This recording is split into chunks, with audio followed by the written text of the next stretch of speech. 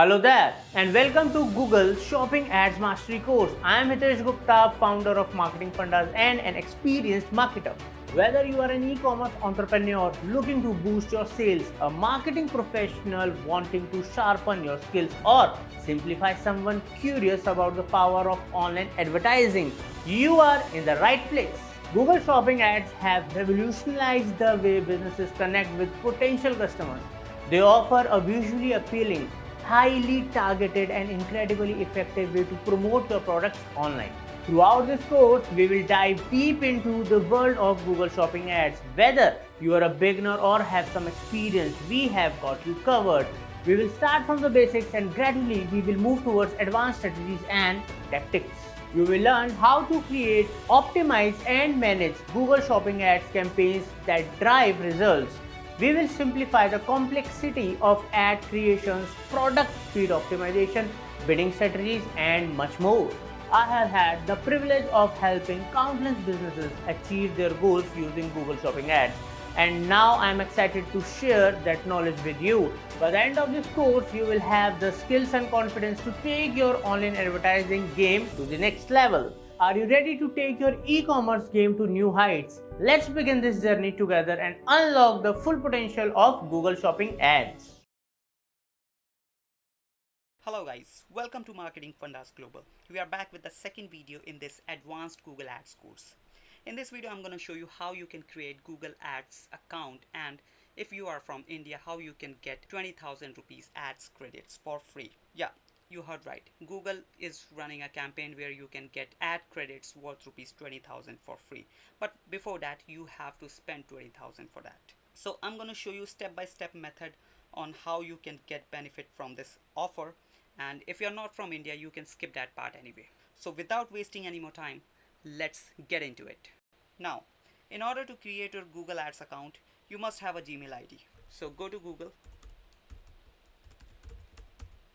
and log in into your Gmail account.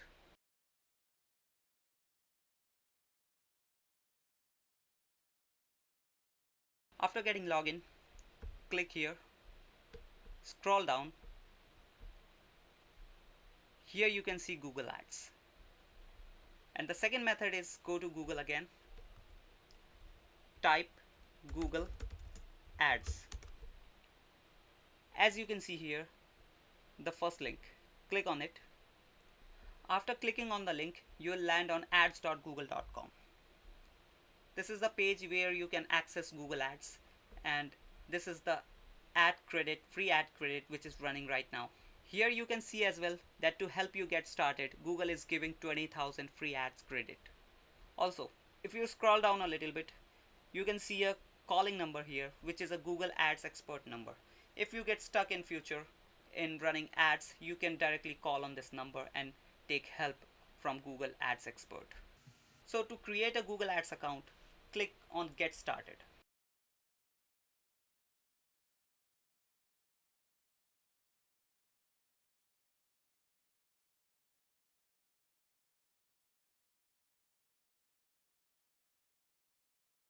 So yeah, as you can see, Google has redirected us to an express campaign, or you can say smart campaign, which is nothing but just a express mode which helps layman people to run ads without getting indulged into tons of customizing or tons of targeting features. So we don't want to be layman people, right? So to be an expert, you can see the switch to expert mode here. Click on that.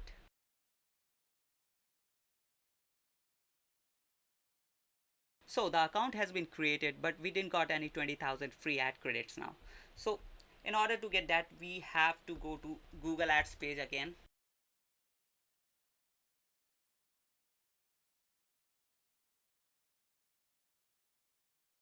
As you can see, here's a link that says to help you get started with Google Ads will give you 20,000 free ad credit. So click on this link. Now you can see a claim this offer button here. But before that, there is a terms and conditions. Let's just go through this terms and conditions point. So first point says offer available only while supplies last, which means offer available only for limited time period only. And the second point says offer available only to advertisers which are new to Google Ads with a billing address in India. As I told you earlier, this offer is valid for Indians only. It means you have to have a billing address in India. It means Indian billing address. So the third point says to activate this offer, click on the button or link associated with this offer. So you just have to click on this button and you will be automatically eligible for the 20,000 free ad credit. But remember one thing, that you have to spend 20,000 before getting this 20,000 free ad credit. Let's just click on this button.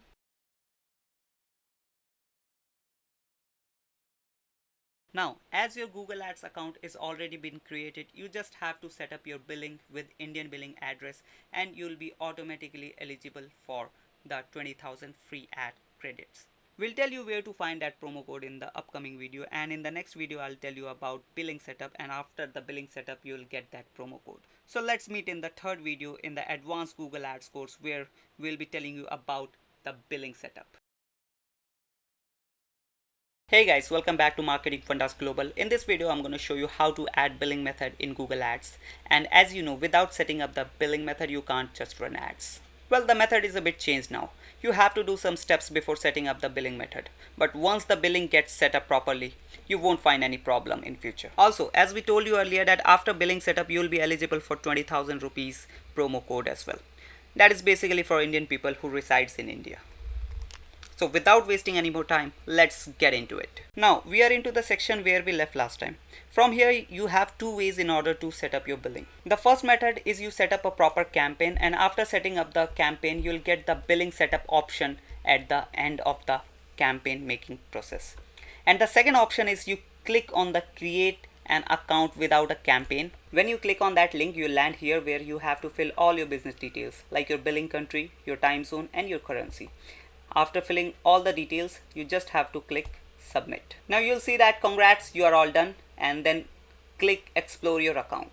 Finally, you will be able to see that classic Google Ads account. Now in order to set up your billing method, you just have to go tools and settings. Then in billing section, go to settings. Here you'll see the details which you have to fill in. First, our billing country. As we did earlier, it is India. Then account type.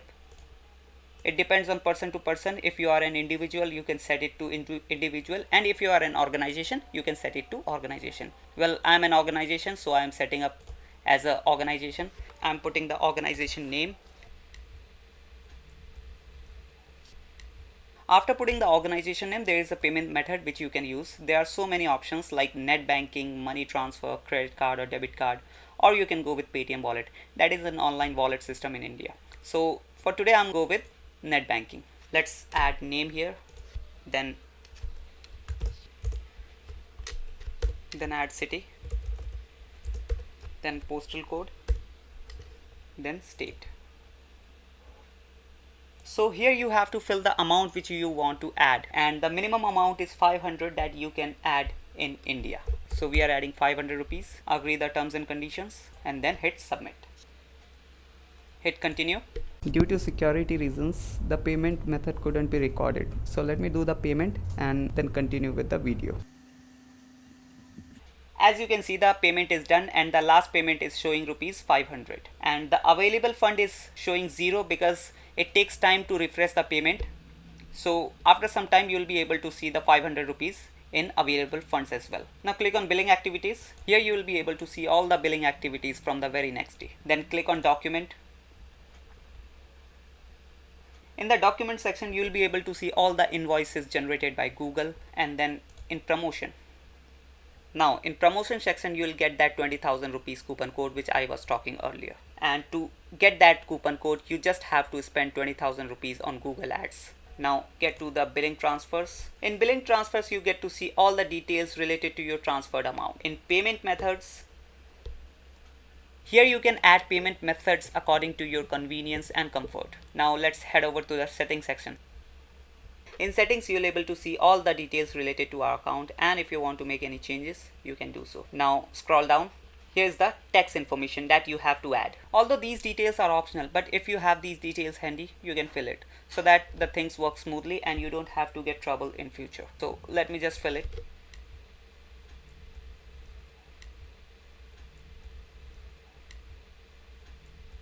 After filling the details, hit the add button and then click save. Now everything is done with the billing setup process, and you don't have to do it every time. This is the one-time process, and finally our account is set up and we can run ads now. If you want to add more amount, you can do it without any interruption. In the next coming videos, I'm going to show you the process of ad creation. So till the next time, bye bye. Hi guys, welcome back to Marketing Fundas Global. This is the fourth video in Google Ads course, and in this video I'm going to tell you about Google Ads account and campaign structure. As you guys are beginner and you need to know the campaign structure, that how things are going and how things are working for you. So let's get into the video directly. So this is the Google Ads dashboard where you'll see all the data related to your campaign, and it is pretty important to understand this dashboard because it will be quite helpful to understand that things are working for you or not. Now as you can see, we are on a dashboard of one of our clients Google Ads account, and we are on a overview section. Here's the running campaigns data here, and in the right side you can see the recommendations by Google, which helps you to improve your Google Ads performance. And if we drop down a bit more, we'll see the draft campaigns which we were working on, and here are the ad previews. And then if we go down a bit more, here we'll be able to see the list of our campaigns which are running right now or which are on pause. So overall, overview section gives you a glimpse of your data, which helps you to improve your Google Ads campaign and which helps you idea that how your ads are working right now. So we have talked about overview dashboard. Now let's talk about the campaign structure. So let's click on campaign. Then in the campaign section, you'll be able to see all the campaigns which are running on this account. Some are paused, some are active, and you'll be able to see the budget, their status, their optimization score, and campaign type. And there are many more data here. As you can see, the impressions, interactions, interaction rate, average cost, then what are the bidding strategy we are using in these particular campaigns. Then we have clicks here, conversion rate, conversion value. So these are all important metrics which helps us to optimize the campaign and bring the best ROI. Let me just resize it so that you can see the window properly. Now in the search section, if we want to search any particular campaign like video campaign, so there is no any video campaign, let's search a discovery campaign, means discovery ad.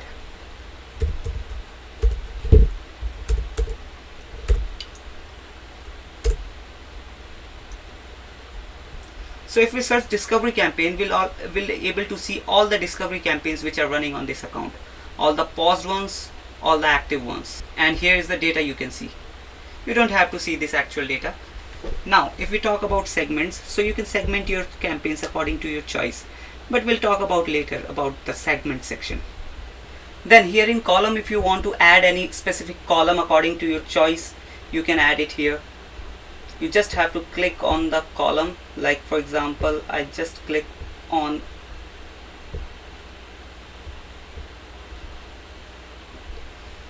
Gmail metric, and then I just have to click on Gmail forwards, and then I have to apply, and the column will be added in the section. So you just have to add the column if you want to use it. Then here is the reports. In report section, you can see detailed reports according to your preference, like basic, time, conversions, label, and you can also download them as well. And if you want to download the campaign data, so you can do so here. Now as we talked about ad account dashboard, then campaign account dashboard, let's head over to a new campaign and let's see how the dashboard looks like when we create a new campaign. Let's create a new campaign. So when we create a new campaign, we have to clarify that what is the objective of this campaign, like what we want from this campaign. For example, we want website traffic for this campaign now. Then leave this section, then hit continue. Now we have to select a campaign type. For example, we select search campaign.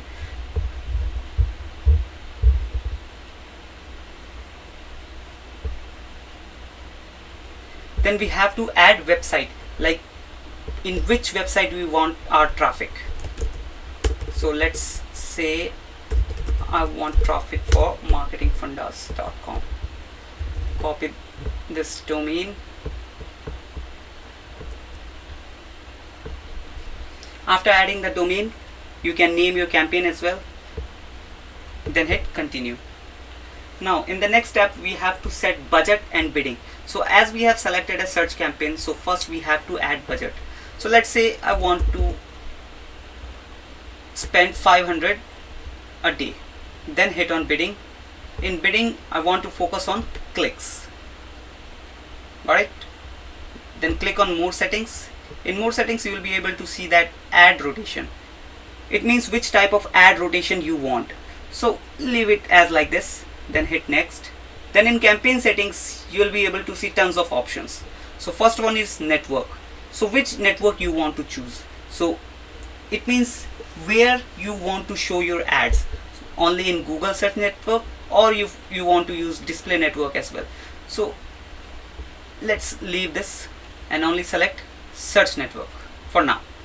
You can select locations, then language, then audience. In audience segment, you can customize your audience as well. So we'll talk about these sections in later videos, in the upcoming videos.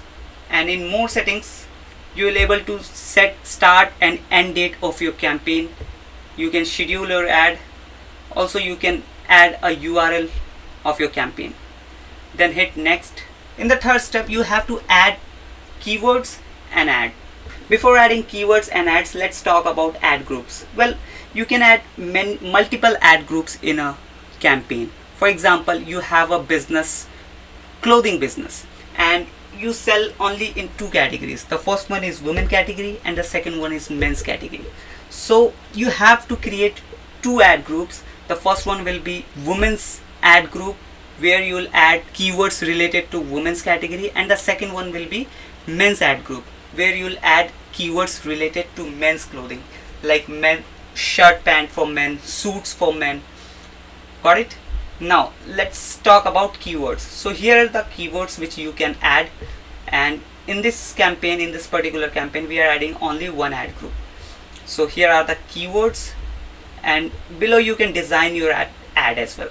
So in ads, we have to focus on some points like catchy headlines, include popular keywords, make headlines unique, then make descriptions unique. By doing this, we can increase our ad strength and ad score, right? Then click on extension. Now extensions are one of the important part of your ads. It increases the visibility of your ad and your ad strength. For example, let's say I'm searching digital marketing agency in Delhi. Now as you can see, the clients, contacts, services, these are the ad extensions. Here is the request a quote, service offered, contact us, about us. These are called ad extensions, and it helps to increase the CTR of your ad. You can add many types of extensions like app extension, structured snippet extension, lead form extension, price extension, promotion extensions, and we are already using these call out extensions, call extensions, image extensions.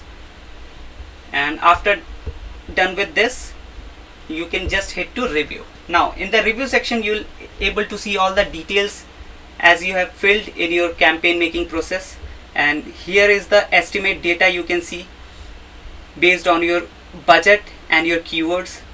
Like you would get 238 clicks every day as per your budget and your keywords, right? Now here is the publish button. Once we hit publish campaign, your campaign goes into a review, and once the review is done by Google's team, your campaign will be live, and it might get rejected as well if you have done something wrong. So your ad campaign will be rejected as well. So yeah, that's it for this video. We have told you about account structure, campaign structure, so that in future we create the actual campaign, you don't get confused, right? So bye bye till the next time. Hi guys, welcome back to Marketing Fundas Global. This is the 5th video in Google Ads course, and in this video we are going to tell you about what is MCC account, also known as Google Ads Manager account, and we'll tell you about how to create an MCC account. So without any further ado, let's get into the video. So before creating an MCC account, let's just understand what is an MCC account. Well, MCC account is nothing but just a ad manager account where you can manage all your clients' ad accounts in a single manager account. You don't need to log in multiple accounts to manage your clients' ads. You just need an MCC account from where you can manage all your clients' ads from a single dashboard. And that helps to manage your time, that helps to save your time. So in order to create a MCC account, we have to log in with the email by which we want to create a MCC account. So let me just sign in with that account, add another account. Then I have to add that email. After entering email, hit next. Then I enter password. Now it's logged in. Now as you can see, I have logged in my account which I want to use to create a MCC account. So I have to go to new tab, then search Google Ads Manager account. Hit search, and this is the first link. You can say manage multiple Google Ads client account. So I have to just click on this. This is a page where I have to click create a manager account. The creation process is going on, and now this is the last step which you have to fill. You have to enter your business name, or you can say display name. So let me just enter Marketing Fundas MCC account. And the second point says primary use of this account, which means why you want to use this account. So do you want to manage other people's account, or do you want to manage all your accounts? So let's just click on manage other people's account, and there are a few steps as well, like billing country, time zone, currency, then hit submit. And now congrats, you are all done. Now you just have to hit explore your account. Now congratulations, your MCC account has been created. You can see the name, display name as I have entered earlier, which was Marketing Fundas MCC account. So this was the MCC account creation process. Now I'm going to tell you how to connect single ad account with a MCC account so that you can connect your client's account with your MCC account. Log into the single ad account, which is this one we created in previous videos, and then go to your MCC account. Go to accounts. Now in accounts you have to click on this plus icon. Now as you can see, the first option says create a new manager account, which means you can create a new manager account in this particular ad manager's account. And the second point says create new account, which means you can create a new single ad account as well in this particular ad manager's account. And the third point says link existing account, which means if you want to link an existing account or your client's account, you have to use this option. Click on this. Now you have to enter the customer ID of your single ads account. So let me go to the single ad account. This is the customer ID. So you have to copy this. You can enter it by typing as well, and paste it here. Then hit send request. After sending the request, you have to go to your previous single ad account, and in order to accept the request you have to click on tools and settings, then access and security. Now in managers, now as you can see here, I've got a request from my MCC account. I just have to accept this and grant access. Now as you can see that the access has been granted. Now let me go to the ads manager account and let me just refresh it. Congratulations, your single ads account has been connected with the MCC account. So this was the MCC account creation process and adding a single web account with your MCC account. That's it for this video. Bye bye till the next time. Hey guys, welcome back to Marketing Fundas Global. This is the 7th video in this Google Ads course. And in this video, I'm going to tell you about what is quality score in Google Ads and how to improve quality score. So without further ado, let's get into the video. So first of all, let's just understand what is quality score. The simple definition of quality score that it is a diagnostic tool meant to give you a sense of how well your ad quality compares to other advertisers. This score is measured on a scale of 1 to 10 and available at the keyword level. So it is just a tool that helps you measure your ad quality, and using this you can increase your ad quality score and ad relevancy. And if you're getting higher quality score, that means the ad and the landing page you are using is more relevant to your audience. Now let's go to the second slide, which says how quality score is being calculated. Well, there are three main components on the basis of which your quality score gets calculated. The first one is expected click-through rate, which means how frequently your ad is getting clicked when it is showing on Google search results.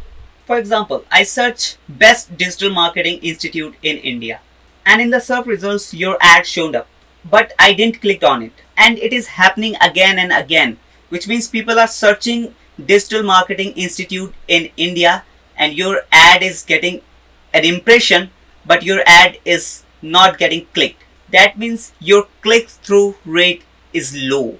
So in order to increase your click-through rate, you have to create a impressive looking ad that looks good and get clicked. The second component is ad relevance, which means how closely your ad matches the user's search intent. Let me give you one more example. Let's say a user search on Google a best website designing company, and your ad has that particular keyword in it, and your landing page that you are using with that ad, that too has that particular keyword in it, which means your ad and the landing page has a good relevance to that user's intent. The last component is landing page experience, which means the landing page you are using should be relevant to your ads. Generally people do mistake that they add a home page of their website instead of using a particular landing page or product page, and that thing leads to bad landing page experience. Every time you should use a landing page that has a relevancy to your ad. Now let's head over to the third slide, which says things to keep in mind. The first point is quality score is based on historical impression for exact searches of your keyword, which means your quality score gets decided on the basis of historical data, and your ad may perform better or poor if the things get changed in future. And the second point says if you see this sign in the quality score column, which means there aren't enough data to determine the quality score. And the third point is quality score is not depend on ad extensions, time or day, location of user or devices they are using. And in the next slide we have mentioned 5 ways to improve your quality score. So the first thing you should do is review your components, your expected CTR, ad relevancy and your landing page experience.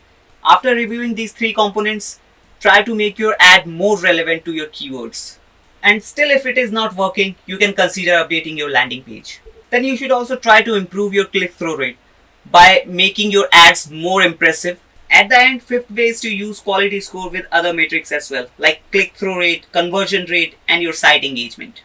Now let's go to the laptop screen and let's see how we can check our quality score.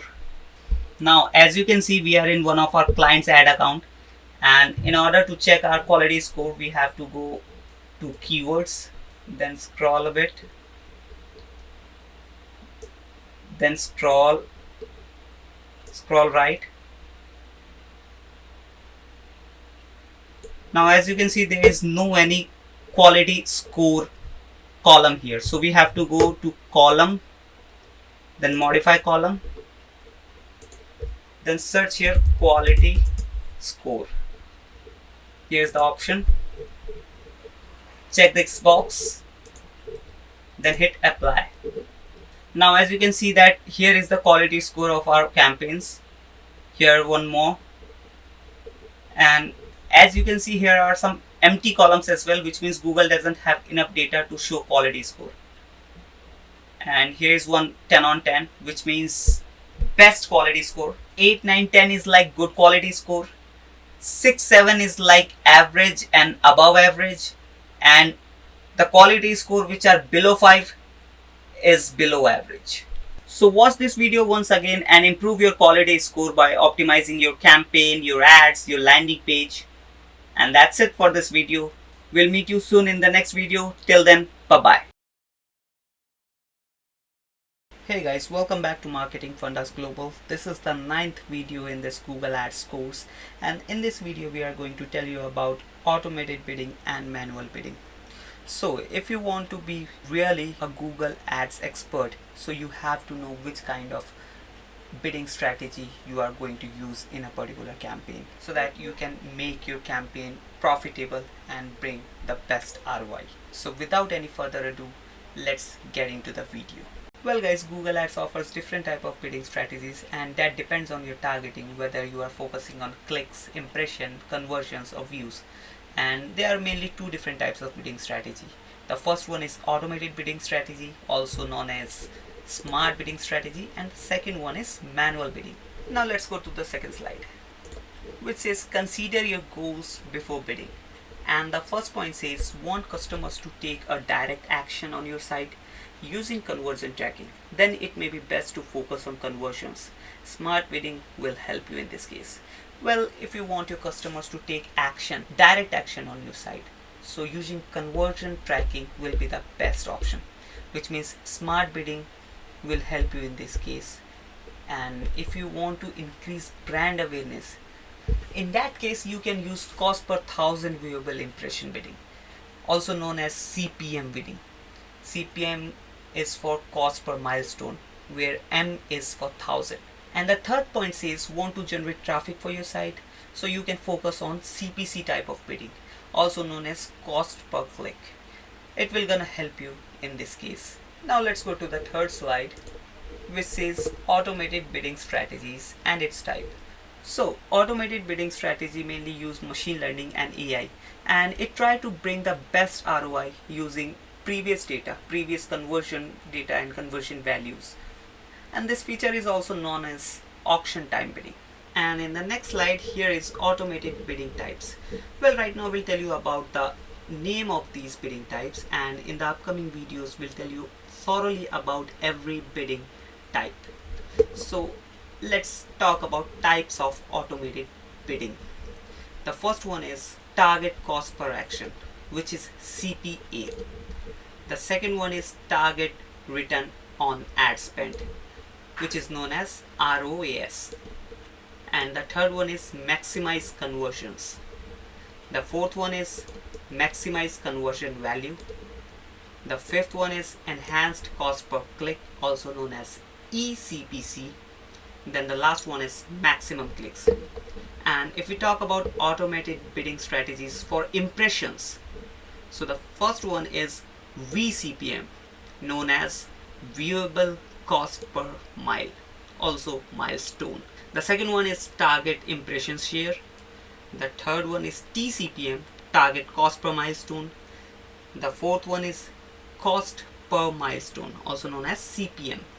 And the last one is max cost per view, also known as CPV. Now let's head over to the last slide, which is manual bidding strategy and its types. Well, there is only one type of bidding strategy, and that is manual CPC. And manual CPC doesn't need any data to work properly, and it can be totally controlled by the advertiser, and even advertiser can manage the CPC, like how much they want to spend in any particular keyword. So that was the difference between automated bidding strategy and manual bidding strategy, and we'll meet you in the next time. Till then, bye bye. Hey guys, welcome back to Marketing Fundas Global. This is the 11th video in Google Ads course, and in this video we are going to tell you how to get 20,000 rupees ad credit. As we have already told you in the previous videos that how to get that 20,000 rupee ad credit promo code, and in this video we are specially going to tell you how to apply that promo code in your Google Ads account. So without further ado, let's get into the video. Now, in order to find that promo code, you have to go to your Gmail account, log in with your Gmail account. Once you get login, search for the email that has the promo code in it.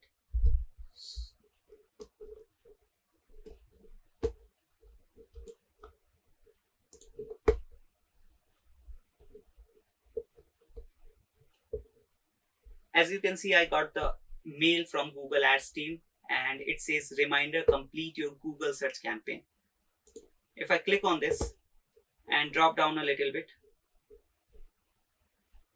I'll see that here is the 20,000 rupee promo code. Now I have to add this promo code in my Google Ads account. So let's log in into my Google Ads account.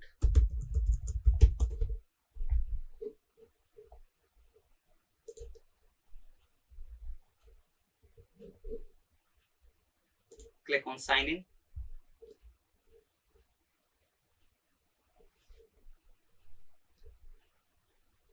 Select the account.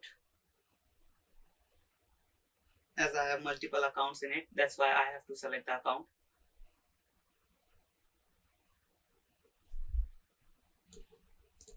Once you have logged in into your Google Ads account, you have to go to Tools and Settings, then Promotions in Billing. Now you have to add that promotional code here. Now let's just copy that promo code.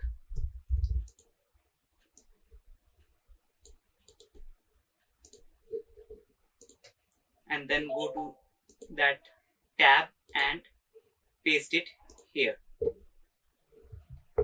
After pasting the promotional code, hit submit button. And you'll see that our 20,000 rupee ad credit has been validated. Now I can spend extra 20,000 rupees on Google Ads for free. But remember one thing, that first you have to spend 20,000 rupees. After spending that 20,000 rupees, you'll get that 20,000 rupee extra free credits. Also, there's one more thing to remember, that we have only 60 days to spend 20,000 rupees. And after spending that 20,000 rupees, we'll get that extra credit of 20,000 rupees. So we have only 60 days. We have to do it in under 60 days. Right? So make sure about that. Also, people don't get every time this kind of offer. This is a limited time period offer. And if you want to run ads on Google, so this is the best time, as you are getting 20,000 rupees extra. So yeah, that was it for this video. We'll meet you in the next video. Till then, bye-bye. Hey guys, welcome back to Marketing Fundas Global. This is the 12th video in this Google Ads course, and in this video we are going to tell you about bidding strategies. Although we have already told you about bidding strategies, but this video is going to be a thorough thing. In this video we are going to thoroughly describe about every bidding strategy and how they can help you to bring the best ROI. Also remember one thing, that this is going to be one of the most important video in this course, as bidding strategy is very important in every Google ad campaign. Before starting an ad campaign, you need to apply a bidding strategy. So with that said, let's get into the video. So the first bidding strategy is targeted ROAS, which means targeted return on ad spend. And in this bidding strategy, the system analyzes and intelligently predicts the value of a potential conversion every time a user searches for a product or any service. Then it automatically adjusts the bidding also, which means if the Google system sees that this kind of searches are converting more, then the Google system increases the bidding and to bring the best result or return on them. For example, if the bidding strategy determines that the user search is likely to generate a conversion with high value, then targeted ROS will bid high on that search. It means when the Google's AI system feels like that this kind of searches can convert and provide a good value to the customer, so the targeted ROS will be on high on that particular search. Also, at the same time, if this bidding strategy determines that the search isn't likely to generate high volume conversion, gradually it decreases the bidding on that particular search to save money. Now, let's go to the next slide. Now, here it says before you apply targeted ROS bidding strategy. Well, before applying targeted ROS bidding strategy, there is some kind of a protocol which you have to follow. You can't just run targeted ROS from the next morning of your campaign. Well, there are some protocol you need to follow, and there are a few steps you need to keep in mind. And the first step is you will need to set values for the conversion which you are tracking. See, if you have an e-commerce site, so the value of the conversion is already set, which is the cost of that product. But if you have any other kind of site in which the conversion is a lead form, if the person is filling a lead form, that is counting as a conversion. So there you have to set a value manually. Like you can set 1 or you can set 10. That is totally up to you. But you need to set a conversion value. Now, the second point says to use target ROS bidding, most campaign types need at least 15 conversions, and that too in the past 30 days. So your most of the campaign should have at least 15 conversions in the last 30 days to apply ROS bidding. Now, if we talk about display campaigns, at least 15 conversion in the past 30 days across all your campaign combined. Also, you need to note that the conversions should be valid, means the conversion should be valued or the conversion should be set valued. Then, if we talk about app install campaigns, at least 10 conversions every day. In discovery campaigns, at least 75 conversions in the last or past 30 days. Also, you need to note that 10 conversions must occur in last 7 days, which means 75 conversions in last 30 days and the 10 conversions from those 75 conversions should be in the last 7 days. And in video action campaigns, at least 30 conversions in last 30 days. Now let's go to the third slide. And here is the question that how targeted ROS works. Well, as I have already told you, Google Ads predict future conversion and associated values using your reported conversion values, which means the past conversions you have had in your campaign. So Google analyzes those campaigns and try to predict the future conversions, which you report through conversion tracking. Then Google Ad will set a maximum or ad will set max CPC bid to maximize your conversion value while trying to achieve your targeted ROS or an average ROS nearby your target. So this one is the best method to bring the best ROI or bring the best return on ad spend. Also, some conversions may return a higher ROS and some may return a lower ROS. But altogether, Google Ads will try to keep your conversion values per cost value to the target ROS you set. So this was all about targeted ROS bidding strategy. Let's go to the next bidding strategy, and that is maximize conversion value bidding. Now, this bidding strategy is used to maximize your total conversion value in your specific budget, which means this bidding strategy try to bring the best or bring the maximum conversion value in your budget.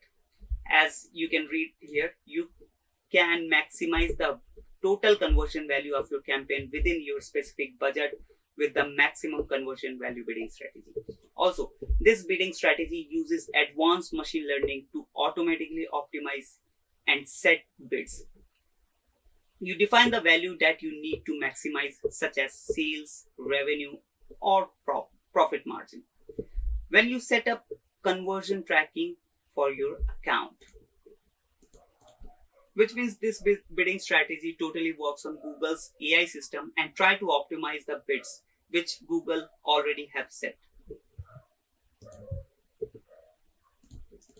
Well, this kind of bidding strategy mostly used by e-commerce or real estate sites. Now let's go to the next slide. And that is before you apply maximum conversion value biddings. So you need to follow these things, or you need to keep in mind these things before you apply maximum conversion value bidding. So the first point says this bidding strategy is only available for search and smart shopping campaigns. So as I have told you that there are many types of campaign and there are many types of bidding strategy. So this particular bidding strategy can only be used in search campaigns and smart shopping campaigns, as it is mainly for e-commerce sites.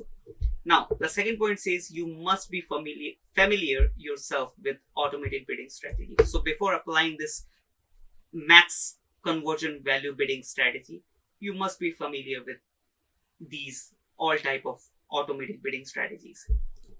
And the third point says before you can use maximum conversion value bidding, you also need to set up conversion tracking with transaction specific values.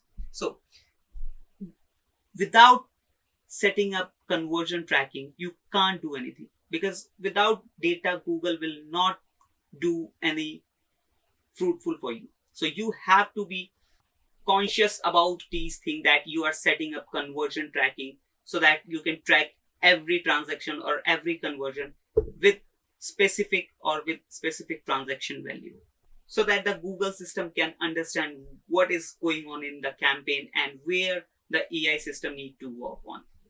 At the end, the last point says you can adjust your conversion values with conversion value rules for higher value types of customer, device, or location, whatever you want. Which means you can set or you can adjust the conversion values as per your devices, location, or customer, as or whatever you want. So if the middle of the campaign or in the middle of the running campaign, if you think that you need to adjust the conversion values, you can do so without any hassle or without any issue. Now let's go to the next slide, and that is how conversion value bidding works.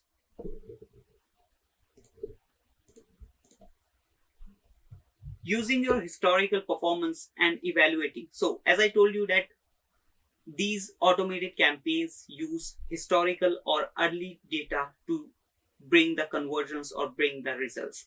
So you need, or your account need to have a good result in past, so that these automated campaign can work properly. Now let's get into the slide. Using your historical performance and evaluating the dependent signal present at auction time.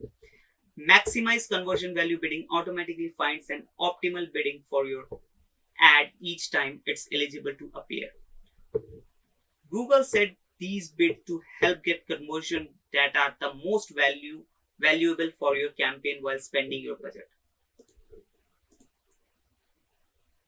So you need to understand that based on historical data and historical performance, these campaigns try to bring the best result by setting the bids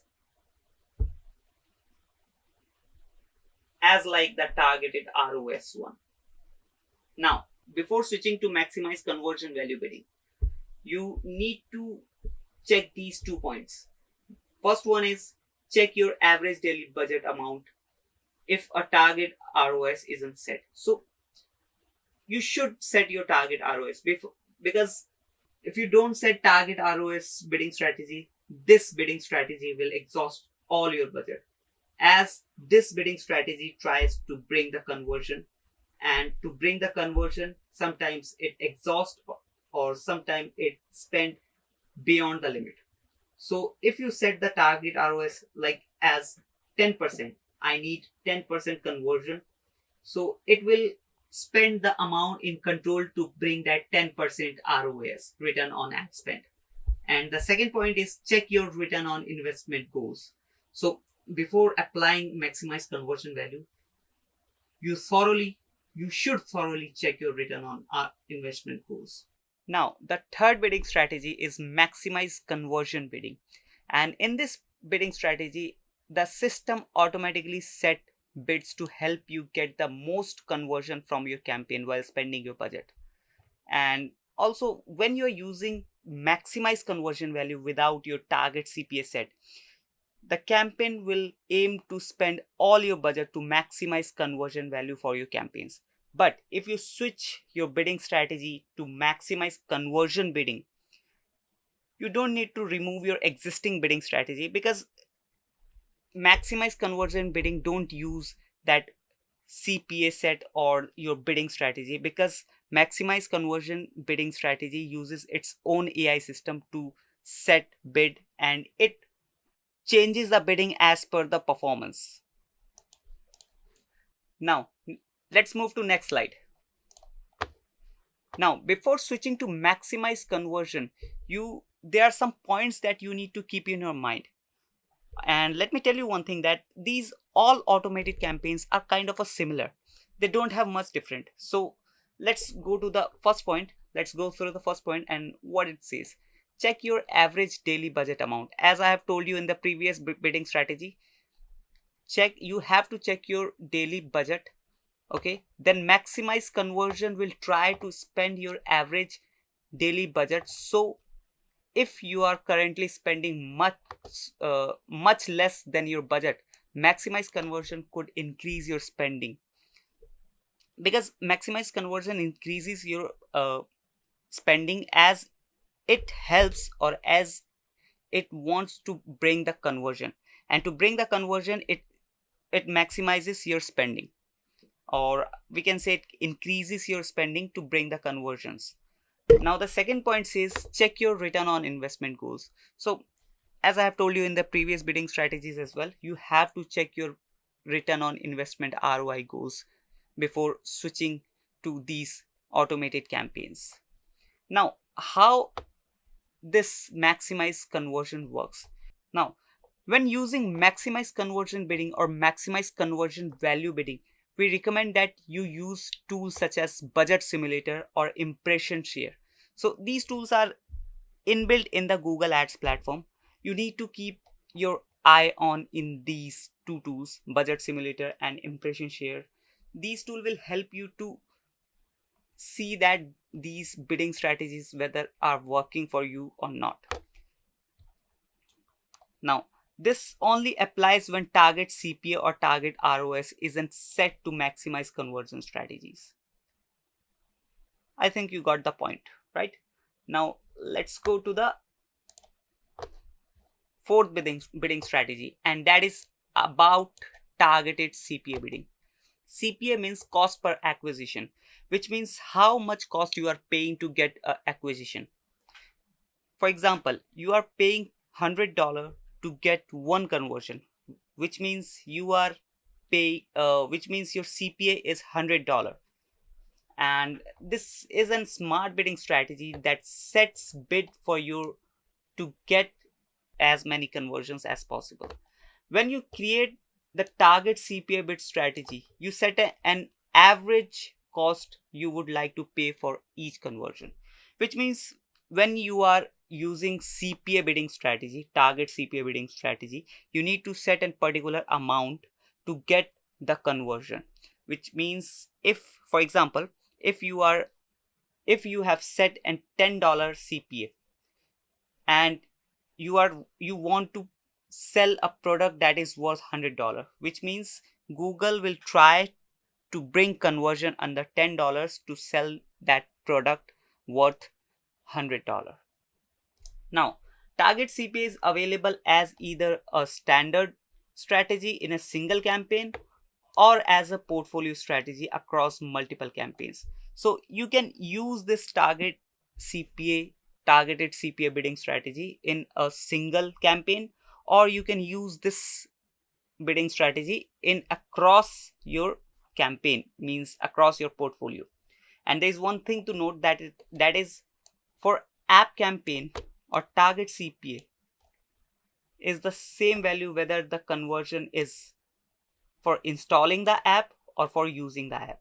So you need to keep in your mind that if you want your customer to install the app, or whether you want your customer to use the app, the CPA will be the same. Now let's go to the next bidding strategy. Before going to the next bidding strategy, let's talk about how target CPA works. Well, the working of targeted CPA is not that much complicated. Let's go through it. Targeted CPA bidding automatically finds an optimal bid for your ad each time it's eligible to appear by using historical information about your campaign. So, targeted CPA every time changes the bid and it uses the historical or the old data from your campaign. This is the whole thing targeted CPA do, and your actual CPA depends on factors outside Google's control, like changes to your website or ads or increased competition in the ad auction. Also, you need to note one thing, that your actual conversion rate can be higher or lower than the predicted conversion rate. For example, you have predicted that my conversion or my CPA should be $10 to sell a product that is worth $100, but in the market or in the ad auction, people are paying 30 or even $40 to sell that particular product, to sell that same product that is worth $100. So how you can get that same conversion in $10? So in this case, your CPA, your targeted CPA, will be higher. So it is all about practicing to get an idea and experience about everything. Now let's get into the next slide. This one is the last bidding strategy, and this is targeted max CPC bidding. Well, this is one of the most suitable suitable bidding strategy for a new people who is going to start Google Ads, because this is not that much hard to apply, and the best thing this bidding strategy do is to bring the maximum clicks to your site, and also it increases the chances of conversion, whether it is sales or getting leads. Now let's go through it. Maximize clicks is an automated bidding strategy that sets your bid to help get as many click as possible within your budget.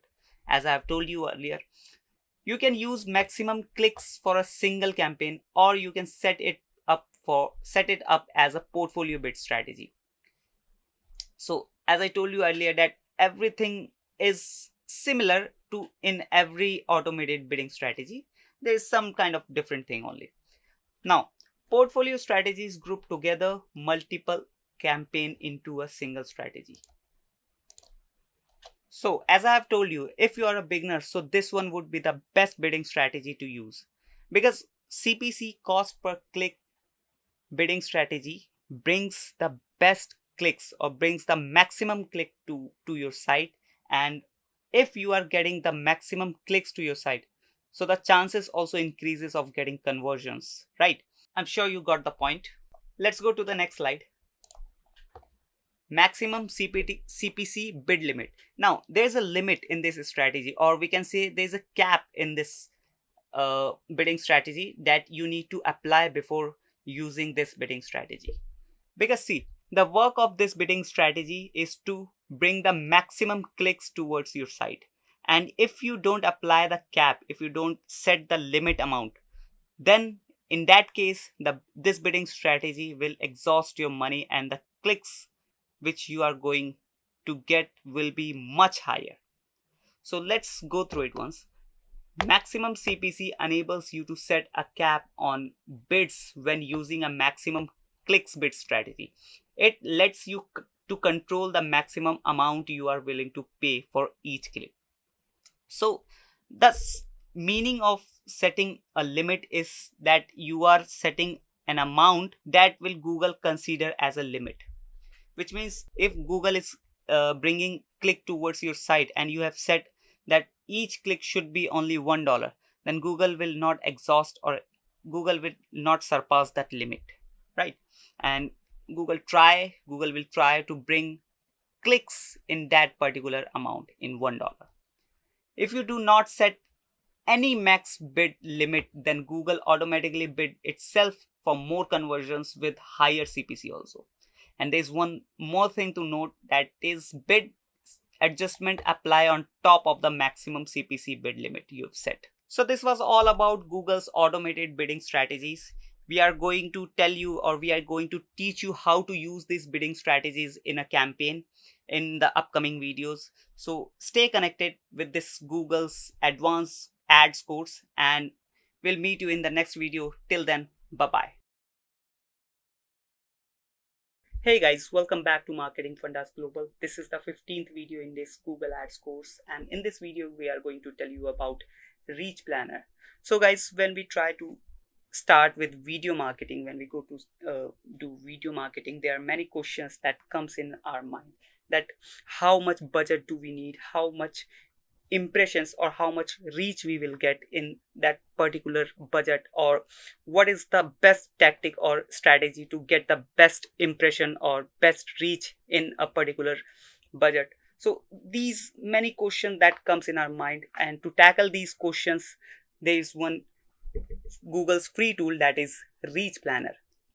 Well, basically this tool tells us about reach, what will be the reach, what will be the budget, what should be the strategy. So everything it try to forecast. Okay, and these forecast data helps us to get best results. So without any further ado, let's get into the video. So guys, we have logged in into our Google Ads, one of our Google Ads account, and now we are going to practically tell you about how to activate your Reach Planner, then how you can forecast your next video marketing campaign. Okay, so in order to activate your Reach Planner, you just have to go to this tools and settings option.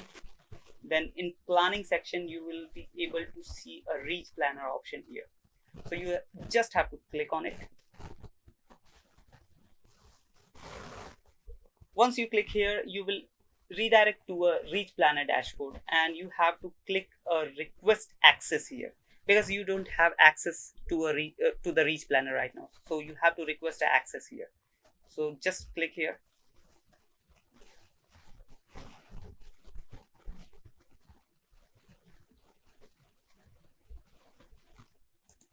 Once the page is loaded, you have to enter your email address which you have used to create your your Google Ads account.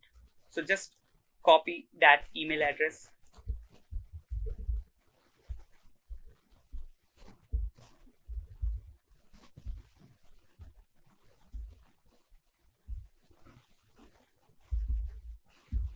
Let me put my email address which I have used to create my Google Ads account. Then I have to add Google Ads customer ID, which is this one. So let's just copy this, enter here, and then it is asking Google account representative email address. Well, it is not compulsory to enter a representative email address, but if you want you can do so, otherwise you can leave this section empty. Then the fourth option is I want to use Reach Planner to drive. So you have to provide what is the purpose of getting access of the Reach Planner.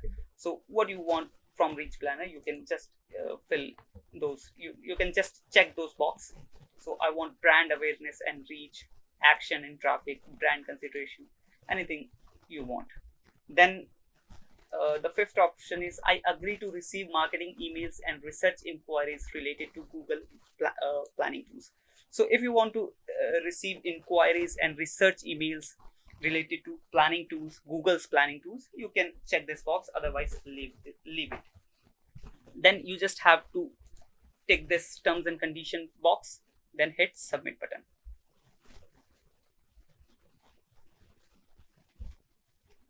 Once your request is submitted, Google will check your request, and Google's team will check your request, and it will take around 24 hours to 48 hours to approve your request. And once your request is approved, your Reach Planner will look like this.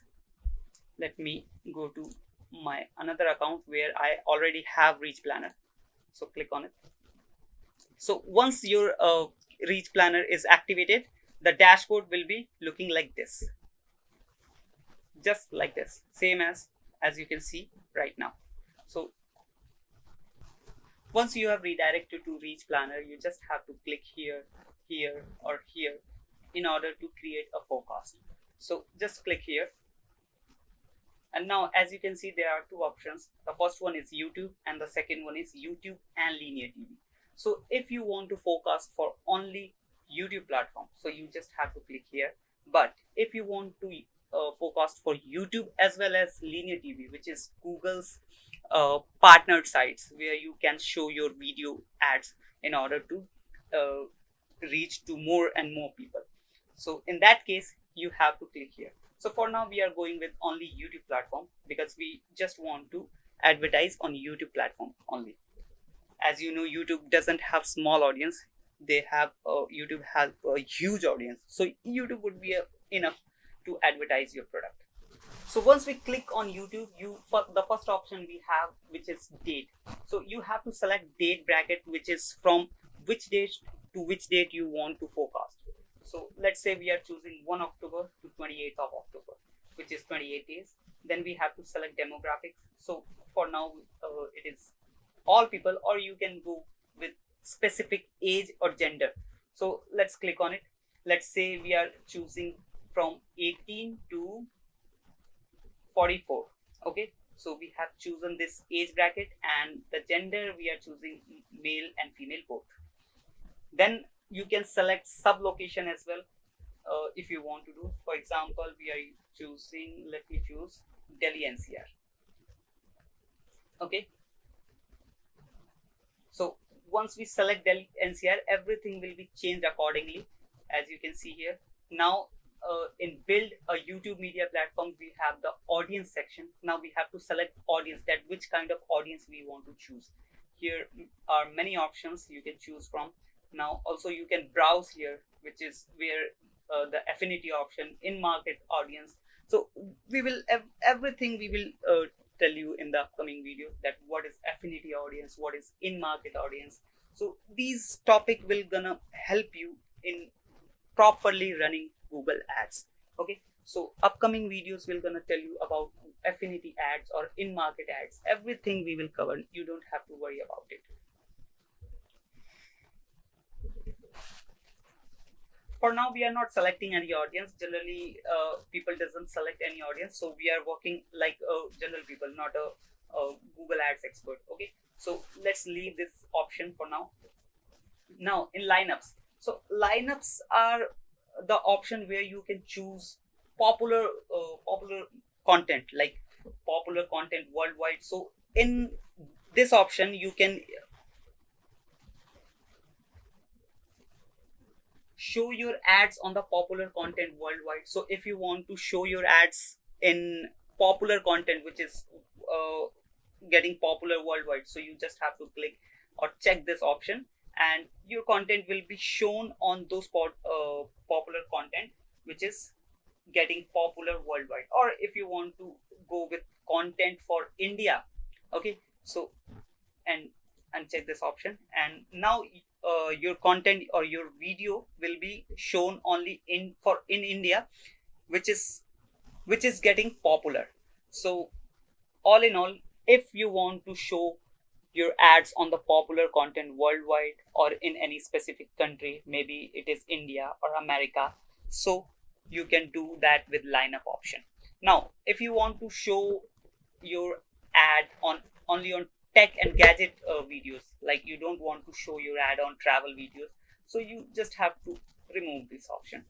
Or you don't want to show your ads on film and entertainment in Telugu, so you just have to remove this option. Okay, so you can do like this. Once you have selected your lineups, go a little bit down. Here you have to select your budget. For now, let's say we are using a budget of 10,000 rupees. Okay, it is around 10,000 rupees is around 130 US dollars. So in $130 we have put in a budget of $130. Let's say how much reach we can get in this budget. Now here are select ad types based on your goal. So which type of ad you want to select, or which type of ad you want to use to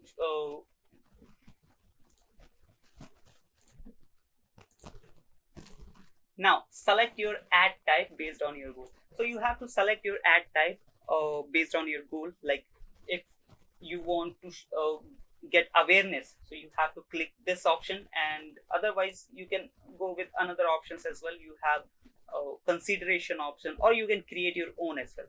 So for now, let's say we are going with this option. This is efficient reach. Okay, let's click here. Now as you can see, this is the forecast right now, the auction.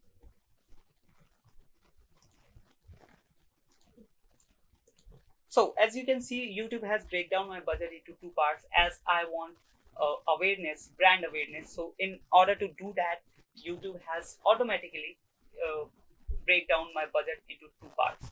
So the first one is skippable in-stream ads, and the second one is bumper ads. So my 7,000 of my budget will be spent on skippable ads, and the rest 30%, which is 3,000 of my budget, will be spent on bumper ads.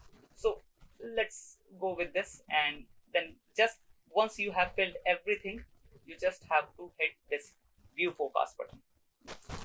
Now as you can see that here is the forecast that which Google's reach planner has provided us, that if we spend budget of 10,000 rupee, which is around $130, we'll get the reach around 1.71%. The TRPs will be 2, and the views which will going to get in our video, which video we are going to use in, or you can say creative, which creative we are going to use in our video marketing, that video will get around 39,000 views. Okay, so in 10,000 rupee, after spending 10,000, around $130 will get around 39,000 views. So this is the forecast works. This is the reach planner works. This is how the reach planner works. Now here are some more details about your forecast. Like as I told you, 1.71% reach. The frequency will be 1.08 per average frequency, and the CPM, cost per milestone, will be 36 rupees. Okay, 36 rupees 65 paisas, and the census TRP is 2. Okay, and the census CPP is 4.46k. Okay, and if we drop down a little bit more, you can see a graph according to reach, views, demographics, or on device basis. Okay, here are the breakdown of my two ads. You can say here the breakdown of my budget. Well, so in skippable ads, as I have told you earlier, that the budget was allocated, that was 7,000. Okay, and on that 7,000 rupee, I got the impression, on target impression, around 156k, which is 156k. And in the bumper ads, the reach, I mean the target impression, will be 84k. So all over, that's how the Google's reach planner works. Maybe you got the point. I hope you understand this video.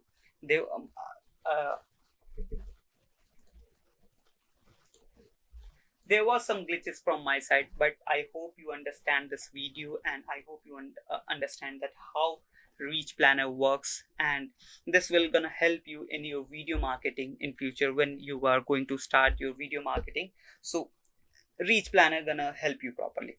Also make sure that you are saving that data. You can save that data so that you can use this data in future while you are going to start your video marketing. You can use this targeting as well if you want to. Okay, so let's meet in the next video. Till then, bye bye.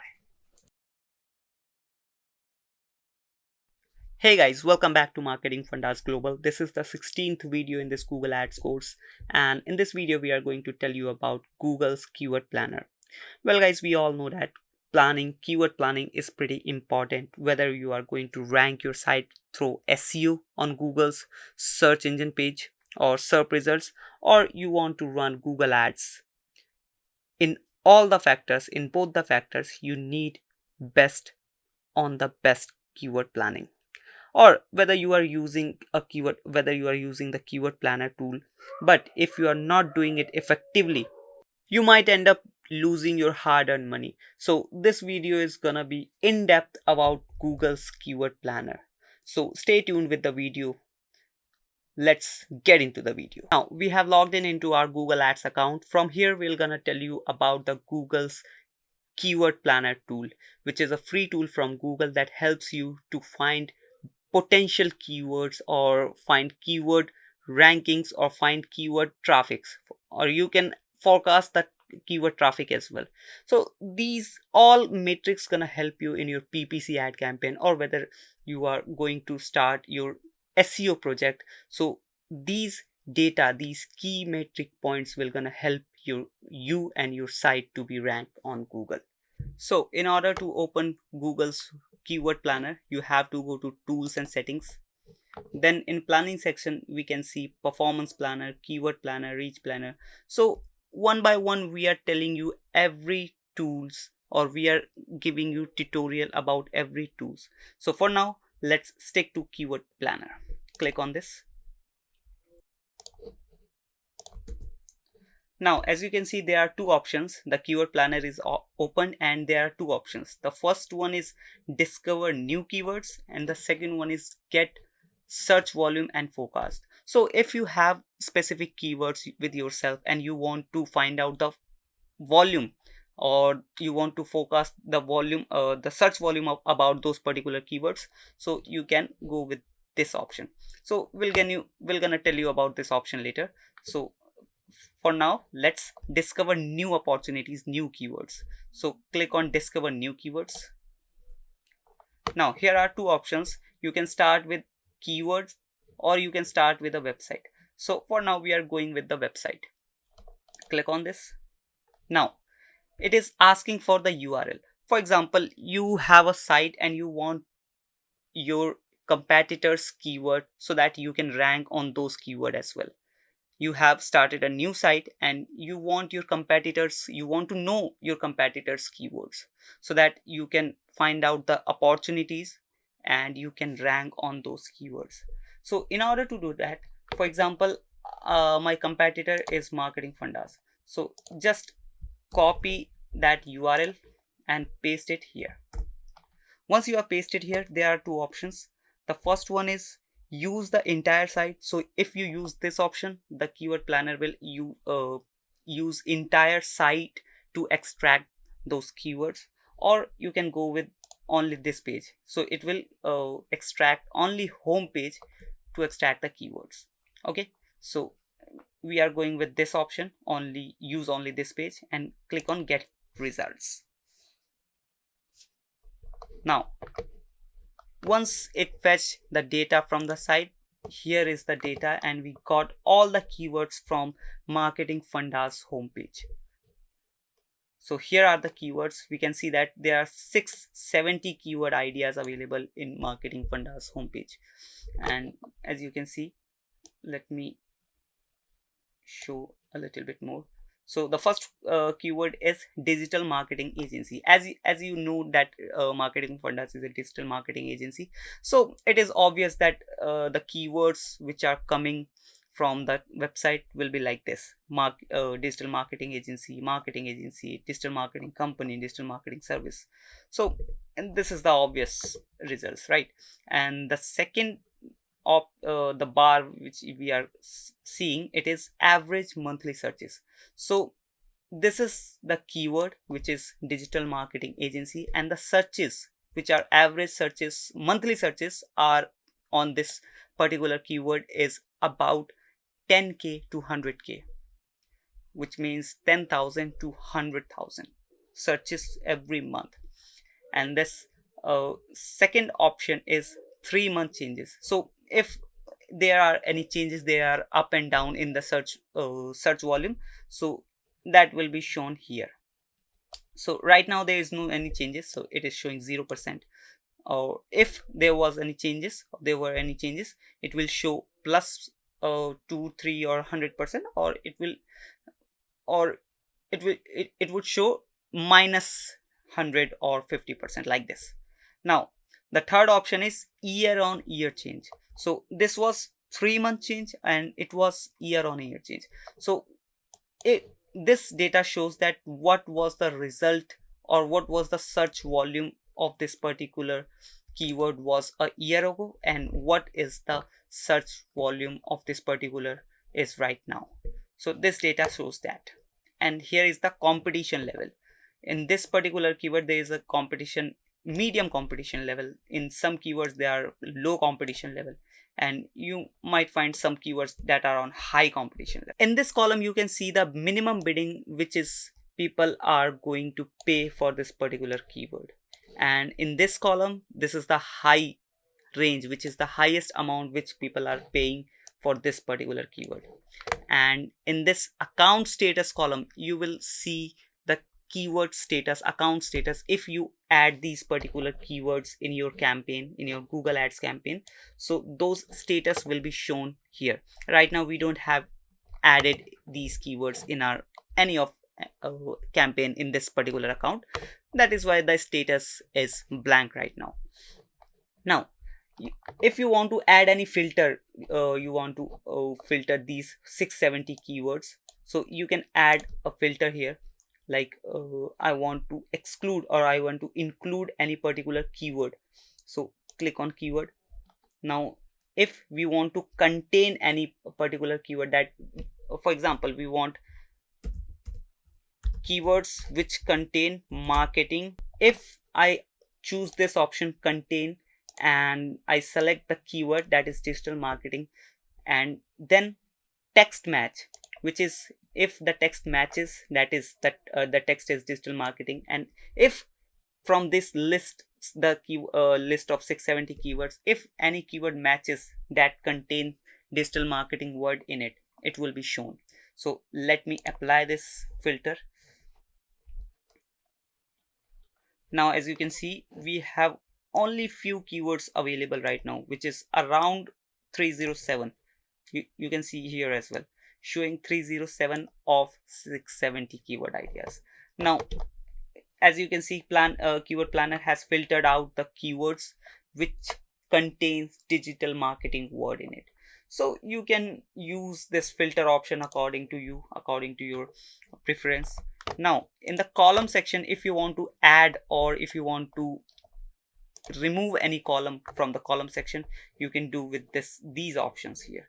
There are many options, like average monthly searches is checked right now, 3-month change checked right now, year on year change, competition, account status, top of page bid, high range, low range, and then add impression. You can see the competition index value, organic, what are the organic impression, what are the organic average position. You can add or remove according to your preference, according to your choices. Okay, now let's click on the view option. Now we are seeing keyword view right now, and if we click on grouped view, so Google's keyword planner will automatically grouping these keywords. As you can see, here is one group, that is online marketing agency. This contains 2 keywords, and there's agency near, these also contain 2 keywords, digital brand 4 keywords, digital solution 4 keywords, companies near 2 keywords, marketing packages 2 keywords, content marketing agencies. So this is the one of the best option that Google's keyword planner provides. And why I'm saying this, because see, for example, if you provide 2 or 3 services, or more than 2 3, or maybe 10 or 15 services in a particular company, right? Okay, and you want to run ads through Google, but if you provide, for example, you provide website designing service, and then graphic designing service, then digital marketing service, so in that case you can't run all of those service ads in a particular one campaign. You have to create different campaigns. So in order to do that, you can directly copy those keywords from here. Like I have an online agency, I can copy these particular keywords and I can run ads on those particular keywords. So these grouping feature helps like this. Okay, now let's go back to the home again, Google Ads home, then go to tools and setting once again, then keyword planner, then discover new keywords. Now we have already told you about start with a website option. Now we will going with start with the keywords option. Let's say we are using a keyword, or we are choosing a keyword digital marketing, as we are related with digital marketing agency, so generally we use this keyword. So digital marketing, or let's say agency, and then hit enter. And like this I can add multiple keywords here. Okay, for now I'm just adding one, and then click on get results. Once I click on get results, I will see some broaden options here, some extra keyword options here, like marketing agency, digital marketing provider, brand activation agency. And if I want to see result on a specific date, like I want to see only last month's data, or I want to see last 24 months data, I can do with this option. Cool, right? Also, if you want to change country specific data, or if you want to see language specific data, you can do with these options. Like you can click on this and you can change the language. And if you want to see some another country, right now it is set on India, but if you want to see the search volume of this particular keyword from another country, or in, for example, of USA, sorry, get results, so you can click here and change the location into USA, like this. And if we see the keywords, oh, it is right now in grouped view. Let me change the view. Now as you can see, the particular keyword which I have searched, that is digital marketing agency, and for that keyword the traffic monthly searches are around 10,000 to 100,000, 10k to 100k. And here are some more keyword ideas which Google's keyword planner is showing me, right? Like marketing agency, digital marketing company, digital marketing services, digital agency. So for example, if I want to run a PPC ad, if I want to run a Google ad, I just have to select some relevant keywords on which I want to show my ads. Like I've chosen this particular keyword, that is digital marketing agency, and with this keyword I have to choose some more keywords, like marketing agency is relevant, and then digital marketing company is also relevant, then digital marketing service sounds like a relevant keyword, then digital agency, quite relevant, then social media marketing agency, yeah, I also do that, so let me choose this option as well. Then social media agency, not that much relevant, leave it for now. So for now I've chosen around 5-6 keywords. So if I want to copy these keyword to add into my Google's campaign, I just have to click here and then paste these keywords on that particular campaign. Here I can also make sure that you are choosing the keywords based on your bidding amount as well. You have to keep your eye on these bidding amounts as well. Like for this particular keyword digital marketing agency, the minimum bid is 19 rupees and the maximum bid is 73 rupees. You might be thinking that for one particular keyword why there is two bidding values. See, in there are 24 hours in a day, and every time there is no 100% demand. So when there is a demand, the cost gets high, and when there is a the demand gets decreases, the cost also gets decrease. Okay, so for this particular keyword, digital marketing agency, the minimum amount which people are paying is 19 rupees and 79 paisas, and the maximum which they are paying around 73 rupees. Okay, Eh, as I told you, it depends on time, also how much advertisers are paying for this particular keyword. If the amount of advertisers are high, if more and more people are willing to pay for this particular keyword, then the rate will be gonna increase. Okay, now once I select these keywords, you can create a new ad group of these particular keywords by clicking on this option. You just have to name and then uh, click on this create button, and you will get a new ad group with these particular keywords. Or if you want to plan with these particular keywords, you can plan. Or if you want to add these particular keywords in an existing campaign, you can do with this option. Or here are some multiple options that can be useful for you, and these are based on scenarios, like which time or which type of option you want on that particular scene. Like here are the options that if you want to use these keywords as a broad match, you can add as a broad match or phrase or exact, as per your choice, as per your convenience. Okay, now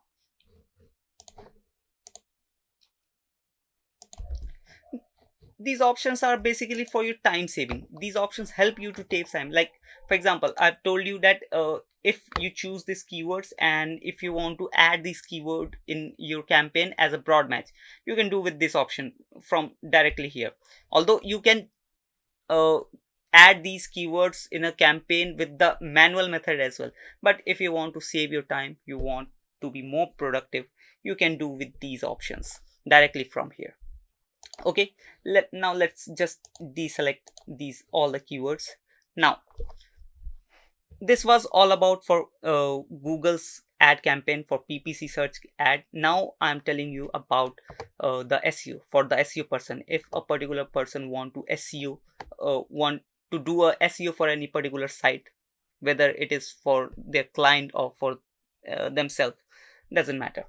Now if you have uh, for example, you have searched this keyword digital marketing agency, and you have seen that here the search monthly option, average monthly option is searches, sorry, average monthly searches is around 10k to 100k, and the competition is medium. So this particular keyword is a quite potential keyword to add in your keyword list, so that you can use this keyword for your SEO purpose, or you can add this keyword for in your website so that you can do the SEO thing, right? And same that if here is a keyword that is marketing agency, and you are seeing that the monthly average searches are around 1k to 10k, right? And the best part is the competition is pretty low, so this would be a best keyword to add in your keyword list. So like this, you can add 2-3 keywords or 10-12 keywords for your list. And I've just searched one keyword, I've just searched one particular keyword, and you got around 713 keyword ideas. So you just have to think that how much keyword ideas you can get from this keyword planner tool, right? Now once you get ready with your keyword list, you can start your SEO work. Or if you are a ad person, if you run ads, you can do with your PPC thing, right? But for the ad who runs ad, just make sure that you are choosing relevant keywords. While you are creating a campaign, you have to choose relevant keywords, because see, you are not getting anything for free, you are paying for every click you get on your search result, right? So if you want to get proper or best results, please choose relevant keywords. Now this was all about the option for the PPC, for the Google ad campaign and the SEO thing, right? Now let's go back again on Google Ads home, then click on tools and settings option, then again click on keyword planner, Google's now we'll talk about forecast option. As I have told you earlier, just click on this option. Now we have to add some keywords for which we want to do a forecast. Okay, so let's add digital marketing agency in Delhi. Let's add one more, social media marketing agency in Delhi. So we are adding 2 for now, but you can add as much as you want. Just after adding the keyword, click on get started. Now as you can see here, these are the same options as that we are getting in the last option, but here is one more setting, that is forecast. You have to click here. Now here is the forecast data. So for example, you have you are running an ad in India, you have selected a language, all language, and you are running ad from 1 November to 30th November 2022, and your bidding strategy is maximize clicks. So in this scenario, with these settings, you will get around 189 clicks. Your budget will be around 14k, means you will spend around 14k, and the average daily budget will be around 460. Okay, and the clicks you will get is around 189. Impressions is here, cost is here, CTR is around 6.1%. so this is the forecast, that what if I choose these keywords and I use these settings. Okay, so what will be the return I will get with these keywords and these settings. Okay, so that is not exact data, but it is, as I told you, it is a forecast, right? So it gives you a idea that how much you will spend and what will be the results you will get, right? For example, if I change the location, let's say I'm using USA, United States. Okay, I've chosen the United States and removed India country. Let's save it. Now as you can see, the results is totally changed. Everything is zero because the keywords I have chosen, these are country specific. Here is the city name. So if I want to run ads on United States, so I have to change the keyword. I have to change a keyword according to the location, according to the country, according to the place, right?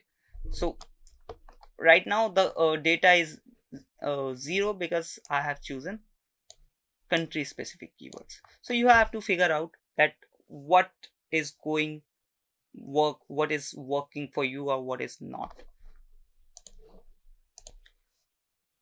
I hope you have understood the video. I hope you have understood about the keyword planner tutorial, and in the upcoming videos we'll tell you about everything about Google Ads. Although also in the upcoming videos we are coming with the creation of Google Ads, so stay tuned and hit that subscribe button. Stay tuned with this playlist, with this Google Ads series, and we'll meet you in the next video. Till then, bye bye. Hey guys, welcome back to Marketing Fundas Global. This is the 17th video in this Google Ads course, and in this video we are going to tell you about Google's performance planner. Well, there are many times when we go to start with Google Ads, or maybe you are going to start, or maybe you are going to run your Google Ads for the first time. So there is one prominent question that comes in our mind, and that is, what will be the performance of this particular campaign? So this question, whether you are a newbie, whether you are a beginner, or you are a professional who have run hundreds of ads and run hundreds of campaigns, but this question comes in everyone's mind, that what will be the performance, what will be the future performance of the particular campaign which we are going to run. So to figure out that, to forecast that performance plan, Google have launched a tool that is Google's performance planner that helps you to forecast that what will be the performance of your campaign. And if you have previous data in your ad account, it uses that data as well, and it tries to forecast that what will be the performance of the campaign which you are going to run. So without further ado, let's get into the video. So guys, we have logged into one of our clients' Google Ads account, and now we are going to tell you about Google's performance planner.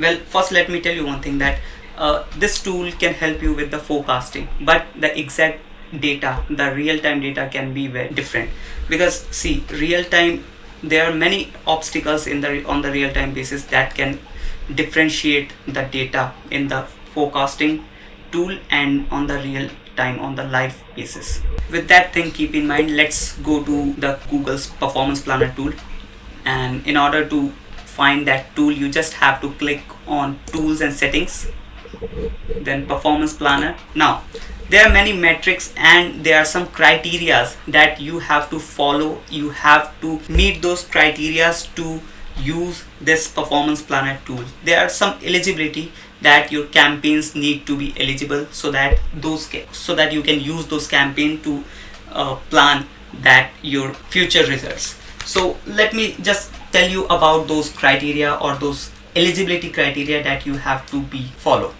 So in search campaign, if you want to forecast, if you want to plan your search campaign, then the eligibility criteria would be manual CPC or enhanced CPC, and the bidding strategy would be maximize click, maximize conversion value, and 72 hours old. Your campaign should be 72 hours old in order to plan that particular campaign, and at least you should have 3 clicks and 3 conversions. So this eligibility criteria is for search campaign, and if you meet this criteria, you are good to go. You can plan that particular campaign, you can plan that particular search campaign.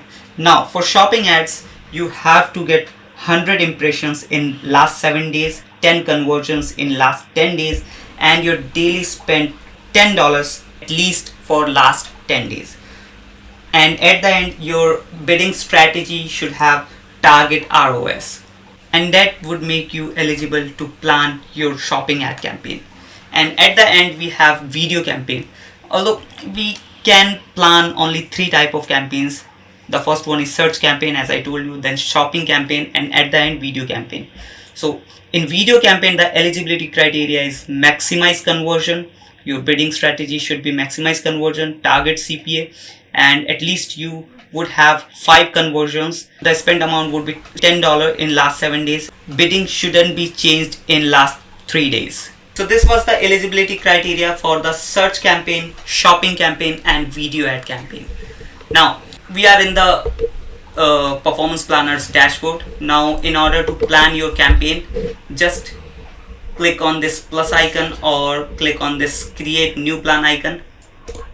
Then here are the options that which type of campaign you want to plan. So let's just go for the search campaign, then hit continue. Now as you can see, here is a campaign that is eligible for performance planning. So let's just click on this campaign and then hit continue. Now it is asking that for how much time period you want to choose for the forecasting.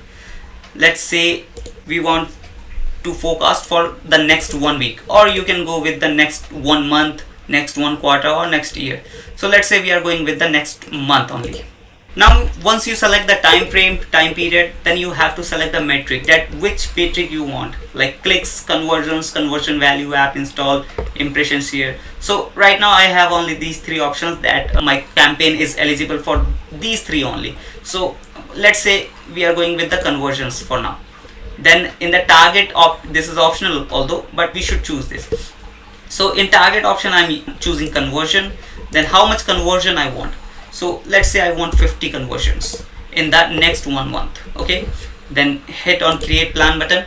Now it is creating a good, or you can say efficient plan for me. So let's click on get started, next, or you can just click here, leave.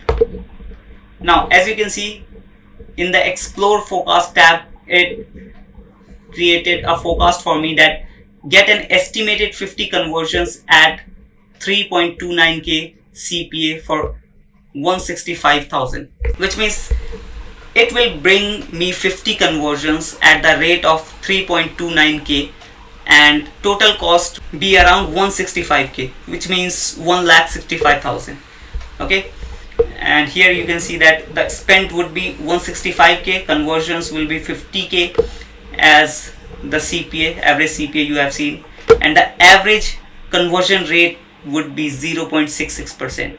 So it is okay, acceptable.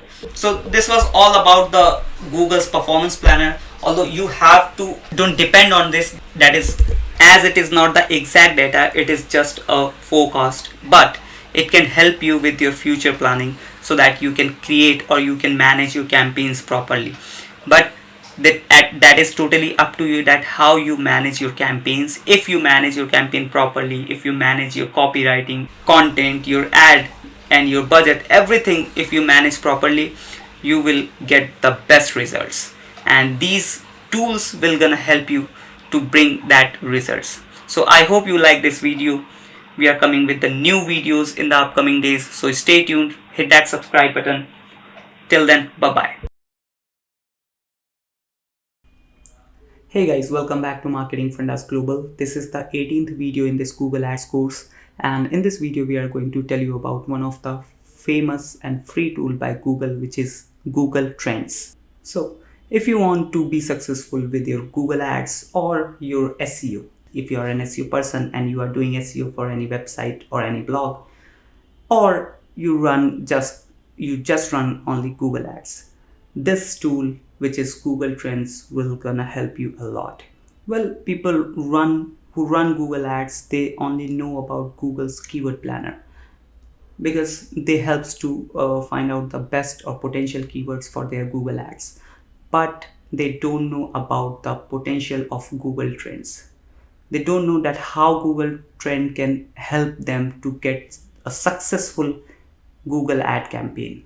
That's why people are not using Google Trend even today or even these days as well.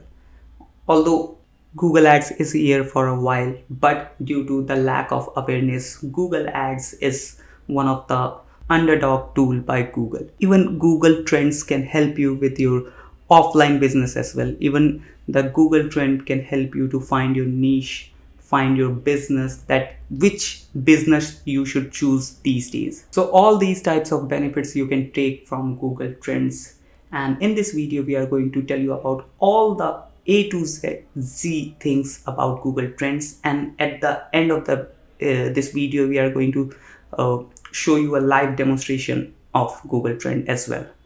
So with that said, let's get into the video. So here is the first slide that says Google Trends is a website offered by Google that analyzes the popularity of top searches in Google search across various regions and languages. So Google Trends help you to find the top searches in different type of regions and languages, and then it uses graphs to compare search volume of different queries over time. So it gives you a thorough idea through graph that which trend is going on right now. Also it shows the search volume as well, that on which particular topic what is the search volume right now. And then with this you can see trend by year, you can get daily search trend also. Even like with Google Trend tool you can see the year on year changes as well, like on which like there's a topic like digital marketing. Okay, so what was the traffic on this topic in 10 years ago and what is the traffic on this particular topic right now? You can see that data as well. So let's get to the next slide. So the heading says Google Trends feature for entrepreneurs. So if you want to become an entrepreneur, so these features will gonna help you to become an entrepreneur, or if you're already an entrepreneur, these features will gonna help you with your entrepreneurial journey. So the first feature is help us to find niche. So if you are going to become an entrepreneur, you are trying to become an entrepreneur, so this feature will help you to find the best niche where the competition is low and the demand is high. There are many type of niche where the uh, competition is pretty low, but people don't able to find that niches. So this tool will help you to find that niche, right? And the second point is find relevant product categories in related topics. So if, for example, you have any topic and you are not able to find the best product or the best good product for that particular topic, so this tool will help you to find that relevant products. For example, you are in a baby food industry, or you are in a baby product industry, okay, and you are not able to find the relevant products in that particular category which has good demand and low competition. So this tool will help you to find that product in that particular niche or in that particular topic, okay. Then the third point is promote your store around seasonal trends. So these tool will help you provide you an year on year data, so you will be able to easily able to track that where the seasonal trend is going on. For example, in Christmas time the sales goes high, right? So this tool will help you to find the best seasonal trend where you can promote your store, where you can promote your products, so that you can get the best result from your business, right? Then the fourth point is create content about current trends. So as I've told you already that Google Trends provide you the real-time data of the ongoing trends. So if you are a content creator, you will be able to create content on the current trends so that you can get the highest views possible on your content, right? This will able to give you the best engagement because you are creating content on the current trend, and this type of content really works on social media or any other online platforms. Now the last point is using Google Trend for keyword research. So if you are an SEO or you are an PPC expert, or you just run ads on Google, right? So you need keywords. This is one of the best free tool, right, to find the keywords. Although you might be earlier using keyword planner, but this is that the another next level. So if you are working on a project and using both the tools, the first one is Google's keyword planner, and this Google Trends will make your research stronger so that you can get the best result. Let's go to the next slide. Monitor competitors position with Google Trends compare. So Google Trend have a feature, that compare feature, where you can compare the trends.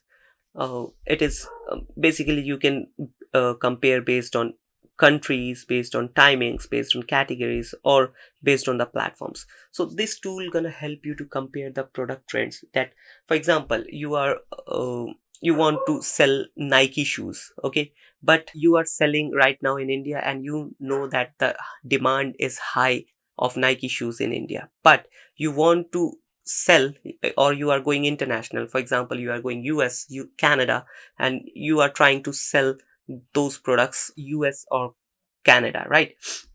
But you know that you don't know the demand, that how much demand that those countries have, right? So these tool will gonna help you to find that demand, that how much demand those countries have. So you can compare the trend according to country, according to the time, like months, year, right? And if you are trying to find out the category, you can compare those products on the category basis as well. Okay, let's go to the next slide. This is help you to plan Google Shopping, when to start or when to not.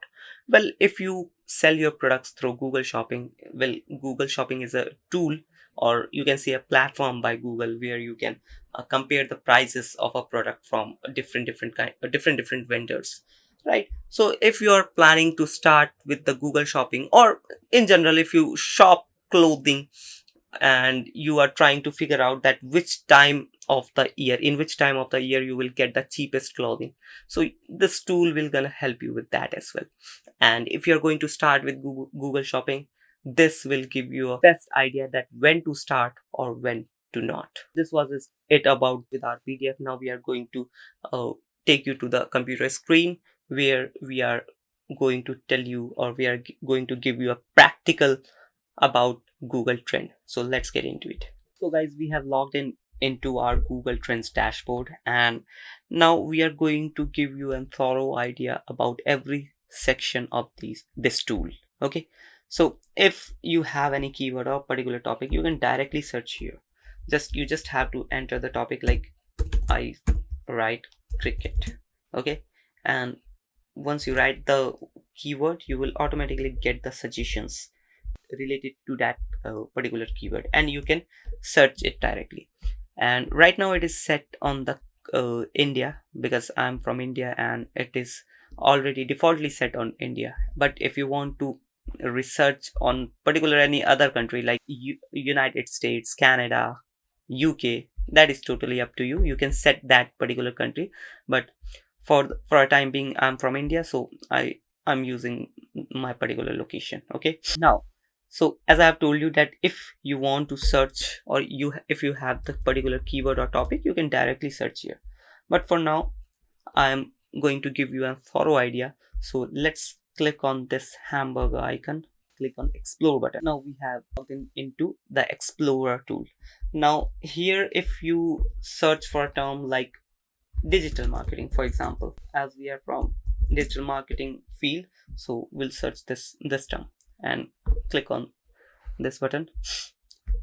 Now as you can see, this is right now the worldwide data we are seeing, and the data is for the past 12 months. Okay, so these are the tweaks, or these are the settings which we are using right now, and we got the result. So let's say if you want to narrow down this data to a particular country or to a particular category, so how you can do that? So first, let's click on the country where the worldwide is already selected. So you have to set any particular country for which you are researching, right? I'm searching for India right now, so click on India. Now it is showing the result on a particular keyword, that is digital marketing, and the location is set on India, and the result is for past 12 months. So let's just change the time zone, and the least you can go, that is 2004 to the present date, which means around 18 years. You can get the data of around 18 years through this tool. So let's keep it in past 5 years for now. Now as you can see, in the past 5 years, the digital marketing trend is going just up. There might be some dips as well, but if you see a whole picture, overall we are seeing that the trend is going up. Okay, as there is a digital revolution going on in the country, in the nation, and digital marketing is booming a lot. If you want to change the category, if you want to see the data on a particular category, like for example, people from business and industry category, how much they are searching this particular keyword. So this is the trend. This is the chart where you can see the data, that how much people from this business and industrial category people are searching for digital marketing. And let me tell you one thing, that the Google Trend shows data in the number of 0 to 100. Okay, so 100, if the chart is going up and it hit the 100 mark, which means the trend is on the top, and if it is going down, which means the trend is going down.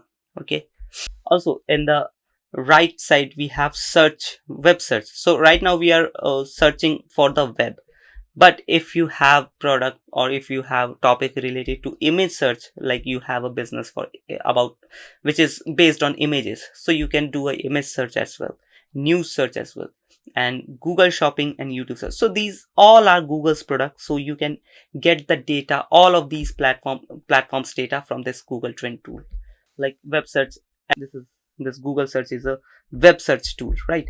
And then image search, if you go to Google and search for any particular topic like digital marketing, This is the image search. So if you want to get data from the image search, you can do it here. Then new search, Google Shopping. If you have product related to e-commerce, you can do a Google search and find the best niche. If you are starting, or if you are already started, you can see you can analyze the trend, that which product is going to uh, sell in future. Okay, then if you are a YouTuber, or you are trying to you are going to become a YouTuber, so you can use this YouTube search feature. Right now, if we try to compare this digital marketing trend with some any other trend, like let's say SEO, because see, digital marketing has arrived just few 3 or 4 5 years ago. Okay, but SEO is already here for a long time. Okay, so let's search for SEO. So as you can see, and let's change a time zone to max from 2004 to present date. Now as you can see, this is the data, this is the trend for the SEO, the red line, and the blue line is for the digital marketing trend. So digital marketing is growing gradually, but the SEO was at the boom earlier, and right now the trend is getting a low day by day. But that is not that much low, because see, there is not that much difference between digital marketing and SEO, although there are a difference. Like right now in October, as of October 2022, the digital marketing score is 36, but the SEO is around 18. So that is low, quite low. But yeah, that's how this tool works. As you can see, the data of digital marketing and SEO. And now if we go a little bit down, we can see the data on area basis, like region basis, map of the country, and these are the states where we can see the trend, like in which state the trend was up or down. Okay, as like in Arunachal Pradesh, trend of digital marketing is higher than the SEO, and in Jharkhand the SEO trend is a little bit high. That's how. And if you want to compare it city wise, you can do with that as well. Okay, so overall the SEO trend is going down and the digital marketing trend is going up. So this gives an idea that digital marketing field is growing, SEO thing is going down day by day, although SEO is not going anytime going soon anytime, but yeah, it is going down gradually. Now if we scroll a little bit down, we can see that this tool provides data that we are comparing digital marketing SEO separately as well. Like in digital marketing, this is the data, and the SEO, this is the data. So we are able to compare the topics separately as well. Okay, so this is the region wise data, and these are the related queries, and these are the keywords that break out it. Okay, and if we change it to topic, so as you can see, digital marketing course is a keyword or query that is rising a lot. It just hit 100 points. Okay, and there's one more query, that is digital marketing agency. It is around on 68. So as like Google digital marketing 57, digital India digital marketing company. So these are the top performing or top related queries with related to our keyword, that is digital marketing.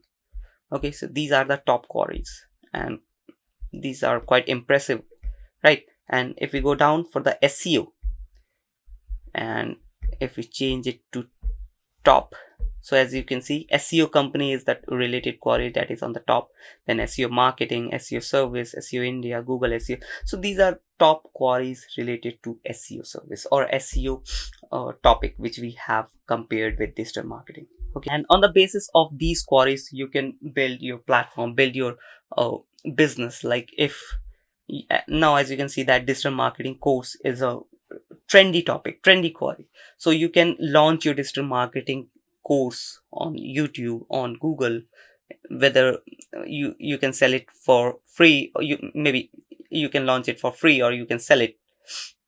That is totally up to you, that is totally on your marketing. But yeah, you found a topic, you found a niche, right? And this That's how this tool works. And as much as you dig in this tool, you will find very useful data. You will be able to find very useful data and insights through this tool.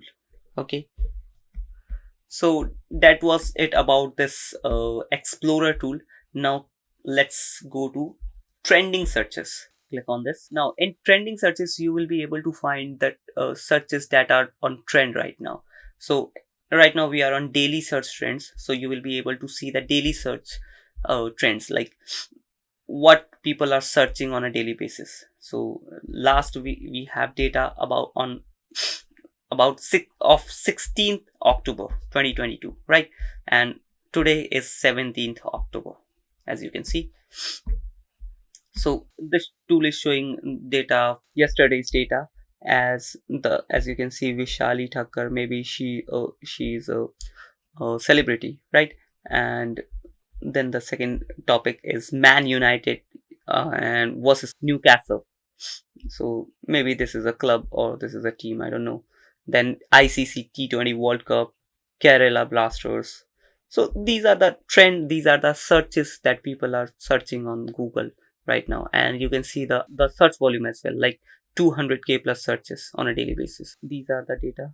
And if we go little bit down, we will be able to see data from 15th October, then 14th October, then 13th October. So this tool works like this. You will be able to see daily searches. And if you are a content creator or you are trying to build a business on social media or on online, you will be able to find the best topic from this tool based on these daily searches or real-time search trends. So let's click on real-time search trends and let's find out about this. So when we click on real-time search trends, so these are the real-time trends that that people are searching on past 24 hours. Okay, so these are the topics. And if you run a website, if you have a blog, or if you are an e-commerce seller, you will be able to find the best topic that will boom, and that will drastically increase your sales, your viewership, or your views, anything. So you just have to dig in this tool, and you have to get familiar with this tool. And then after once you get familiar, you will be able to use it efficiently, and you will be able to find the topics. Now if we go to this hamburger icon, and we have now earring search. So this tool or this particular option allows you to find out the topics that was searched on the last year. Like, see what was trending in 2021 in India. You if you want to change the country, you can change, right? But right now we are searching for India. Okay, so overall searches was Indian Premier League, co-win. This is a vaccine. Okay, ICC T20 World Cup, Euro Cup, Tokyo Olympics. So these are the overall searches that was on trending in 2021.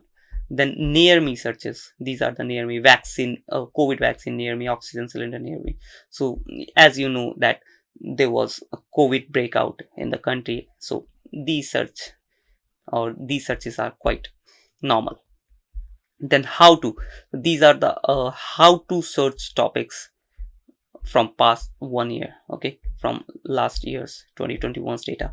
Then what is movies, new events, recipes, personalities, sport events. So these are the past year's data which can help you to find out, or which can help you to predict the upcoming trend. Okay, then at the end we have subscriptions.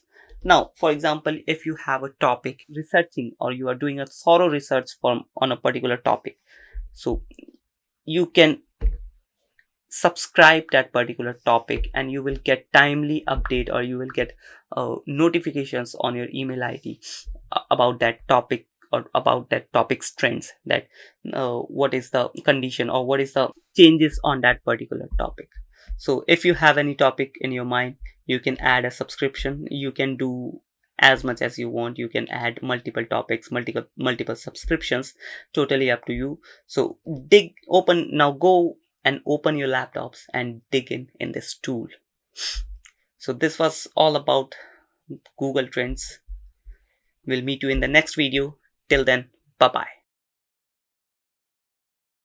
Hey guys, welcome back to Marketing Fundas Global. This is the 19th video in this Google Ads course, and in this video we are going to tell you about Google Ads admin access, and we're gonna also tell you about the type of admin access. Well, if you run ads through your Google account, so that is one of your potential account, your prominent account, which you don't want to lose. So you have to be careful while giving access to others to your account.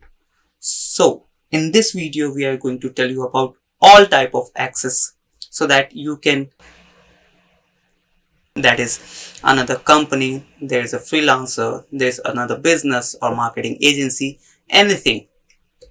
In this video we are going to make you clear that which type of access you have to or you should give to others. So let's get into the video. Now we have logged in into our Google Ads account, and additionally I have logged in one more Google Ads account where I have to, or I will give access of this account. So here it is. This is another account. As you can see, here is the email ID and the account ID. Email ID is sohankalwal9717@gmail.com. And here is my account. This is my Google Ads account, which is saurabh.marketingfundas@gmail.com. So in order to give access of your Google account, you have to go to tools and settings.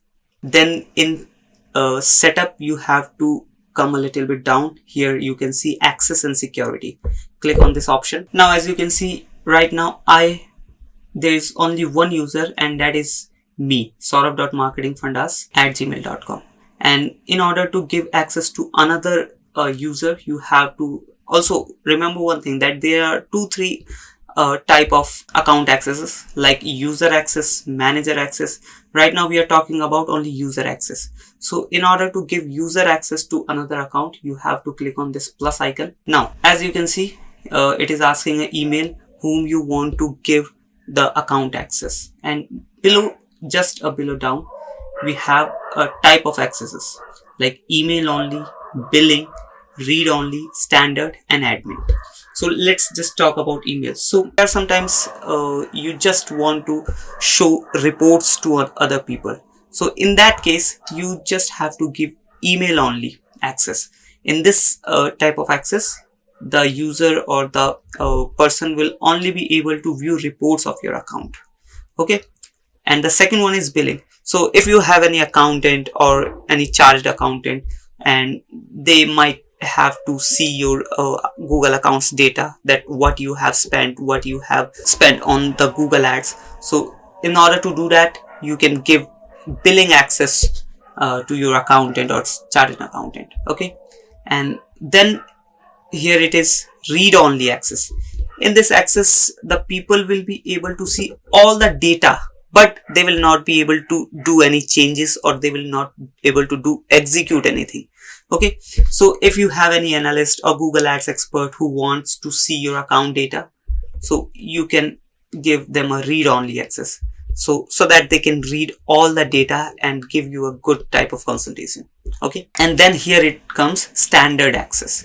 So in this case, in this type of access, the person get almost all the access. They will able to read, they will be able to create, they will be able to execute, and each and everything.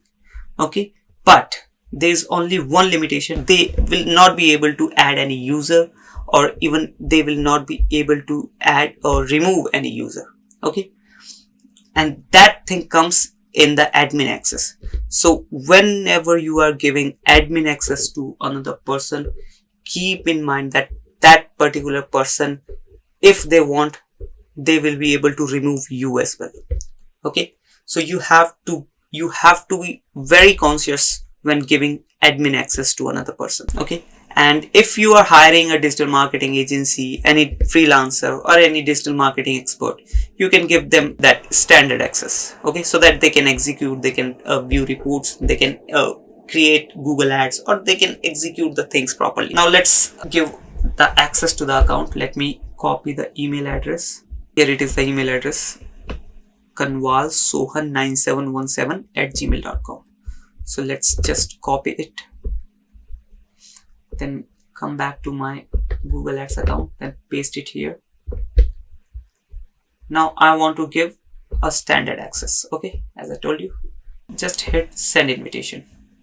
Now as you can see, we get a message that this email address in an allowed domain. To make changes to the domain allowed domain list, update it and security settings. So I have done this to show you that if you have a security setting, let me come here. So let me make you understand first. So in Google Ads, you can give access to Google's domain, which is Gmail domain, or if you have any business domain, like we have Marketing Fundas domain. So if you have any business domain, you can give access to those particular domains as well. Like if you have info@marketingfundas.com, you can give Google Ads access to that particular domain. Okay. And right now we have only allowed marketingfundas.com domain. So if I have sort of add marketingfundas.com, I would have got the access. But right now I don't have that email ID. So I have to add Gmail domain here so that I can get the access to my Gmail account. Okay. So you have to do it. If by chance you don't have the domain, the business domain ID, you can give the access or take the access to your gmail.com Gmail domain as well. Okay, that is totally up to you. So as you can see, I have added the Gmail domain as well. Now go back to user, the add button once again, then enter the email address once again, click on standard. That is totally up to you, that which type of access you want to give. Okay, now send invitation. Now as you can see, invitation pending, we can see that the status is awaiting right now. It means the invitation is sent from our side. Now we have to confirm the invitation from that another account. So let me tell you one thing, that to get that request in this particular account, there are two ways. So first one is go to settings and then access and security. So as you can see, we got the invitation here. So if in case you don't get the invitation here, just go to the email address, your email address, log in with your Gmail, okay, and refresh it. As you can see, here is the invitation. Okay, so if that is totally up to you, you can accept it from here or from here as well. So let's just accept it from here. Wait, you will not be able to accept it from here. You have to go to Gmail and open the email address, that particular email, then click on accept invitation. Now it will redirect you to the Google Ads account. Then hit continue. Set up two-step verification if you want, or otherwise you can skip this option. Now I have to enter the password. Let me enter the password and log in. Now as you can see, I got the two-step verification access and I enabled that setting, and now I got the access to that particular Google Ads account here. As you can see here, I got this account access here. Now let's go back to my previous account and let's see that the awaiting response status has changed into access level or anything else. So let's just refresh it here. Now as you can see here that the kanwalsohan9717@gmail.com ID is activated and the account access level is standard here. Still I have the admin access here, and both account has authenticated and the two-step verification is on both the accounts. So that is up to you if you want to enable the two-step verification or not. That is totally up to you. So this was all about giving access to your Google Ads account. That's it for this video. We'll meet you in the next video. I hope this video helps you in the future. You find it useful and coming with the new videos in this Google Ads course. So hit that subscribe button and stay tuned with the course. Till then, bye-bye. Hey guys, welcome back to Marketing Fundas Global. This is the 26th video in this Google Ads course. And in this video, we are going to tell you about how to connect your Google Ads account with your Google Analytics.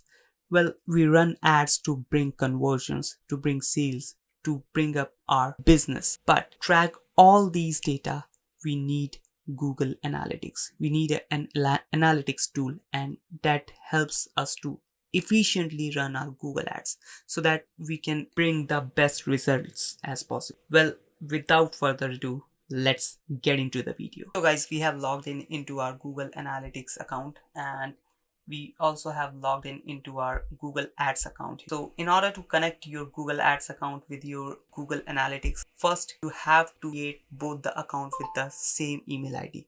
So make sure you have created both the accounts with the same email ID, and then you have to go to the dashboard of Google Analytics, and in the left hand side corner you will be able to see an admin option here. Okay, just click on this. Once you click here, in the property section you will be able to see product links option, and here are some options that you have that are available to connect. Okay, so right now we are going with the Google Ads link, so click on this. Now here you can see a link button, so just click on this link button, and then we have to choose the Google Ads account. Okay, so as I have told you already that if we have created the Google Ads account with the same email ID, we will be able to see here that Google Ad account. As you can see here, this is the account ID and this is the account name. Let me verify it once. This is the account ID. As you can see, MF Ad account 1. Here's the name, and the account ID is 983-508-7950. 983-508-7950. Yeah, that's the account. Check this box and then hit the confirm button. As you can see, also make sure that you can connect maximum 20 accounts only. Okay, so this is our first. Just hit the confirm button. We have confirmed, then hit next. Here are the configuration settings that you can toggle according to your choices, so let them on, keep them on. There's not to worry about that. Okay, hit next, then hit submit. Let me close this. Now as you can see, it shows link created. Let me close it once and then refresh it. Now here is the account that has been linked with my analytics: account name, account ID, account type, and now it is enabled, linked date, and the email ID from which I have connected. Okay, now let me tell you that in Google Ads, where you will be able to see that your account is linked with any analytics or not. Click on tools and settings option, then in the setup option you have to come a little bit down, and here is the option linked accounts. Click on this. Here you can see Google Analytics, GA4 and Firebase. As you can see, one linked it is showing. Click on manage and link. Here is the property: Marketing Fundas Testing Google Analytics. So this was the account name of my Google Analytics. As you can see here, Marketing Fundas Testing, right? So the account has been successfully linked, and that's how you can link your Google Analytics with your Google Ads account. And here's the option if you want to unlink. So that's it for this video. We'll meet you in the next video. Till then, bye-bye.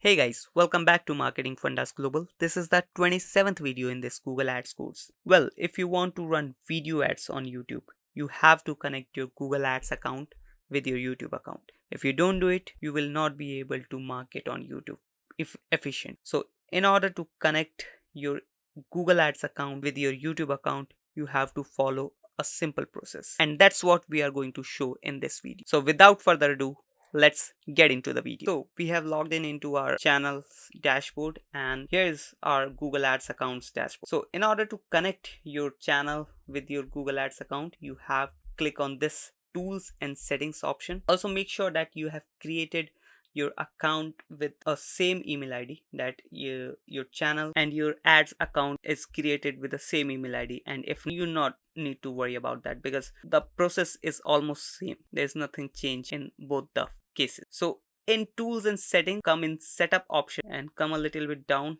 click on this linked accounts. Once you click on linked accounts, you will be redirected to this page where many options will be here which you can connect with your Google Ads account.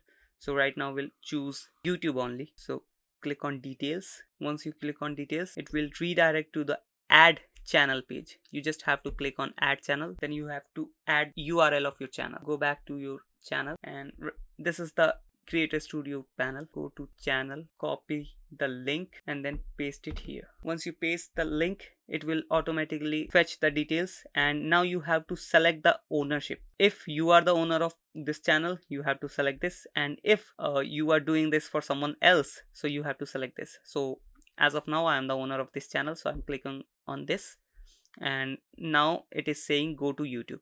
So it will redirect me to YouTube's dashboard once I click on that button.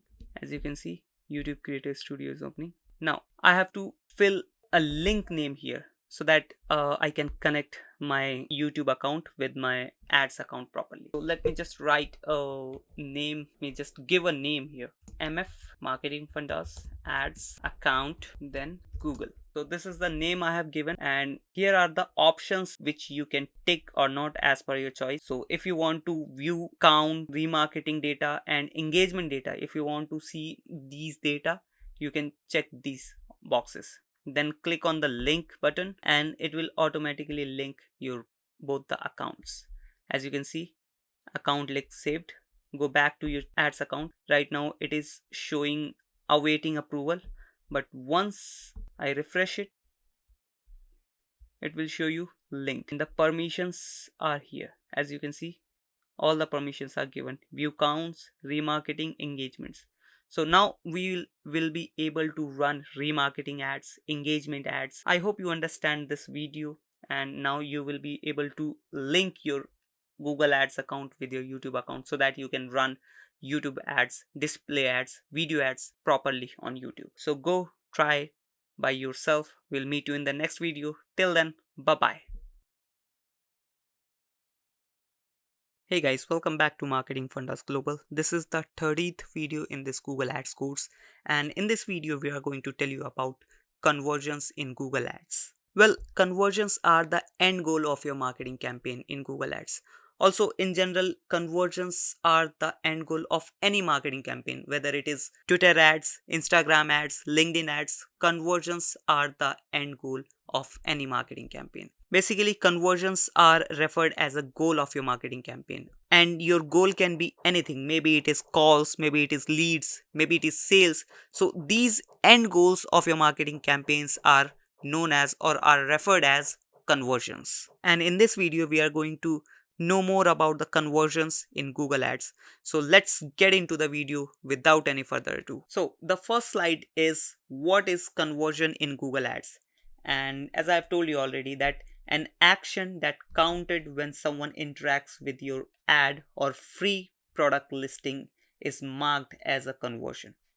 It can be anything as per your business: calls, leads, sales, or etc. So as I've told you, your conversions can be anything as per your business or as per your marketing campaign. So it depends on your marketing campaign and your business that what is your end goal and what is your conversions, right? Now let's go to the next slide. Second slide says how we get a conversion. So here is a small funnel for a demo purpose we have created. So let's get into it. Second slide says how we get a conversion. So here's a small funnel that demonstrates that how a conversion. Second slide says how we get a conversion. So here's a small funnel that demonstrates how we get a conversion. So let's understand it properly. So here's a website. This is the first step where the prospect or our user comes, that a user lands after clicking on your ad. So when the user clicks on your ads, so they land on your website. Maybe if you have created a call only ad, then in that case the person would be able to directly call you. But generally when we create a search ad, when we run display ads, so the first step comes, which is website. So here is the website. When the user clicks on your ad, they land on your website. Then the second step is event. So after landing on your website, they scroll a little bit, they search, they check out your product or services. So that's what here it says, that view your products or services. So after landing on your website, the user interacts with your website. They check out your product, or if you have a service based website, then they check out your services which you are providing on your site, right? Then after the events, there is a third step, that is taken action. So if the user feels satisfied with the product description or the service description mentioned on your website, they take the action. That could be buying the service or placing the order for your product, right? So it is successfully proceed for checkout or submit button. Then at the end, once the action is taken and the order is placed, the conversion will be counted. Means after placing an order, there will be a thank you page that says thank you for placing an order with us, or thank you for placing an service order with us, like that. So that page counted as a conversion, which means if the user comes on your site, then scroll your site, then click on the buy button, then fill in the information, and once they place the order, that thank you page comes, and that counted as a conversion. So this is a small demo funnel, okay, and that's how a conversion works. Now let's go to the next slide. So here it says why we need to define our conversion. So why it is important to define your conversion in your marketing campaign, in your Google Ads campaign. So let's read the first point, that says how the performance of your ad relates directly to the success of your business. So if you are not tracking, first, if you are not setting your conversions in your Google Ads campaign, and then if you are not tracking those conversions, so how will you define that your business is growing or no, not? That's why to find out that your business is growing, your business is getting up, you have to define your conversions, and then you have to track your conversions, how much conversions you are getting in the previous month, and how much conversions you have got in this month. So that's how the conversion works, and that's why you have to define your conversion. And the second point is, it helps us to optimize our campaign according to our conversion data.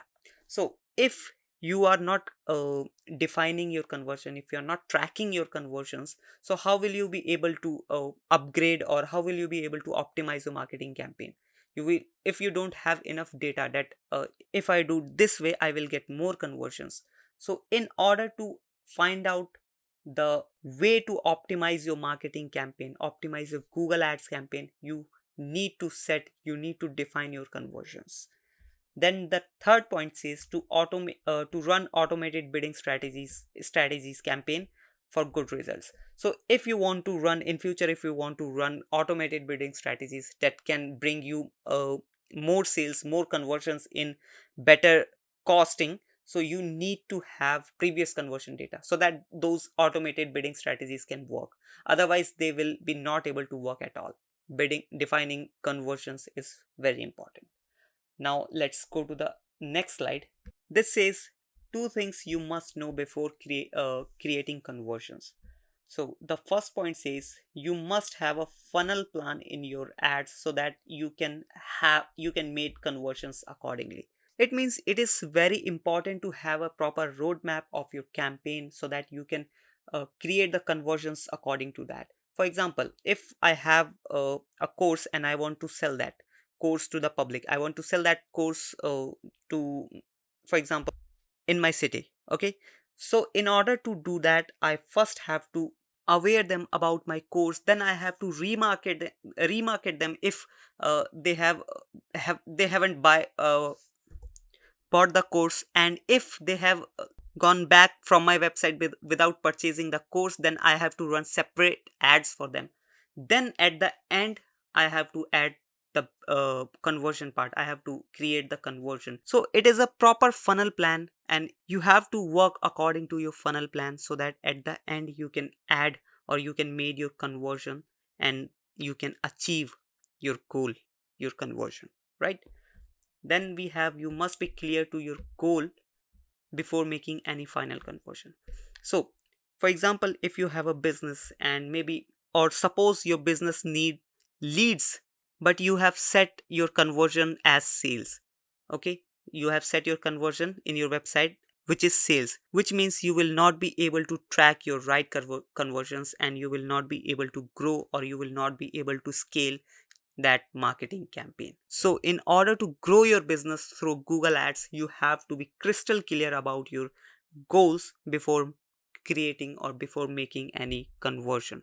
So I hope you understand this whole part of the conversion, that how conversion works, how we get conversion. I hope you understand each and everything, every slide, every point.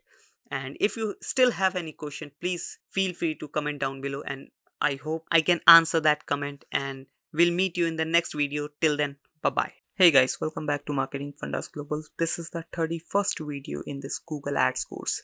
And in this video, we are going to tell you about how to install a GTM code on your website. So, well, GTM code is known as Google Tag Manager, which is a tracking code provided by Google, and it helps you to track each and every data from your website, from engagement to conversion, each and everything. So let's understand how to add a tracking code, a GTM tracking code, into your website. So without further ado, let's get into the video. So in order to add a GTM code in your website, first you have to get that GTM code from Google Tag Manager's portal. Okay, so go to Google and search for Google Tag Manager, and then click on the first option which says Google Tag Manager. Okay, and it will open the Google Tag Manager's website. Now you have to create an account so that you can get that GTM code. Okay, so click on create account. Now here you have to enter the account name. For example, you can add the company name or a particular website name. So let's say I've added account name. Okay, then I have to select the country, then I have to enter the website, and make sure that you are entering the website for which you need a GTM code. Okay, so for now I'm using this website. This is a dummy site, and I will add a GTM code in this website in this video. Okay, so let's copy the URL and then paste it, remove this, and then this. So this is the container, and which type of platform it is. So is it a iOS app, Android, server, or a website? So if it is a website, then click on the web option, then click create. This is the agreement which you have to accept. Click on I accept the data processing term, all the terms, then hit yes. As you can see, it is loading right now. It is creating our account. So the account has been created, and these are the codes in front of us. Okay, and by chance if you remove, or if the code gets hide from your dashboard, you have to go to admin, then click on install Google Tag Manager. So you will get that same code option here. Now you have to select the first code which you have to add on the head section of your website. So click on this copy button. It will automatically copy all the code, GTM code. And now go to your website, go to back panel. So this website is running on WordPress. So I'm going to the dashboard of WordPress. So that's how WordPress dashboard looks like. You have to go to appearance. Then at the end, here is a theme file editor option.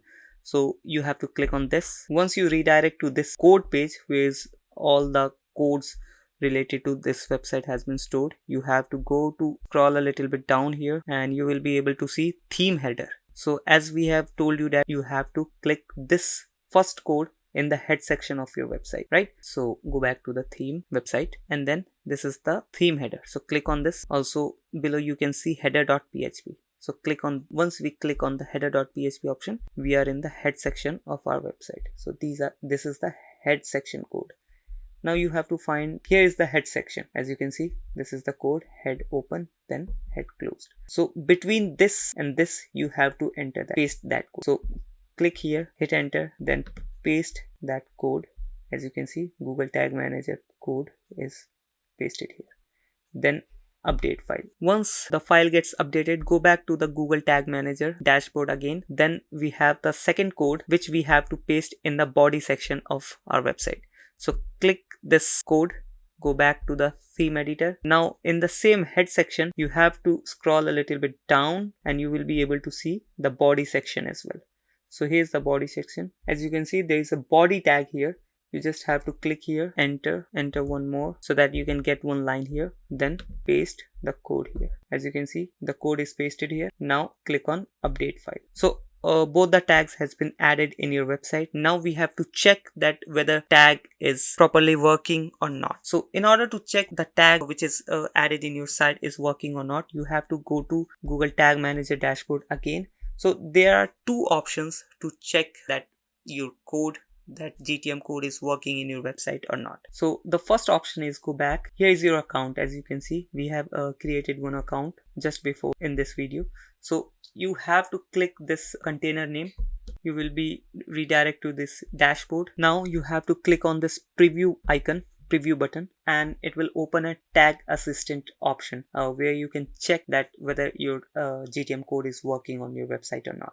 So you have to enter the URL of your website here. So go and select the website URL, copy, then came back here and paste. Now click on the connect icon. So after connecting with your with our website, as you can see, the one more dialog box has been opened and the website is here, and you can see tag assistant and it is showing connected. Right now it is opened, our website is open on debug mode, okay, and you can see the tag assistant shows connected. This was the first method to check whether your tag GTM code is working in your website or not. So let's check the second method. Click continue here. Second method is pretty simple. You just have to install Google Chrome extension. So just search for Google Tag Manager extension. So this is the first option, as you can see, Tag Assistant Legacy by Google. Click on this. Make sure that you are installing it on your Chrome, because it works only on Chrome. Add to Chrome, then add extension. So here is the extension. Let me just pin it here. As you can see, the extension is pinned now. Now let's go to our website. This is the site. Go to the front end. Let me open the website again. Our website domain is marketing.unx.com. Once the website gets opened, you have to click on this extension and just hit the enable button and then refresh the website once again. So once the refresh is completed, you will see that the tag assistant is turned green. Click once again and you will be see that the GTM code is detected now. So in order to check that the GTM code is properly connected, you have to go to GTM, Google Tag Manager once again, so that you can cross check your GTM code. Click on this. So this is the container name marketingking.unx.com and the container ID is GTM space KZ5XVG7. And the code is also the same here, GTM KZ5XVG7. It means the code is perfectly added in the website. So that's how you add the GTM code in your website. And there are two ways to check your GTM code, that whether the code is perfectly added in your website or not. So if you have any confusion or query, please comment down below and we'll try to answer that question. Also, if you like this video, please comment. Also, if you like this video, please don't forget to subscribe and hit that like button.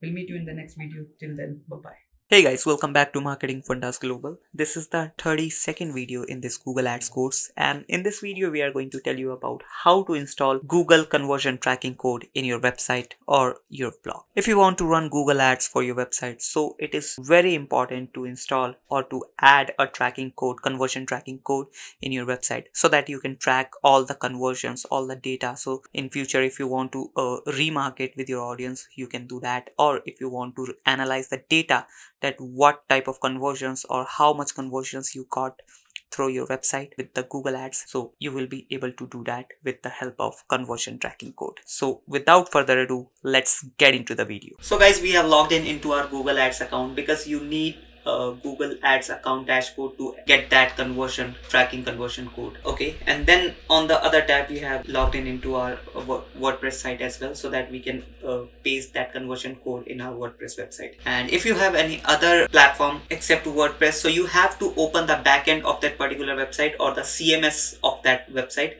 and then we can go further. Okay, so now go to your Google Ads account again and then click on tools and settings. Then we have to go to this setup option and this click on Google tag. Once the web window is open, you have to scroll a little bit down and you will be able to see your Google tag. Okay, and here is the Google ID, as you can see here. Okay, and now you just have to click on installation instructions. Then we have to click on install manually, because we are doing this process totally manually, so we have to click on install manually. So scroll a little bit down and here you will be able to see that Google conversion tracking code. Just copy this code.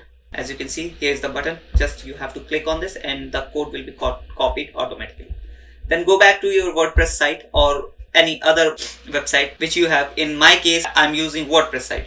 So in WordPress, you have to go to appearance, then theme file editor, because we have to go to the header section of this website. Okay, and the header section will be found in this WordPress site in the theme file editor. So let me just open this. Once the theme file editor gets open, you have to scroll a little bit down in this right hand side menu here, and you will be able to see theme header, also header.php. Click on this. Okay, now header.php is opened, and here you will be able to see the head tag, which is the head section of this website. So here is the open and here's the close head tag. Okay, so you have to paste the code between these two tags. So let me just create a space here and then paste the code here. So as you can see, the code is pasted here, and now just I have to update this file. Click update. So it says file edited successfully. So your conversion tracking code is added in your WordPress website properly, and now you will be able to track all the conversions, all the track data, which will help you to get success in your marketing journey. Also, if you want to test that the code is properly added in the website or not, you can do dummy testing, dummy conversions, so that you can check or you can verify that the code is pasted on your website. I hope you understand the video. If you have any question or query, you can comment down below and we'll comment that question or we'll answer that question in the comment section itself. We'll meet you in the next video. Till then, bye bye. Hey guys, welcome back to Marketing Fundas Global. This is the 33rd video in this Google Ads course, and in this video we are going to tell you about how to add Google conversion code in your Shopify account. Well, Shopify is one of the most famous and renowned e-commerce platform in the world, and there are millions of brands and millions of companies who are using Shopify as an e-commerce platform. So it is important to know how you can add Google tracking code in your Shopify account. So let's get into the video without any further ado. So guys, we have logged in into our Google Ads account, and side by side we have logged in into one of our e-commerce Shopify account as well. Now we just have to get a tracking code from Google Ads account, and then we have to paste it in the head section of our Shopify account. So let's just do it. And in order to do that, you have to click on this tools and settings icon in your Google Ads account. Once you click here in the setup menu, you will be able to see Google tag. Just click on this option. Once it gets login, you will be able to see your Google tag, and it is the ID here. As you can see here, it is right now it is untitled tag, but you don't have to worry about it. We have to go to this installation instruction button. Then you have to click on this install manually button. Once you get here, you will be able to see the code, which is Google's conversion tracking code. You just have to copy this by clicking on this button, and the code will be copied automatically.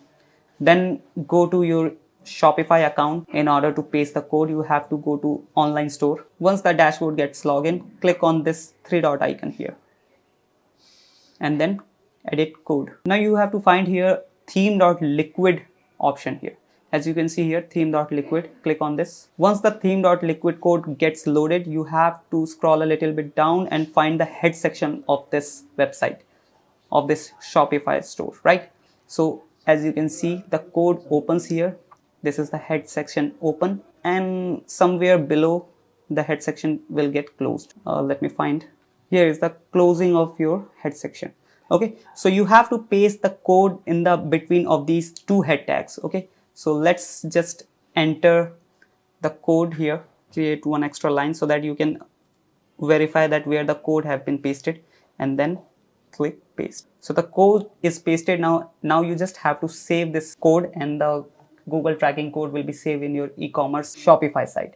And once the Shopify codes get loaded, you will be able to track all the conversions with your Google Analytics and Google Ads account. Right now, I'm not doing it because it is one of our clients' account, as also the code is already pasted here. That's why I'm not doing I've done just for the demo purpose. So this is how you can paste Google's conversion tracking code in your Shopify site. I hope you understand the video. If you have any question or query, if you have any question or query, you can comment down below and I'll try to answer that question. If you like the video, please hit that subscribe button and like button. We'll meet you in the next video. Till then, bye bye. Hey guys, welcome back to Marketing Fundas Global. This is the 34th video in this Google Ads course, and in this video we are going to talk about GCLID in Google Ads. Well, if you want to specifically track your Google Ads, which means you want to track every single data, every single touch point in your Google Ads, then you have to use Google's GCLID. Even the organizations who uses specific data, who tracks each and every touch point of their customer, they uses GCLID. And if you want to track those specific data, those every touch points, that if your customer is landed on your website, so what activity they have done in your website, single point and each and every data of your customer will be recorded through GCLID. So without further ado, let's get into the video. So guys, the first slide is what is GCLID. Let's read it once. GCLID is a parameter passed in the URL with ad clicks to identify the campaign and other attributes of the click associated with the ad for ad tracking and campaign attribution. Well guys, when we run a Google Ads, Google automatically applies a GCLID in your campaign, and it can be recognized from the URL which you will see when the people click on your ad, and the people will see some another kind of URL where the GCLID will be added in the URL. And every time Google generates a new URL when the user clicks on your ad, and these URLs helps to track all the data, that from where the user is coming from, which device the user is coming from, which IP the user is using to land on your website, and so on and so forth. Even the tracking is so sharp that Google can recognize that how much time the user has spent on your website, that and how much time the user have clicked on the SKUs, on the listings, on the products which you have listed on your website, and many things can be done with this GCLID. So now let's go to the next slide. So the second slide says how it look like.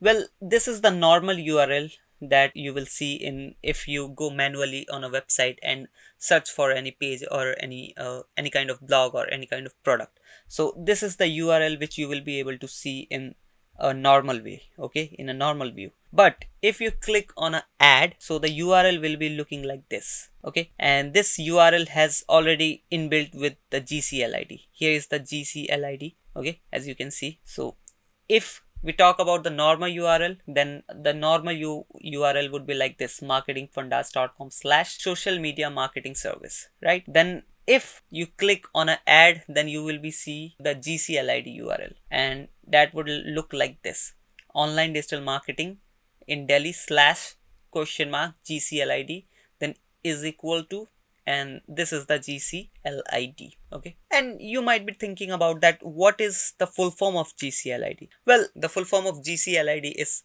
pretty simple.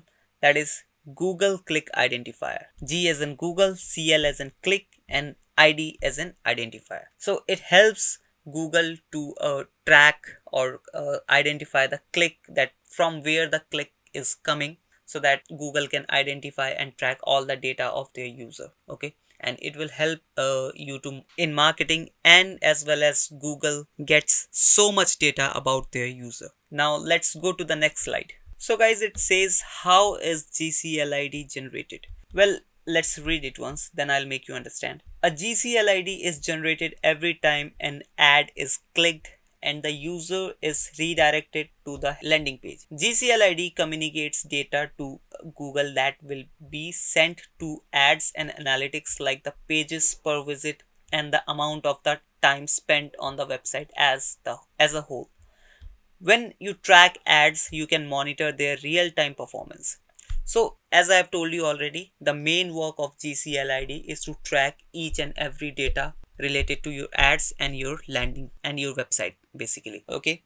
And the question is how GCLID generated, okay. So when the user clicks on your ad, when the user or the audience clicks on your ad, then the GCLID gets generated. Means every time the user click on your ad or any particular ad, the GCLID gets generated, and this GCLID URL helps to track every data, that how much time the user have spent on your website, where he goes and what he does in the website, right? And this data helps you to perform your next step to help you better performance that can be done with the GCLID only. Because see, without real-time data, you can't take the next step. Because if you take the step without the real-time data, then you might be wrong or your marketing campaign get ruined. So it is good to get the data first, then take the step accordingly. Right now, we are going to practically show you the GCLID in our Google Ads dashboard. So let's go to the Google Ads dashboard. So guys, we have logged in into our Google Ads dashboard, and now we are going to tell you how to turn on your GCLID. Well, by default, the GCLID feature is already turned on by Google Ads. Okay, but if in case by chance your GCLID is not turned on, so in order to turn on, you just have to go to this overview section. Okay, scroll a little bit down, then you will be able to see the this settings option. Okay, just click on this and then account settings. Click on this account setting option. Once the settings gets load, you will be able to see auto tagging option. Click on this. So as you can see, auto tagging option is already turned on, which means the GCLID is turned on in this account. And if by chance the auto tagging option is not turned on your website, so this would be looking like this. Okay, you just have to tick this box and then hit save button, and your GCLID, which means auto tagging, will be turned on. So I hope you understand the video. I hope you like the video, and if you do, please hit that like and subscribe button. If you have any question or query, please comment down below and I'll try to answer that question, and we'll meet you in the next video. Till then, bye bye. Hey guys, welcome back to Marketing Fundas Global. This is the 35th video in this Google Ads course, and in this video we are going to tell you about how to install Google Ad Conversion Tracking with GTM. Well, basically you will learn how you can add a Google tracking conversion code through GTM. But remember one thing, that it is only possible when the GTM code is already applied on your website. And we have already taught you about the procedure of how you can add a GTM code in your website in our previous video. And we are also pinning that particular video. Also, we have given the link in our description box. You can check out that video. And now let's continue with our current video. So guys, we have logged in into our Google Ads dashboard, and now we are going to tell you how to add that conversion tracking code through GTM. But please note that one thing, that you have added your GTM code in your website already. And if you haven't done yet, you can check out the video link in our description box, so that you can properly add the GTM code in your website. Okay, so in order to add the Google conversion tracking code through your GTM, you have to first log in with your Google Ads account. Then in a new tab, open your GTM account as well. So it is getting logged in. Okay, now the GTM account is getting logged in now. Now go back to your Google Ads account, then go to tools and settings, so that we can copy that tracking conversion code, right? Then in setup option, click on Google tag. Once the window gets logged in, you have to click on this installation instruction. Now click on install manually. Now here is the Google conversion tracking code. So just hit this copy button and it will automatically copy all the code. Okay, so as you can see, text copy to clipboard. Now go back to your Google Tag Manager, then open your existing account which you want to use to add the tracking code. So the account is here right now. Click on this, then click on this tags option, then create new, then click, then scroll a little bit down and you will see this custom HTML option. Click on this, then here we have to paste that code. The code is pasted here. Okay, then scroll it a little bit down. In the triggering option, click here, and here are several options, that which option you want to choose or when should the code get triggered. So we have to choose all pages, so that GTM can track all the pages and all the data from your website, right? So we have chosen all the pages option right now. Then hit save button, and it is asking for the tag name. So let's say website tracking. So we have given a name and then hit save button. So the tag is saved here, as you can see. And that's how we save, or we create, or you can see we track our website's data through GTM. So that's how we track our website's data through GTM. And note that one thing, that it is only possible when your GTM is added in your website. Okay, and if you haven't done yet, go to the link in the description box, which will tell you or help you or guide you that how to add manually GTM code in your website. I hope you understand the video. I hope you like the video, and if you do, please hit that subscribe and like button. And if you have any comment or question or query, please comment down below and I'll try to answer that question. We'll meet you in the next video. Till then, bye bye. Hey guys, welcome back to Marketing Fundas Global. This is the 36th video in this Google Ads course. And in this video, we are going to tell you about how you can connect your Google Analytics 4 with your Google Tag Manager, which is GTM. Well guys, it is pretty important to understand about Google Analytics 4 and the Google Tag Manager. Because if you are learning Google Ads and you don't know about Google Analytics 4, which is GA4 in short, and Google Tag Manager, which is GTM in short, and if you don't know about these tools, then you might find many difficulties to track your Google Ads data, because there are many metrics that can be measured with these tools, and if you don't use these tools, you will not be able to optimize your Google Ads, and ultimately you will not become a good Google Ads expert. So in order to understand how you can connect your Google Analytics 4 with your GTM, which means Google Tag Manager, you have to completely watch this video. So let's get into the video without any further ado. So guys, we have opened our browser, and in order to connect your GA4 with your GTM, you have to create an account in Google Analytics first. Okay, so write Google Analytics and search. Here is the first link you can see. Click on this. It is getting loaded. So as you can see, the account is already created.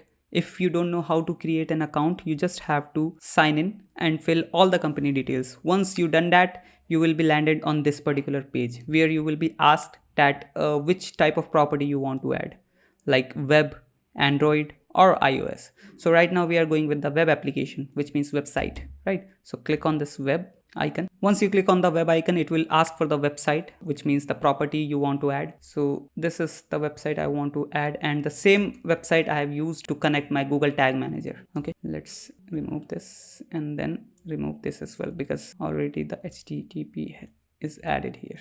Okay, and stream name, if you want to add, you can add, let's say marketing, and keep this toggle on. You don't need to worry about this, and create stream. Now the stream has been created, and you have to just copy this measurement ID. It is also known as Google Analytics ID. Okay, so just copy this and then go to your tag manager. Now in tag manager, you have to go to that container, which website you have added in your Google Analytics. So that is marketingking.unox.com. Click on this. Now go to tags, and in tags icon, you have to click on this new icon. Then click here. And now you have to add the feature, which type of property, which means the feature you want to add, which type of feature you are trying to add right now. So if that is universal analytics, then you can use this one, but universal analytics is shutting down, as you know.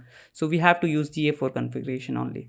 Now here, paste your measurement ID, as I've told you to copy. Okay, that's it. You have added your measurement ID and you have selected GA4 configuration. Just hit the save button, and then you have to add the trigger as well.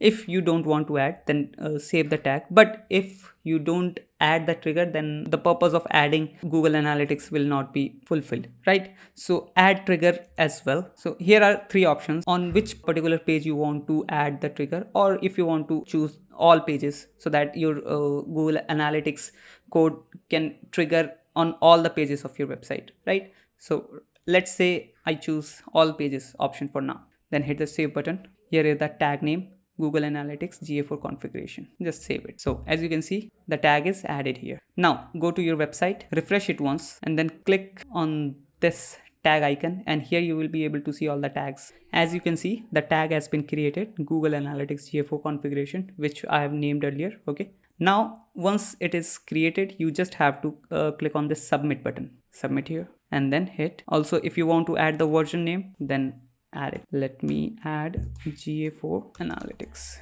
Okay, and then hit submit button.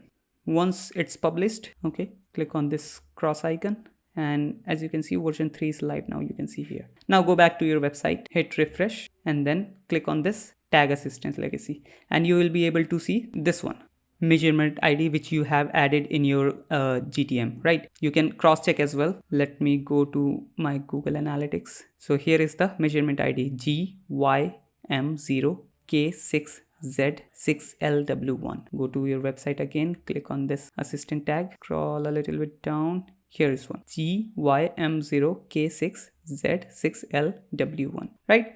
Which means the tag has been added in your website and the tag is active right now. So that's how you connect your Google Analytics 4 with your Google Tag Manager. I hope you understand the video. I hope you like the video. If you still have any question or query, you can comment down below. I'll try to answer that question. We'll meet you in the next video. Till then, bye-bye.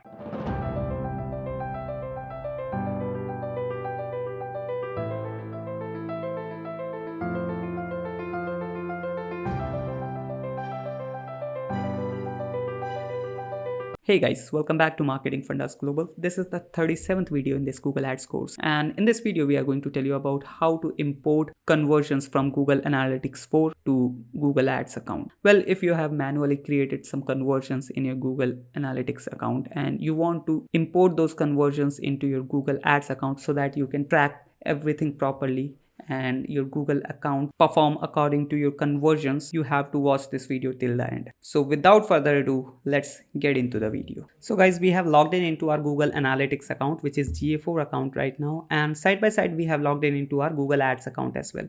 So if you have created some conversions, some manual conversions that you want to transfer or import into your Google Ads account, you have to use this method. Okay, and it is pretty important because if you don't import these conversion into your Google Ad account, then you will not be able to bring the best possible conversions as per your target, right? Now, in order to import those conversion data into your Google Ads account, you have to check that whether your account is connected with your Google Ads or not. Your analytics account should be connected with your Google Ads. Okay, so let's go to admin. First, we have to check whether our account is connected with our Google Ads or not. Okay, then product links. So here are the product links which we can connect with our analytics account. Okay, so right now we want to connect only Google Ads. Okay, so click on this. So as you can see, our Google Ads account is already connected, but if you don't have connected your Google Ads account, then you have to click on this link icon and it will automatically fetch the account if the both the accounts are created with same email ID. It will automatically fetch and just you have to click on the link button. Okay, so in our account, in our case, it is already connected. Now, in order to transfer that conversion data, you have to click on this configure button. Now, as you can see, here are the conversions options.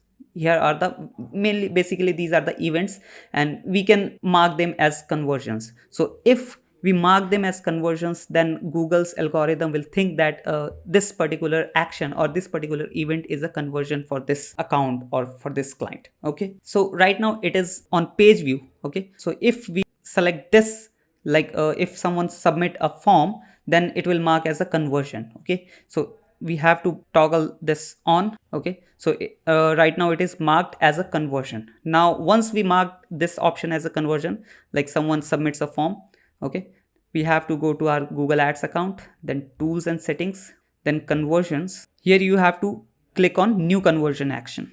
Then you have to import, because we are importing this conversion data from Google Analytics. Okay, so click on import icon, then select Google Analytics 4 because we are using Analytics 4. Then click on web. If it is application, then choose this option.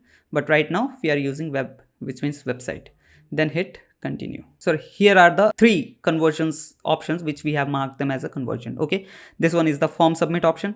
Click on this and import and continue. So as you can see, you have imported one conversion action from Google Analytics, and now from now onwards it will be counted as a conversion, and Google's algorithm will try to bring more and more conversions, which is form submission. Click on that done, and here's the summary back. So I hope you understand the concept. I hope you understand this video. If you still have any question or query, please comment down below and I'll try to answer that question. We'll meet you in the next video. Till then, bye-bye. Hey guys, welcome back to Marketing Fundas Global. This is the 38th video in this Google Ads course, and in this video we are going to tell you about how to set and track conversion actions in Google Ads. Well guys, if you want to track any specific action in Google Ads, then you have to set a conversion tracking. By setting conversions in Google Ads, you can specifically track any kind of action you want to track in Google Ads. That's why this step and this particular video is very important, because this will help you to track the conversions which you want to track specifically. So let's get into the video without any further ado.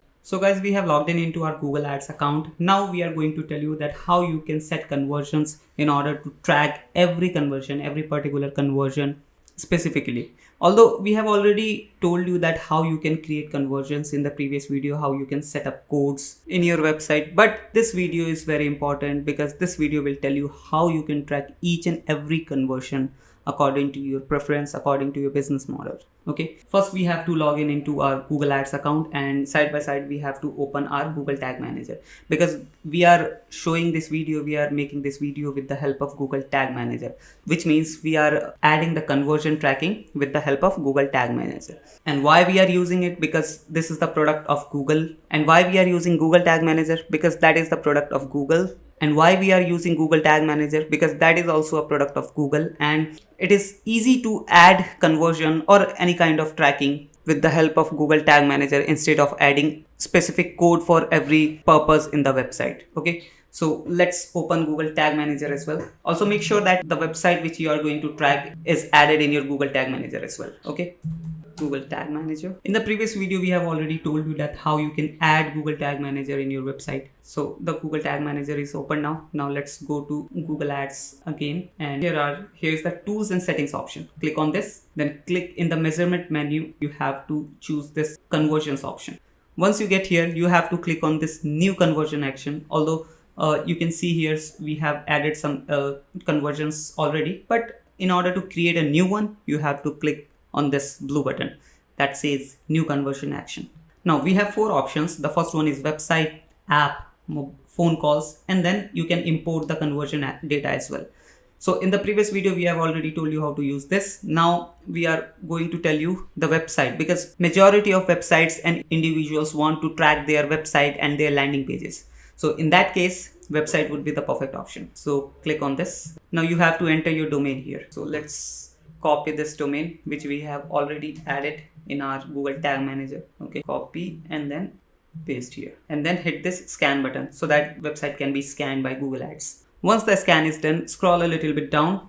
Here is the option to create the conversions automatically, but we are going with the manual option. Okay, so scroll a little bit down more, and here is the manual option. Okay, click on this, add a conversion action manually, and here we have to add the conversions. So the first option is goal and action optimization. So here is the option which you have to choose according to your preference, like which kind of conversion you have in your website: purchase, add to cart, being checkout, subscribe, lead categories. In lead categories, we have contact, submit lead form, book appointment, sign up. So there are many options you can choose according to your preference. Okay, many businesses use this purchase conversion, and if you add purchase conversion, you have to add the URL of your thank you page as well, so that Google can track that if the thank you page is triggered, which means the conversion or the purchase has been done. So that's how the thing works. But right now we have added our dummy site and we want just a page view. Okay, so scroll a little bit down, and here is the page view conversion. Click on this, and what the name you want to save for this conversion. So let's add this as page view. Okay, then what value you want to give to your conversion. So if, let's say, if you are selling a product and the cost of that product is $10, so you can use this option, use the same value for each conversion, and you can add a value for that particular product or for that particular conversion, and that will be $10. Okay, and let's say for example, you have multiple products. There's $10 products, there's $20 products, or there are some of the $30 products as well. So you can use this option. This is use different value for each conversion. In this case, you will be able to add different kind of conversions for different kind of products. I hope you got the point. Okay, but right now we want just page views, and there is no any kind of particular value for that conversion. So we are using this option. Don't use value for this conversion action, although it is not recommended, but we want page views, right? Okay, then scroll a little bit down. Here's the count option. So what type of count you want, which means if I have choose page views, right? So if the user land in my particular website or in my particular landing page, so I want him, what is count? Well, for example, let's say a user landed on my website 5 times in a day. Okay, so if I want to track or count him every time, then I have to use this option. Or if I want to choose, or if I want to count him only once, so I have to use this option. So I want to count him only once, because if the user lands on my particular website 10 times a day, so I can't count them every time, right? So I want to click on this option. Everything is set up now. Now click on done. Now hit save and continue. Now here's the options. We have three options: set up with a Google tag, email instructions to your webmaster, or use Google Tag Manager. So as I've already told you, we are going to use Google Tag Manager because we have already added Google Tag Manager in our website, and it is pretty easy and pretty handy to use Google Tag Manager in order to track everything. Okay, you just have to put one code in your website and everything can be tracked with that particular one code only. So it is pretty handy and easy to use Google Tag Manager. That's why I'm recommending Google Tag Manager to use in your website. Okay, now we are using Google Tag Manager. Just scroll a little bit down. Here is the conversion ID and this page view code. Okay, we just have to copy these two things.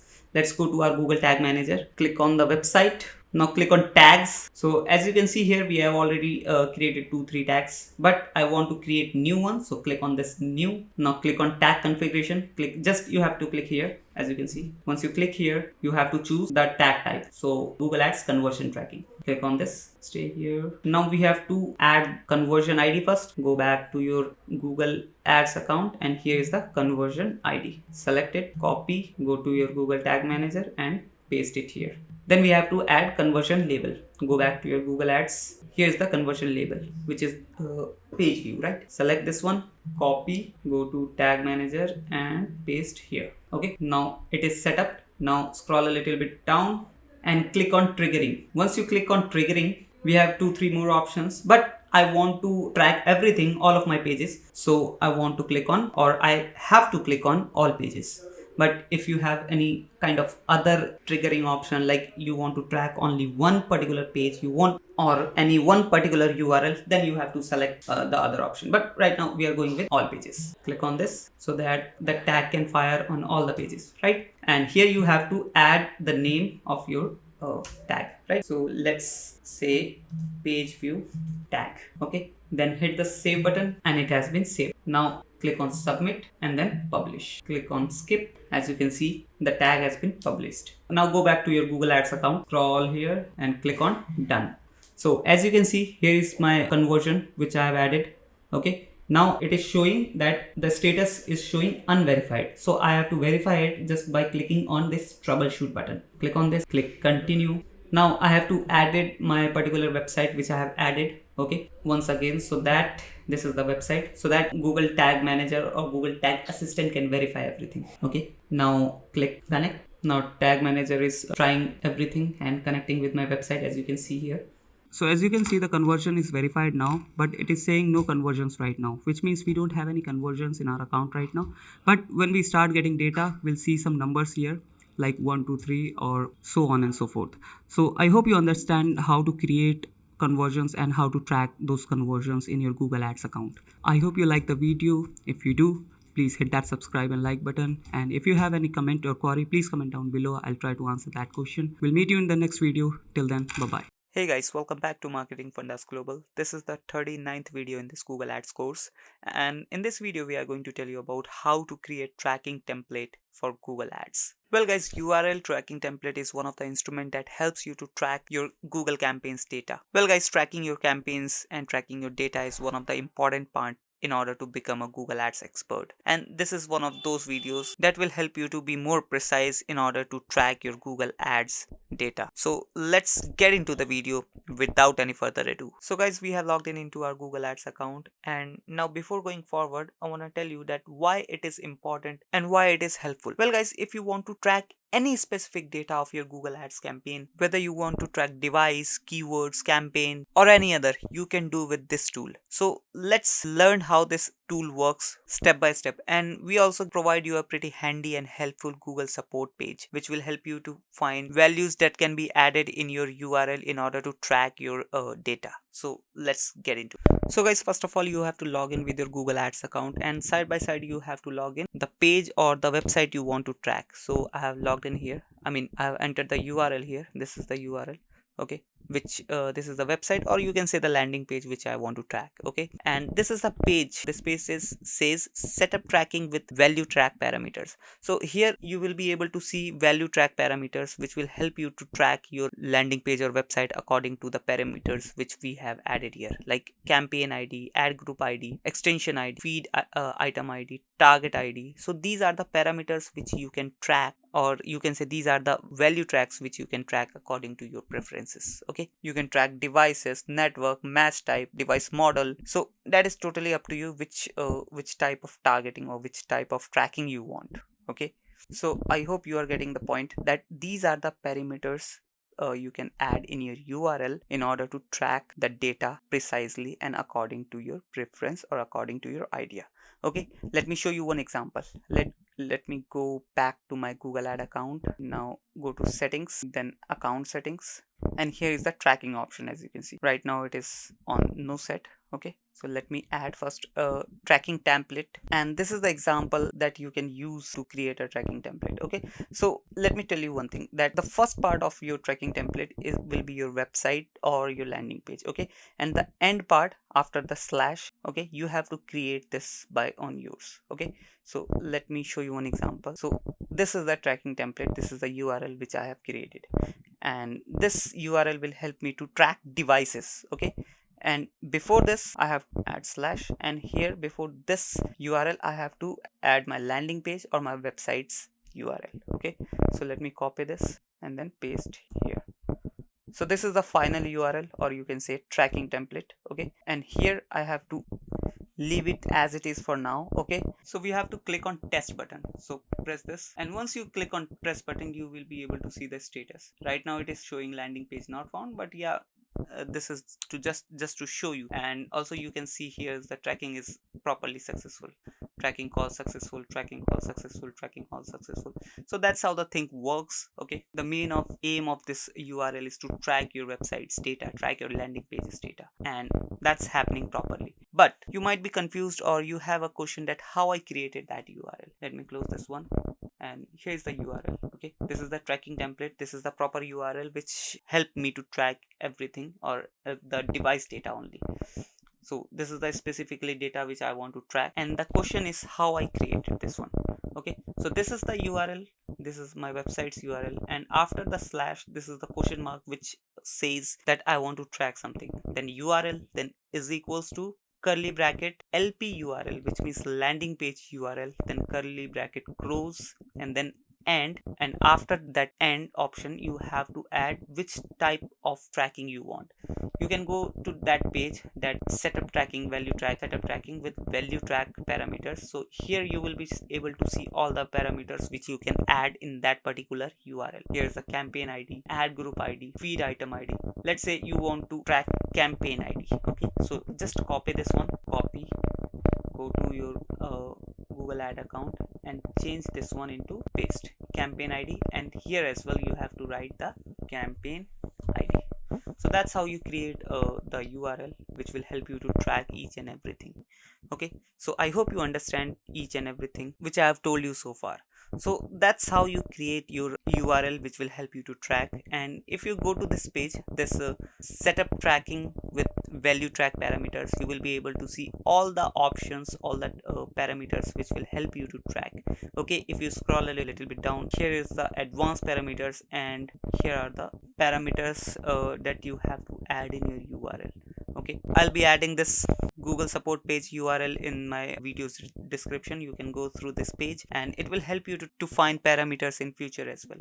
So you can go through this page thoroughly and you can create your own URL which will help you to track your campaign's data. So I hope you understand the video. I hope you like the video. If you do so, please hit that subscribe and like button. If you still have any question or query, please comment down below and I'll try to answer that question. We'll meet you in the next video. Till then, bye bye. Hey guys, welcome back back to Marketing Fundas Global. This is the 47th video in this Google Ads course, and in this video we are going to tell you about affinity audience in Google Ads. Well guys, if you want to target your audience on the basis of their interest, on the basis of their regular activity, then affinity audience is the option that will gonna help you out. Affinity audience is the option in Google Ads that let you target your audience on the basis of their interest, on the basis of their activity they are doing on a regular basis. So let's understand how affinity audience works and how we can do this kind of targeting using affinity audience. Let's get into the video without any further ado. So guys, we have logged in into our one of new Google Ads account,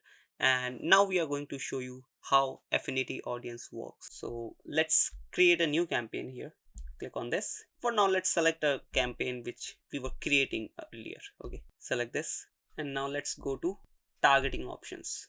And in targeting options, there is audience segment. Let me click on add targeting. Let me select demographics. Okay, so these are the targeting options. We have some more over here. So if I click on audience segment and if I go to browse, I'll be able to see these are the audience segment options we have right now, as we have already covered the who they are option in the previous video. Okay, now we are going to explain this option, what their interests and habits are, and these are affinity audience. So if we click on this, we'll be able to see all the options, you can say the habits and the audience that a user can have on the internet. Okay, and on the basis of those interests and habits, you can target your audience. Okay, and let me tell you how this audience accumulates here, which means how Google knows that this particular person has an interest in banking or this particular girl has an interest in beauty and wellness. So how these data are getting stored in this affinity segment. Okay, so let's understand this clearly. If you are an internet user, then definitely you might have one Gmail account, one Google account, right?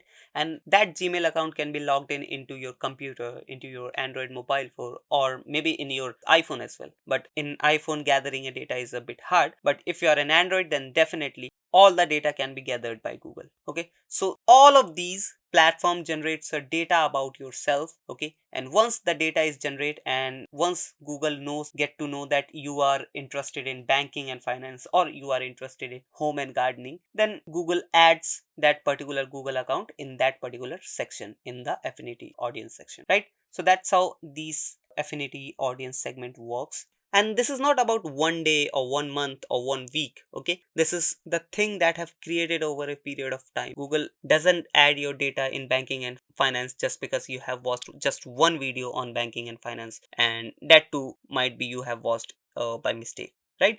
So Google takes time to understand that which type of person you are, what are your interests, what are your habits. Then Google select the perfect type of interest or habit segment where your account can be added or can be submitted, right? So these are the options you have here, as you can see here, like banking and finance. And if I click on this, I'll be able to see one more option here, and every option has some sub options over here. And if I click on this, I'll be able to see beauty mavens, frequently visits salons. So that's how these affinity audience section works. As you can see here, food and dining, and in food and dining I have one more option here, coffee shop regulars and cooking enthusiast. And if I click on cooking enthusiast, I have two more options over here, 30-minute chefs, aspiring chefs. So these are the options which you can select to create the perfect audience for your business. But before this, you have to find out that who is your perfect audience. You can create a buyer's persona and then find out what can be the habits and what can be the interest of your targeted audience. Then on the basis of that data, on the basis of that data's result, you can select the audience, and then I'm damn sure that you will be able to perform better in Google Ads with the best possible budgets. Okay, I hope you understood the video, and if you like the video, please hit that subscribe and like button. And if you still have any question or query, please comment down below. I'll answer those questions. We'll meet you in the next video. Till then, bye-bye. Hey guys, welcome back to Marketing Fundas Global. This is the 48th video in this Google Ads course. And in this video, we are going to tell you about in-market audience in Google Ads. Well guys, if you want to find the audience who is actively searching for the product or the services related to your product or the industry in which you are, where you can find this kind of hot audience that can directly buy the product or the services which you are selling because they are totally hot and they are keen to buy the product, right? You can find that type of audience in market audience Google Ads. Now let's understand that what is in market audience and how does it work. Let's get into the video without any further ado. So guys, we have logged in into our Google Ads account and we are in the targeting section right now, and as you can see here, audience segment, and we have 0 targeted segments right now. And once we click on this pencil icon, we'll be able to see these options. We have already covered this one and this one in the previous videos, okay, 46th and 47th, and right now we are in the 48th video. Okay, so in this video we are going to cover what they are actively searching or planning. Also, this is called in market or live events. So before proceeding further, let me just clarify one thing, that these type of audience or these type of segments only works in display ads or the video ads. Okay, and if we talk about search or PPC ads, these type of segments doesn't work that much because that is totally a different game. In search ads, people search their keyword, search their query, and on the basis of those query, on the basis of those keywords, Google shows results to those audience. Okay, so these options, mainly these options, are for display ads or videos ads. Okay, now let's talk about what they are actively searching or planning. Once we click on this, we'll be able to see in market or live events. Let me click on in market audience, as we are talking about in market only right now. Okay, so in this we have many options over here. As you can see, apparel and accessories, art and craft supplies, autos and vehicles, baby and children products. So if you are a person who is searching for baby or children products, maybe baby food or maybe a toy, okay, and if you're searching on a regular basis about baby food, baby products, then definitely you will be in this section. Your data will be stored in this section, in baby and children's product section. Definitely you will be starting seeing baby product ads or the product services related to baby and children products. Okay, so how does it work? Well, as I've told you already in the previous video, that if you are a Google user or not the Google user, if you are the internet user, then you definitely you'll have your Gmail account, right? And through that Gmail account, Google tracks your each and every data, that what are you searching for, what are you watching on YouTube, what are you interacting with. So once these data accumulates day by day, Google tags you as an in-market audience and add your data in one of these options. Okay, now let's take one example. Let's say I'm watching videos related to digital marketing and I'm keenly learning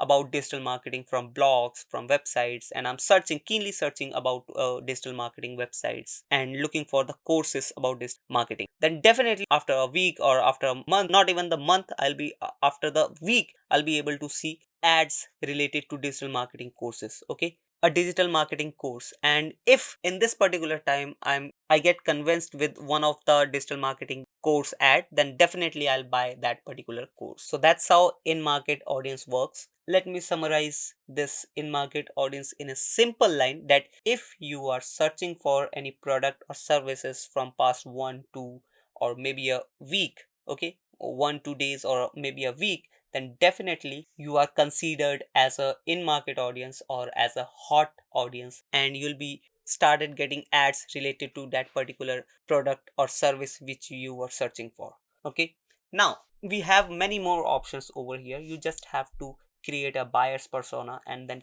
find out that which type of audience can buy your product. Maybe your business offers clothing, then you can select this apparel and accessories options. But if you've done a research properly, then you'll be find that if I buy a cloth, then definitely I might need altering as well. So if you provide altering service, then you can select this option, and after the audience buying apparel, and after the audience buy any kind of apparel, then they might need an altering service. Okay, and then they can contact you because they are seeing your ads. Okay, so that's how you can create a buyer's persona and find out who is your targeted audience, and then select the targeted audience, or directly you can select the audience whom you want to target. Okay, so I hope you understand and I hope you like the video, and if you do, please hit that like and subscribe button, and if you still have any question or query, please comment down below. I'll answer those questions We'll meet you in the next video. Till then, bye-bye.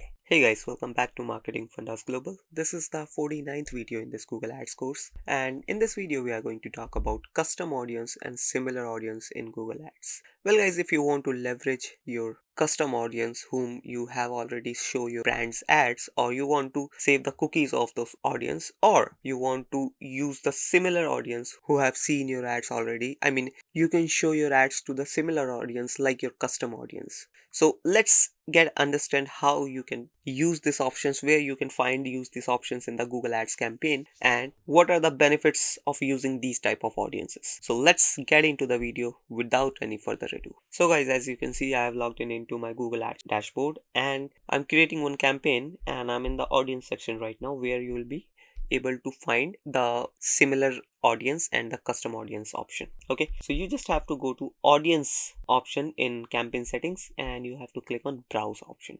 Once you click here, you will be able to see all the options which you can use for your similar and custom audience targeting. The first one is similar segment, then we have custom combination, then we have website visitors, then we have customer list. And if we go back, okay, you'll be able to see like this. Once you came here, okay, in the search option, you have to click on browse, and you'll be able to see these options, who they are, as we have already talked about this in our previous videos, and then affinity audience, then in-market audience. Now we are going to talk about your data and similar segments, which means how they have interacted with your business, which means the audience who have already interacted with your ads with your business. So this is that particular data.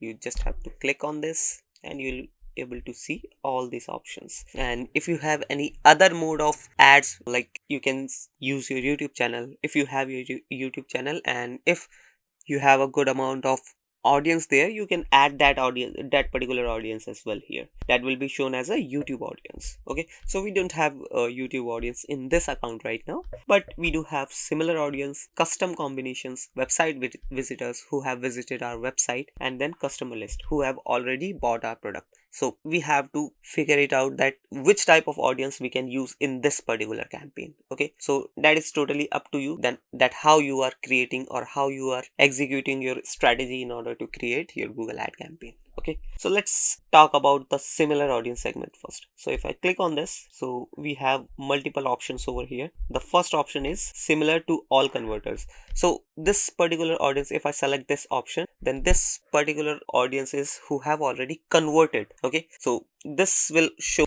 to the similar audience who have already converted. Okay, then we have similar to all visitors. So the audience who have visited our website, and this option will show to the similar audience who have visited our website. Okay, maybe they have visited others website in that particular niche, okay, in that particular category. So that will be called as a similar audience, similar to all visitors, right? Then similar to cart abandoners. Similar to cart abandoners means who have added the product in cart but left the website from there. Then we have other options as well, similar to cart page viewer, similar to checkout page viewer. So we have many options over here. Okay, so this is our business name, and then similar to Kilol registered users, which means the audience who have registered with us. And if I check this particular option, this will show, the campaign will show ads to the particular audience, to the particular similar audience who have registered with us. Okay, so that's how similar audience works. If we go back in the similar segment option,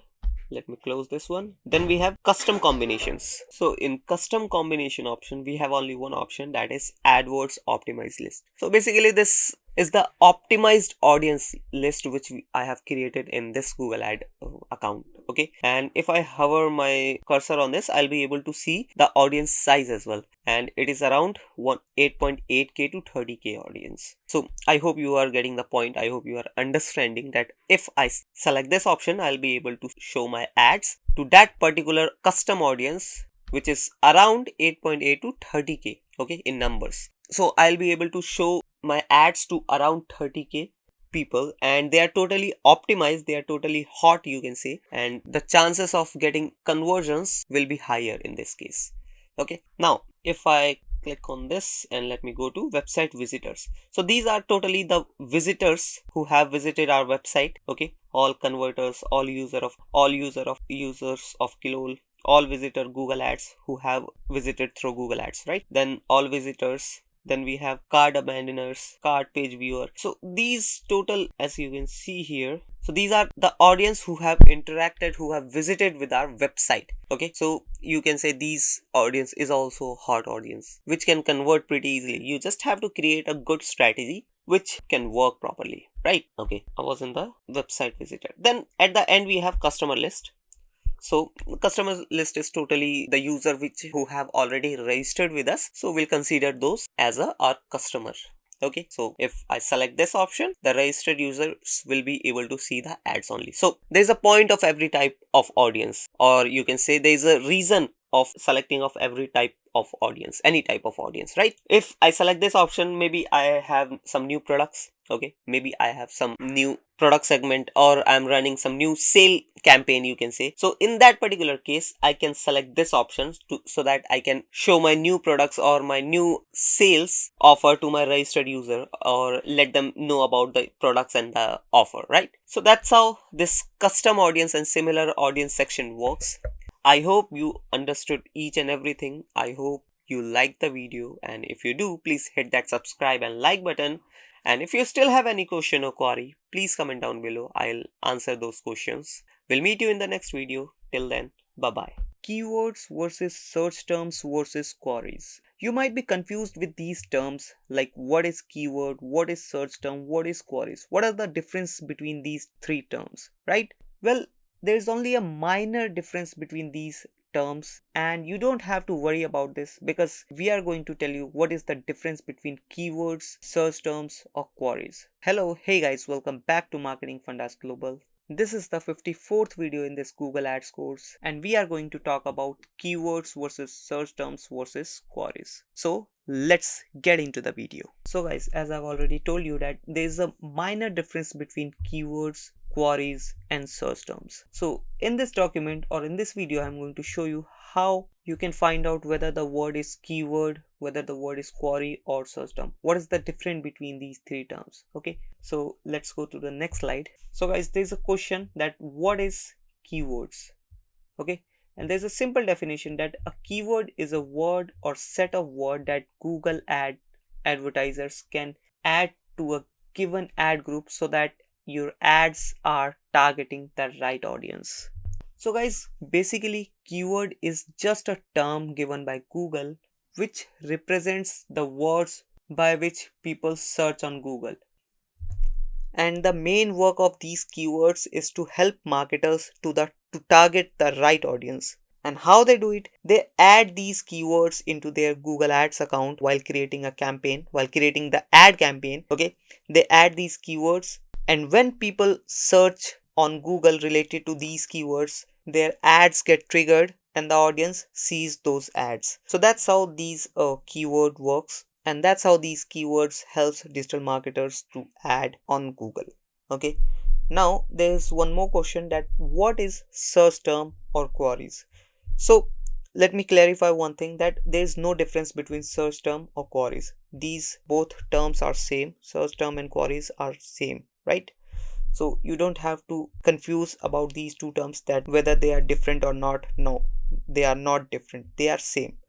Now let's read the definition once. A search term is a word or set of words a person enters when searching on Google or one of our search network sites. So guys, basically a search term is a simple word, or can be a set of words, like set of 2 or 3 words, maybe 4 words. Okay, so these search terms can be entered by the audience or the person who is searching on Google, and when the person enters the search term or queries, the keywords in those search term or queries triggers the ads through Google Ads, and they sees the ad.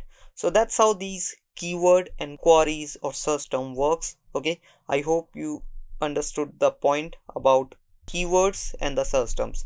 Mainly search terms or queries gets entered by the person who is on Google and the person who is searching on Google. Okay, and the keywords is basically used by the digital marketers, by the advertisers who add these keywords in their Google Ads campaign so that they can show their ads to the relevant audience, right?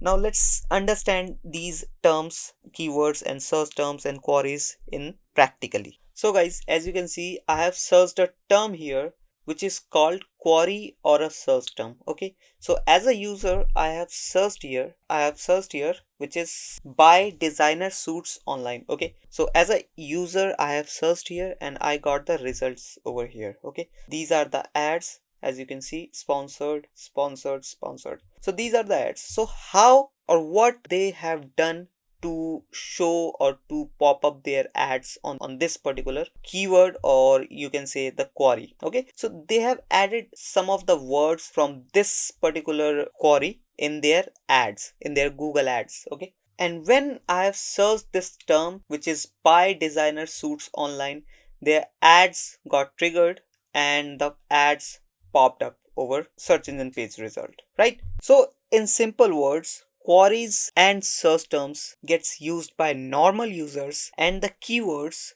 which is basically a term given by Google used by advertisers. Okay, and those particular keywords are added in the Google ads account, which means advertisers add those particular keywords into their Google ads account in order to show their ads to the relevant audience. Okay, and when the relevant audience searched a query or a search term related to that particular keyword, like they might have added designer suits only. Okay, but I have searched buy designer suits online and they have added their match type as broad match. That's why their ad is being shown on this search result, because they are using broad match type. Okay, and when we use broad match type, if a word gets appear in that particular search term, their ad will be shown. In this case, they might have added designer suits in their ad account, and I'm seeing their ads in this particular keyword, which is buy designer suits online.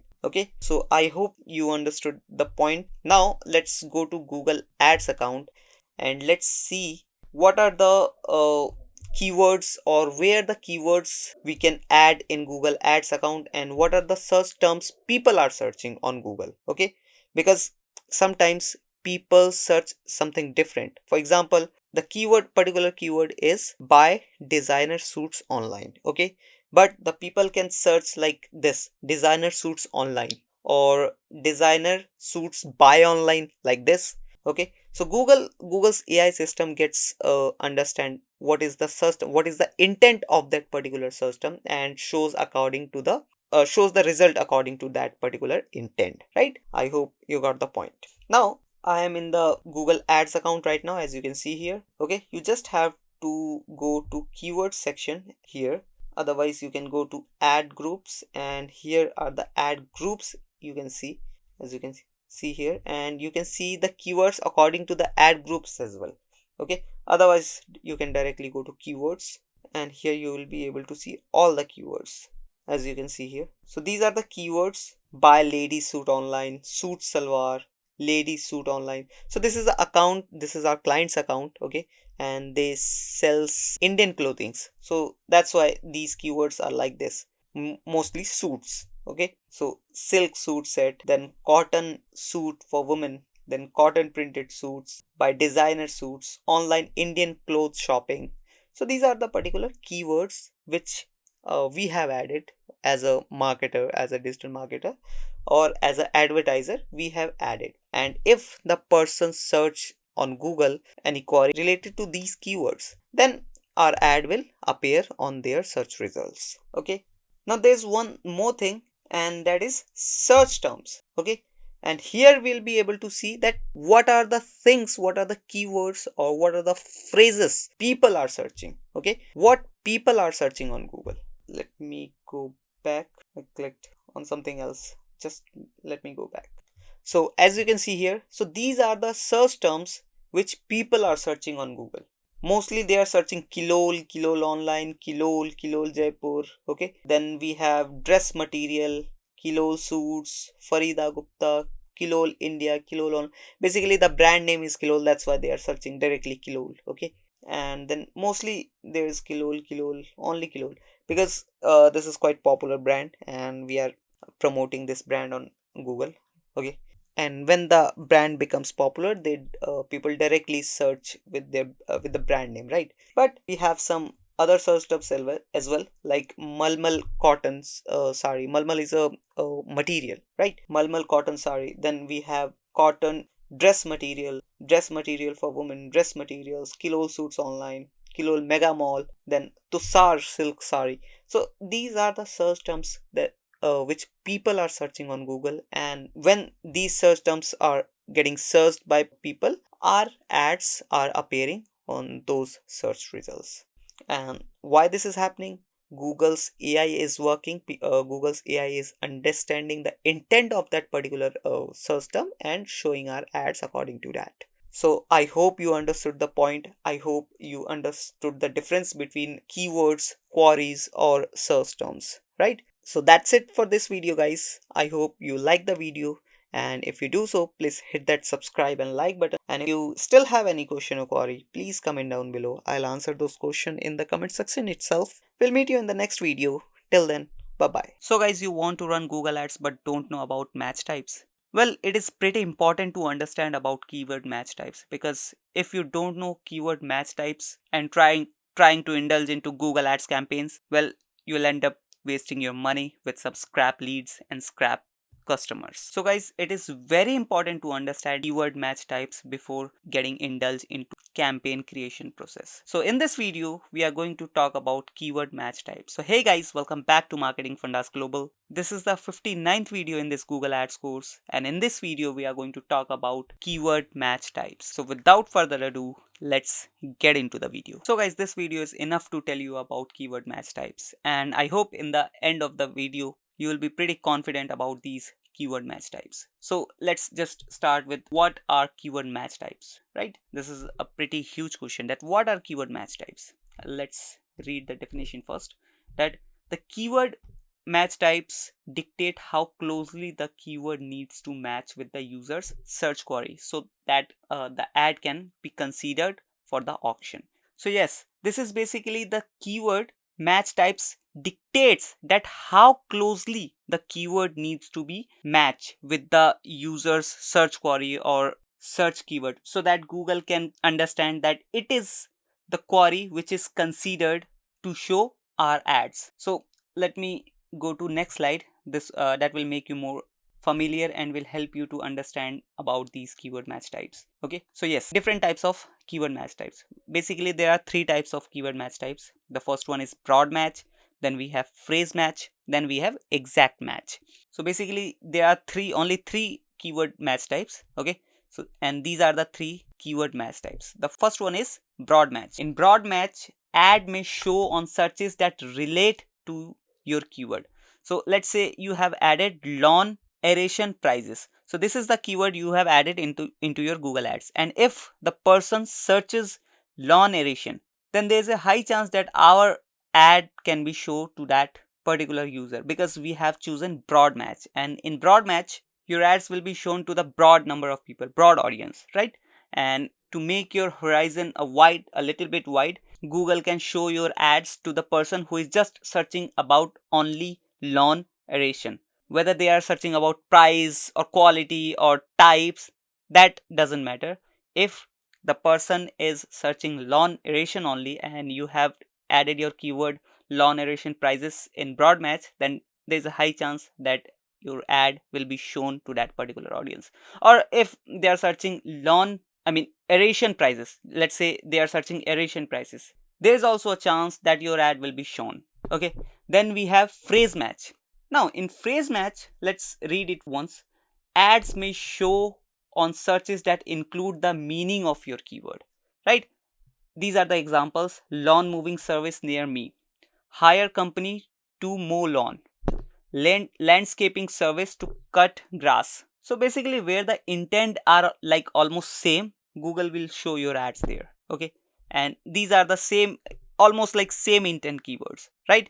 The first one is lawn moving service near me, hire company to mow lawn, landscaping service to cut grass. So you have to understand that if users search queries intent is about or is near with your keyword, then your ad will be shown to that particular user. And in the exact match, also the name also suggests that exact match, when the audience searches that particular keyword, the exact keyword which you have added in your Google Ads, then and there only your ad will be shown. Okay, otherwise if they use some synonyms, like let's take this example, lawn moving service, if they search backyard moving service, then also your ad can be shown to that particular user, because the lawn and backyard is almost like same, and Google thinks that these two keywords are exact match. That's why. And if we read it once, ads may show on search that are the same meaning as your keyword. So as I have told you, if the keywords have the same meaning, then your ad will be shown in this type of match type. Okay, and now let's go to the third slide. Now it is a complete definition or the complete explanation of broad match. Now let's read it once. Ads may show on searches that are related to your keyword, which can include searches that don't contain keywords terms. Okay, this helps you attract more visitors to your website, spend less time building keyword list, and focus your spending on keywords that work. Broad match is the difficult match type that all your keywords are assigned because it is the most comprehensive. That means you don't have to specify another match type like exact match, phrase match, or a negative match type. Also, we'll be telling you about negative match type also in the upcoming video, but mainly there are three match types. Okay, negative match type is something else that we are going to explain you in the upcoming videos. Okay, you don't have to worry about it. So I hope you understood about the broad match, that it is a pretty comprehensive match type where you don't have to put your mind finding some of the exact keywords. You can just add the relevant keywords and broad match type will show its power. Okay, so by using broad match type, you can find some of the most, or you can say some of the most useful keywords for your business. So if you are looking for some of the best keywords that can grow or that can help you to grow your business, then you should use broad match. Otherwise, we don't suggest to use broad match type because it can eat a lot of money, and in return you will get tons of scrap users and scrap leads. So you have to think about it before using broad match type. Okay, now let's go to the next slide. This is phrase match. Okay, let's talk about phrase match. Ads show may on searches that include the meaning of your keyword. Okay, the meaning of the keyword can implied, and user searches can be more specific form of the meaning. Okay, with phrase match you can reach more searches than the exact match and fewer searches than the broad match, only showing your ads on the searches that include your product or service. So I hope you got the point. If the meaning of the search is like same, then and there only your ads will be shown. Okay, let's take some examples. Phrase match keyword is, if let's say we have added tennis shoes keyword, okay, in our Google ad campaign, and your ads might shown in these searches: shoes for tennis. Okay, almost the meaning of these keywords are almost like same. Then buy two tennis shoes for on sale, red tennis shoes, comfortable tennis sneakers. In these type of searches your ad can show because we have added this keyword, and these are nearly like the intent or the meaning of these keywords are same. That's why. And on which type of searches our ad won't be shown, like this: tennis racket and training shoes. So this is totally going off. That's why, which means tennis and shoes are there, but racket and training, there's also two words, that is rackets and training. That's why it going a little bit off. Then we have, can you wear running shoes for training? This is also totally going off. That's why our ad will not showing, or our ads won't show here, because as I have already told you that the meaning of the searches should be same, or you can say the intent of both the searches should be same with our keywords. Okay, the keywords which we have added in our campaign and the intent of the searcher. Okay, I hope you got the point. Then we have the third option, which is exact match. Let's read about exact match. Ads may show on searches that have the same meaning or same intent as the keyword.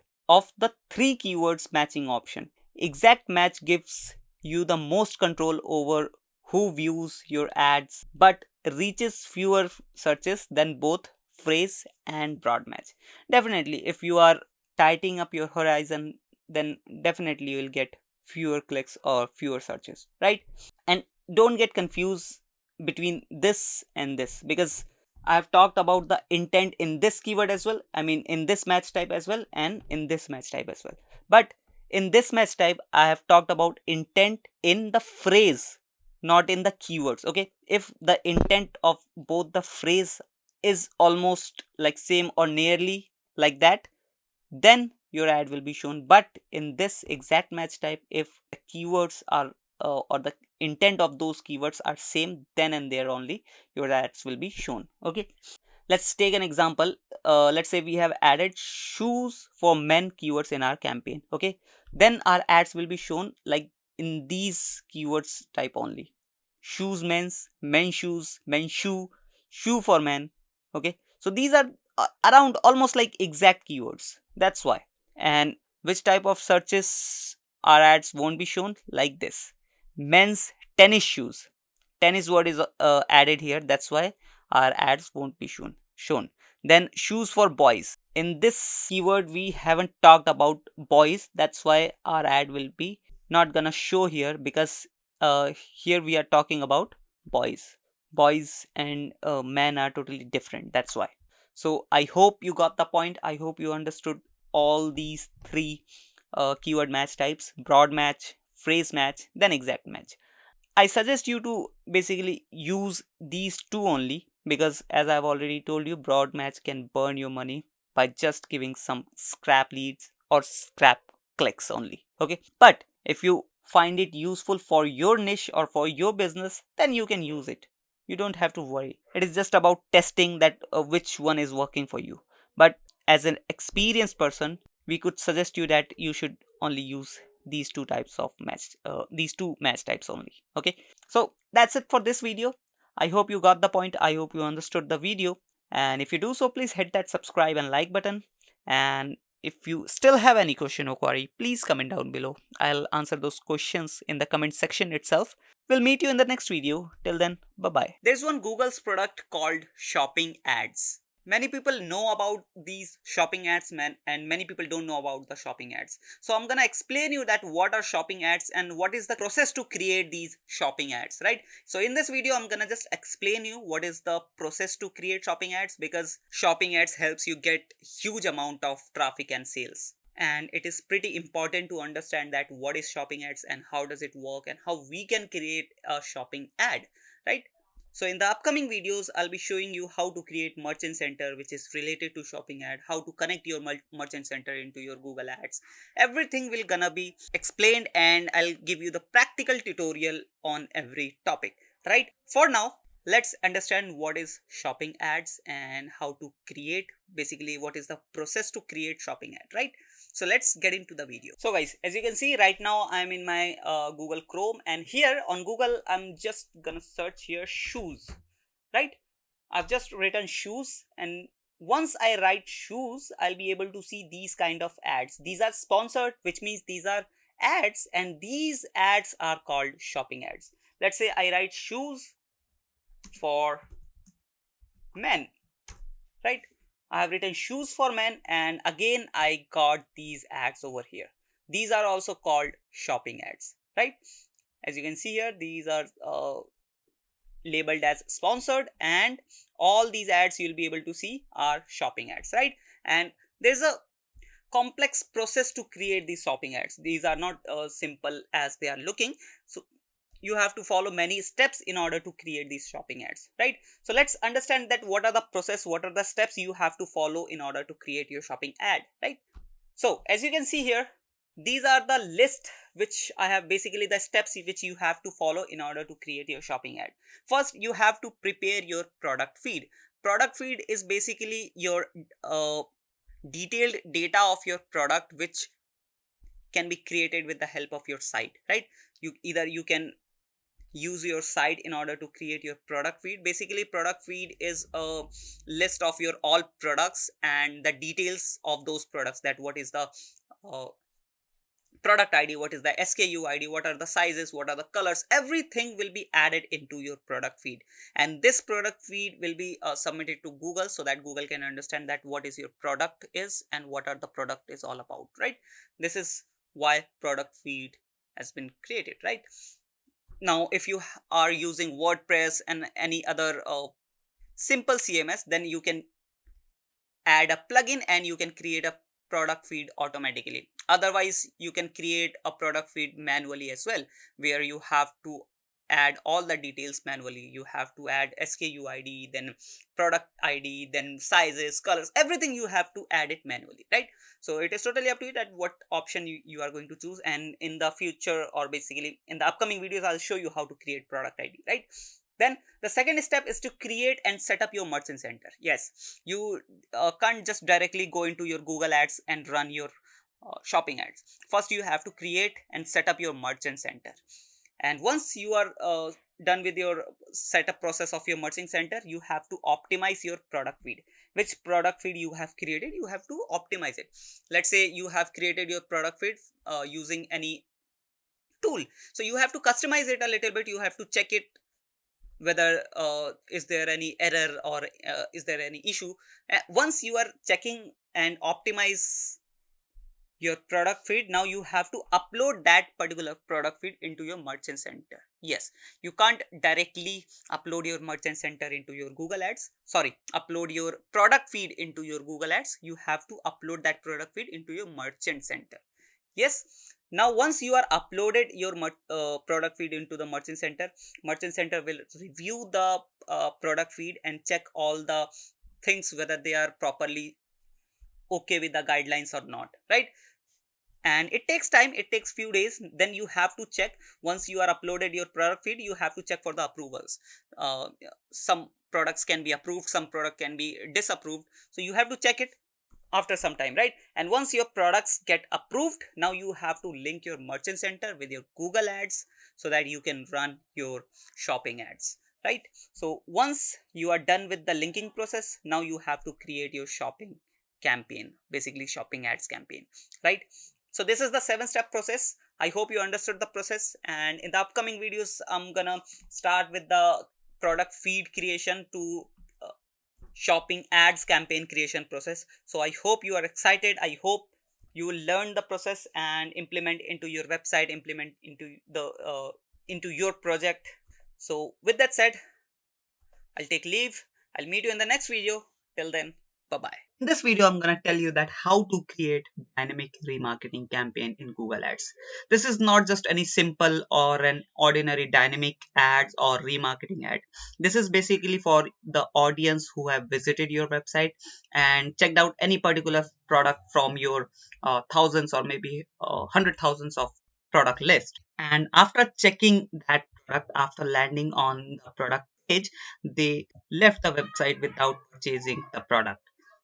So what this campaign do is this will show your audience that same product that they have left in your website without purchasing. Yeah, so you just have to create this campaign, and this campaign will handle all the thing once after your audience left your website without purchasing any particular product, right? So I hope you understood.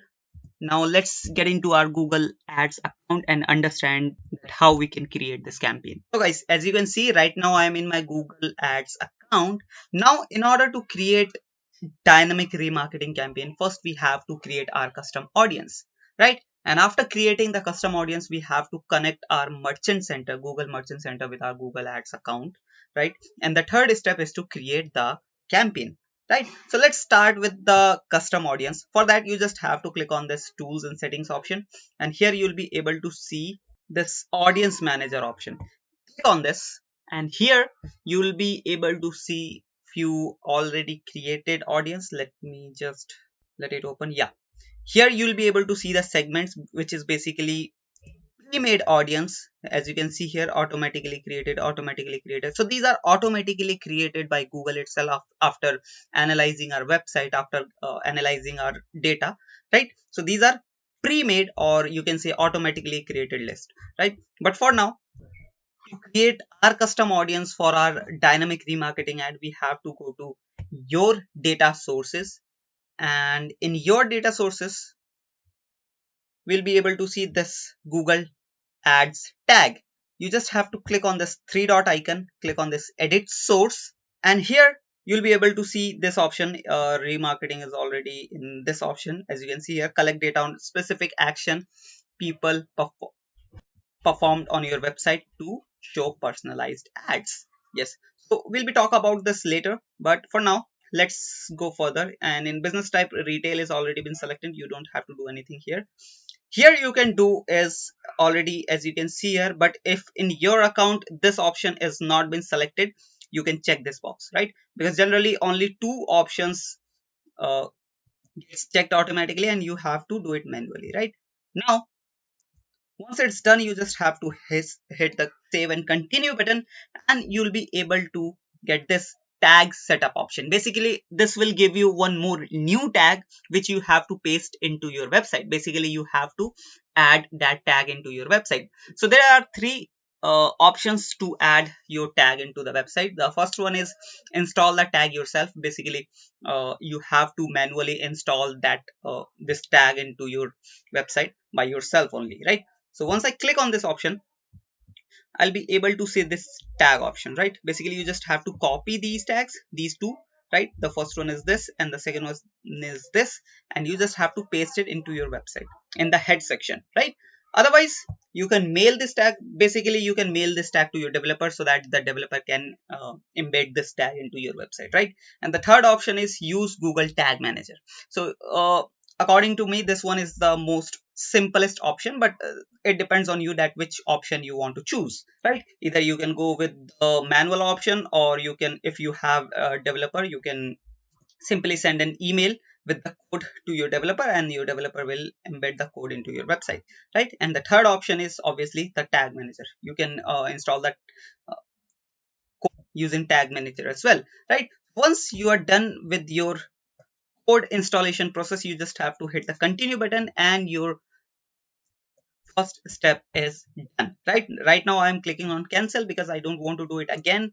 Now you have to connect your Google Merchant Center with your Google Ads account, right? If you don't know how to connect Google Merchant Center with your Google account, you have to wait for 2 or 3 videos, upcoming 2 or 3 videos, and in the upcoming videos you will be able to learn the proper process, step-by-step process on how to connect Google Merchant Center with your Google Ads account, right?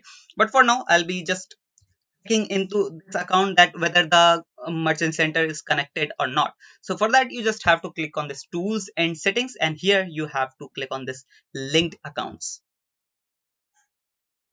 And once I clicked on linked accounts, you will be able to see that Google Analytics and Google Merchant Center has been already connected, right? So these two accounts are linked. I don't have to do anything here. And now the third process is to create the campaign. For that, just go back to home, basically, right? And in home, we'll be creating a new campaign. So for that, click on new campaign. Now here we have to select the objective. So I'll be going with create a campaign without a goal guidance. Now here I'm gonna click on shopping ads. Now as you can see, these are the conversion goals, and we have to select the merchant center here, right? So here we have two merchant centers, but as you can see here, there are no products in merchant center. But whenever you will be creating your campaign, you'll be able to see the products here, right? Because this is just a demo account, that's why we are not able to see products here, right? Because we haven't added any product in our merchant center, right? But the proper process is to add products into your merchant center using product feed, and then you should connect your merchant center with your Google Ads account, right? But just to show you, just for the demo purposes, I'll be selecting any one of them, right? Now as you can see here, it is showing me to add products, but for now just leave it. Now here we do have two options: performance max campaign and standard shopping campaign. So standard shopping campaign will show only Google search network, right? And but if you select performance max campaign, then your ad will be shown on every Google's product, whether it is Gmail, YouTube, Google search, display network, everywhere, right? But for now we'll be going with standard shopping campaign and then hit the continue button, right? Now we have to name this campaign. Let's say we are giving this campaign demo dynamic remarketing, right? This is the name I have given to this campaign. Now here you have to set your bidding and budgeting. Also, you can, if you want, you can click on this additional settings and you'll be able to see these settings, but here these are not that much important right now. Let's talk about directly bidding and budgeting. So here I'll be going with manual CPC. It is on the optimal option, right? And here the budget which I want to add is around 2400 rupees, which is around $30. So this is my daily budget, right? Now campaign priority is set on low, which is the default one, and you can leave it like this. You don't have to do anything here that much. And it is recommended if you have only one shopping campaign, right? So in this account we are creating just this first shopping campaign, that's why we are not doing anything here. Right now in targeting, we'll be clicking on all networks which are recommended, right? Otherwise you can click on choose network, and here you will be able to see this checkbox, right? But for now let's click on all networks. Now in the device option, I've already shown you this option in our previous videos, and even this option is not available in this campaign, right? As you can see here, ads will show on all eligible devices by default, so you can't do anything here. Now you can set the location. If you want to set basically you want to run your ad in the whole country, then you can select this one. Otherwise you can add any another location as well. Let's say I want to target Delhi only, which is the capital of India, so I'll be targeting Delhi only, right? Otherwise you can click on advanced search and advanced search option, where you get two targeting options, location wise and radius wise. But for now just leave this option. Then we have these location in location options, we have targeting option. Basically we do have two options, and I've already told you about these options. If you don't know, please refer to our previous videos where I have already explained about these options, right?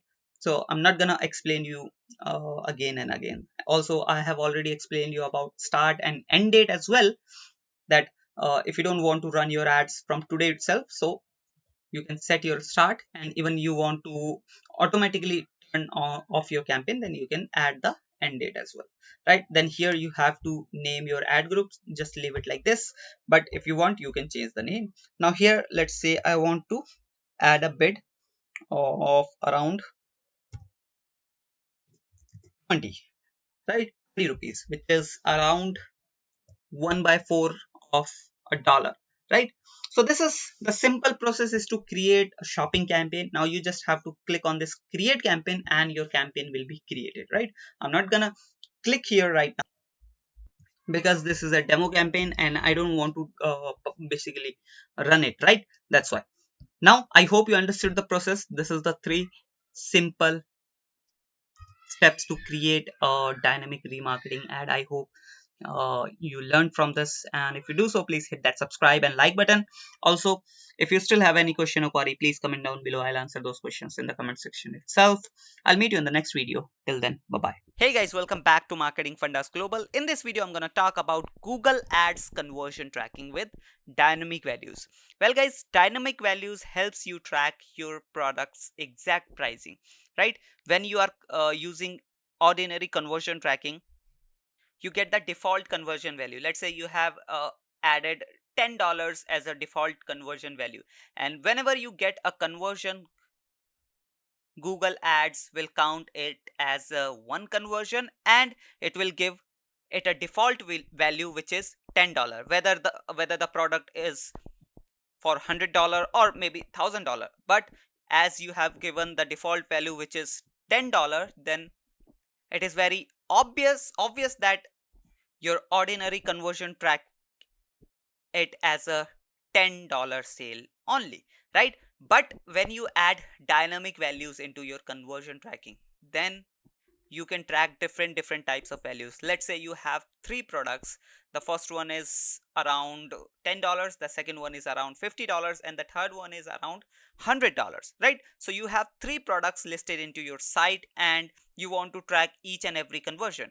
Now you are using dynamic values. That means your Google Ads will track each and every sale with the exact value, with the exact amount on which you are selling the product, right? Let's say you get 3 sales, and each of the product in your store has been sold one time, which means that your $10 product has been sold one time, and your $50 product has been sold one time, and your $100 product has been sold one time. So your total conversions will be 3, and your total conversion value will be $160, right? Because $10, $50 and $100. But when you do ordinary conversion tracking, there you'll be able to see 3 conversions, but the conversion value will be set as default. Let's say you have added your conversion value $10, right? This is the default value, and then the conversion value will be only $30, right? It will count 3 times that same particular default value, right? So this is the basic difference between ordinary conversion tracking and the conversion tracking with dynamic values. Now let's get into our Google Ads dashboard and learn about it more. So guys, we are into our tag manager right now, because we are going to use tag manager. We'll be going to use data layer concept here. We'll be firing few tags, we'll be using variables. So all of these will be going to teach you properly. You don't have to worry about it. Let's go to our Google Ads account and create one tag, right? So let's click on tools and settings, and in click on conversions, and now we are going to create a purchase conversion, right? So as you can see here, we are into the summary. Here, as you can see here, we do have already conversion purchase conversions here, right? So we have already created few purchase conversions, but let's just create a new one. Let's create click on new conversion. Let's click on website, and here we have to add the website URL. Let's copy this and paste it here. Now hit the scan button. Now it is scanning, and we have to manually set the conversion, right? Now so click on the recommended one, hit the apply, and now scroll a little bit down, and now we have to manually set the action, right? As you can see here, this says create conversion action manually using code, right? So let's click on add a conversion action manually. Now here, first we have to set the goal. Obviously purchase is our goal. Then we have to name this conversion. Let's add purchase dynamic and value testing, right? So this is the demo conversion. That's why I'm adding demo as well, so that I can find out the demo conversion, right? Now here we have to set the value. Now it is asking that whatever the conversion you get, do you want to use the same value, or you want to add a different value for each conversion, right? And the third one is don't use a value for this conversion action, although this is not recommended and we are not going to use this one, right? So we are going to use this second one, because if we select this first one, and if we get 2 conversions, let's say our product is worth $10, right? And if we get 2 conversions, we'll get $20 of conversion value. But as you can know that we have multiple products in our e-commerce website, and we need to track every product's proper pricing, exact pricing, right? There are thousands of products, and they have different costings, they have different pricings, right? So we need to track those pricings properly, right? So this option, the second one, would be the perfect for us, right? So let's choose the second one. And now if you want to learn about these value more properly, you can check out our previous videos. Now let's scroll a little bit down, and count will be using every, and click through, it is totally up to you that what you want to set your click through window. You can change it according to your preference, right? Now hit the set button. Now just click on save and continue. Now here we'll be getting a conversion ID. right? So we are going to use tag manager. We here we have conversion ID, and here we have conversion value as well, which basically purchase dynamic value, right? Now let's go to our tag manager, right? uh, let's copy the conversion ID. I am pressing Ctrl C. Now in tag manager, let's go to tags. Let's fire one tag, click on new. Let's name this tag dynamic purchase value testing, right? And demo in bracket. Done. Now let's add a tag here. Simply click on conversion tracking. Now here we have to add conversion ID, as we have already copied it. Then we have to add conversion label. So basically the conversion label is this is the value, right? So we have to copy this and paste it here, right? Now we have conversion value, transaction ID, and currency code. So how we will get these three things, right? For that we have to go to our website, and we need to install one plugin, right? So that we can create data layers, right? As I told you that we are going to use data layers concept here. Now let's go to our website. So here it is. We are on the WordPress backend of our website, right? Now we are going to install one plugin. We are using WordPress, so we are going to use a WordPress plugin. Basically the plugin is directly from Google. We just have to install Google Tag Manager for WP, right? We have already installed here, right? And you just have to install that plugin and activate it. Then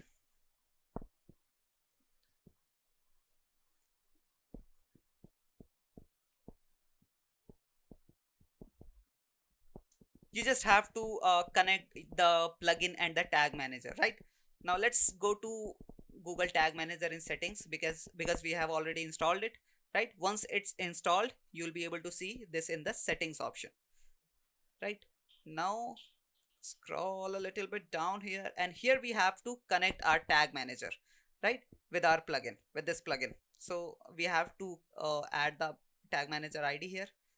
This is the tag manager ID. Click on this, and here this is the tag manager ID. Let's just copy this, right? This is the code GTM TM, right? Just copy and paste it here.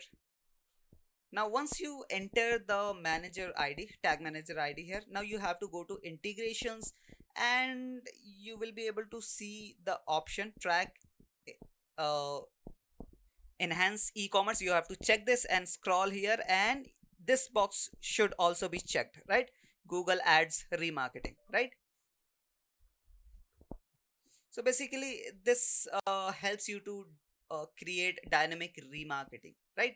Basically this adds the variable into your data layers, right? Now let's go back to our tag manager here. As you can see, we need to add these data here, right? Now let's go back here and save the changes button, because we have checked the boxes, right? Now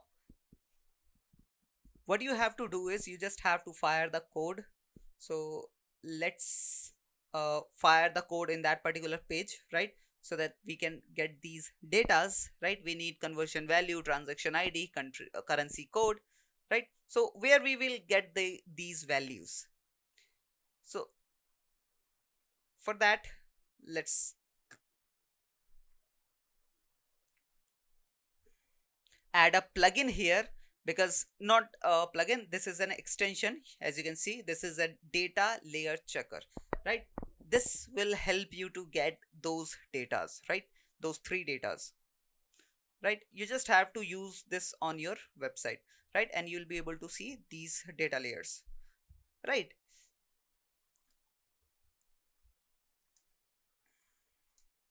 And overall we will fire this tag in the thank you page, because we need to track the pricing of the product, right? So let's go to our website now so that we can find out the data layers. Now let's simply open our website. Now let's buy a product, because we do have the access to this site. So we are just making a demo purchase here, and as you can see, the data layer data has been here. Right now let's purchase the product so that we can get the data layer data. Right now simply click on proceed to checkout. Now here we have to add the details. I'm just adding the demo details. Let's add testing, last name testing again, and let me add the, yeah, just the data details. Right, again testing here.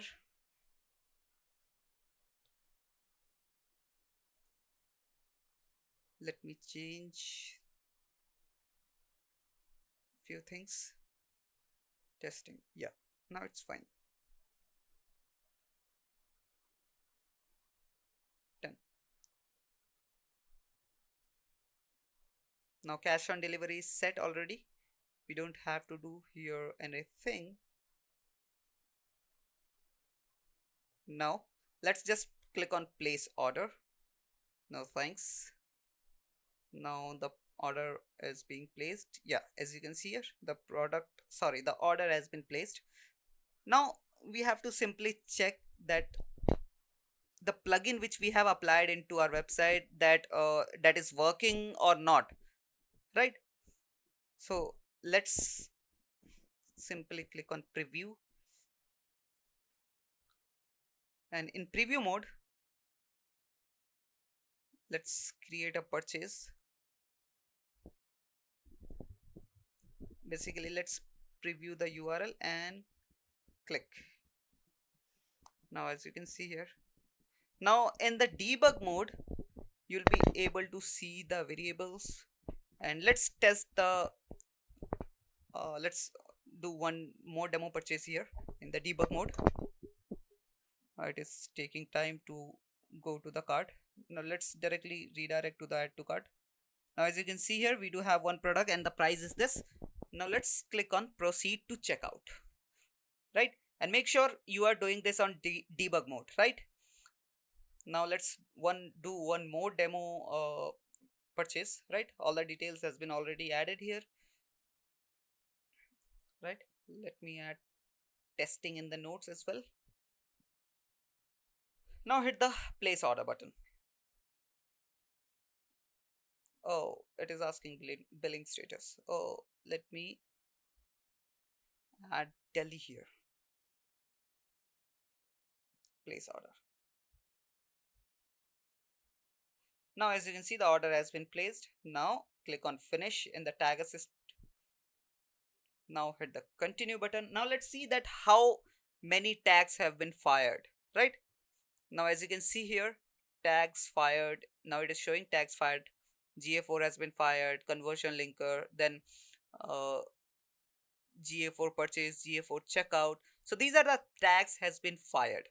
Now we have to check basically variables and data layers. So in data layers you will be able to see all those three datas here. Right, so as you can see here, all those codes has been fired here. And why it is happening? Because we are using the plugin. We have taking the help of those that plugin, right, which is GA4 tag manager for WP. Right, so if I click here, as you can see here, from e-commerce currency code we get, ID get, and purchase we get. Right, so these are the main, these three things which we need in e-commerce. Right, so this is totally because of that plugin. Right, now what we have to do is, you just have to go back to tag manager, and in this dynamic conversion basically which we was creating, now we have to add the conversion value here, and transaction ID and currency code. Right, so here we will get those data, right? Generally you can check out that data, but we have already told you the alternative as well, which is the extension, which is the Chrome extension, which is data layer checker. And when you use this data layer checker, you will be able to see the same details over here as well, right? So I have told you two ways to find out that data layer codes basically, right? So let's go back. In tag manager we have to add that data. Right now, simply let's just copy the data and paste it here one by one. Right now, so there's one more thing. As you can see here, we can check the revenue and the product pricing as well here, right? That what was the product price of that particular product. As you can see, the price of that product is 7686, and the total revenue including taxes, the amount is 8455, right? So you can track the basically the revenue and pricing as well, but the data we need is basically the purchase id, purchase code, currency code, and the id, right? So let's use these data here: conversion value, transaction id, and currency code. Let's add conversion value here. Simply go to tag assistant, or you can check the same thing in your data layer checker as well, which is the Chrome extension, right? You can use this tool either, or you can check the tag assistant, right? So let's just copy it, and you can just paste it there, right? Now just simply copy, and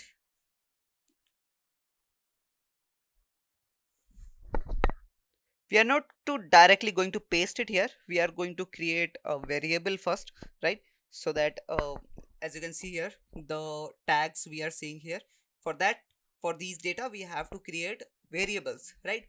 So to create a variable, we have to go to Google Tag Manager, click on variables, and the thing which I have already shown you here, and you can use this data to create variables, right? You just have to click here, and in currency copy, just as you can see here, e-commerce dot currency code, copy it, and in Google Tag Manager you have to use this data in variables.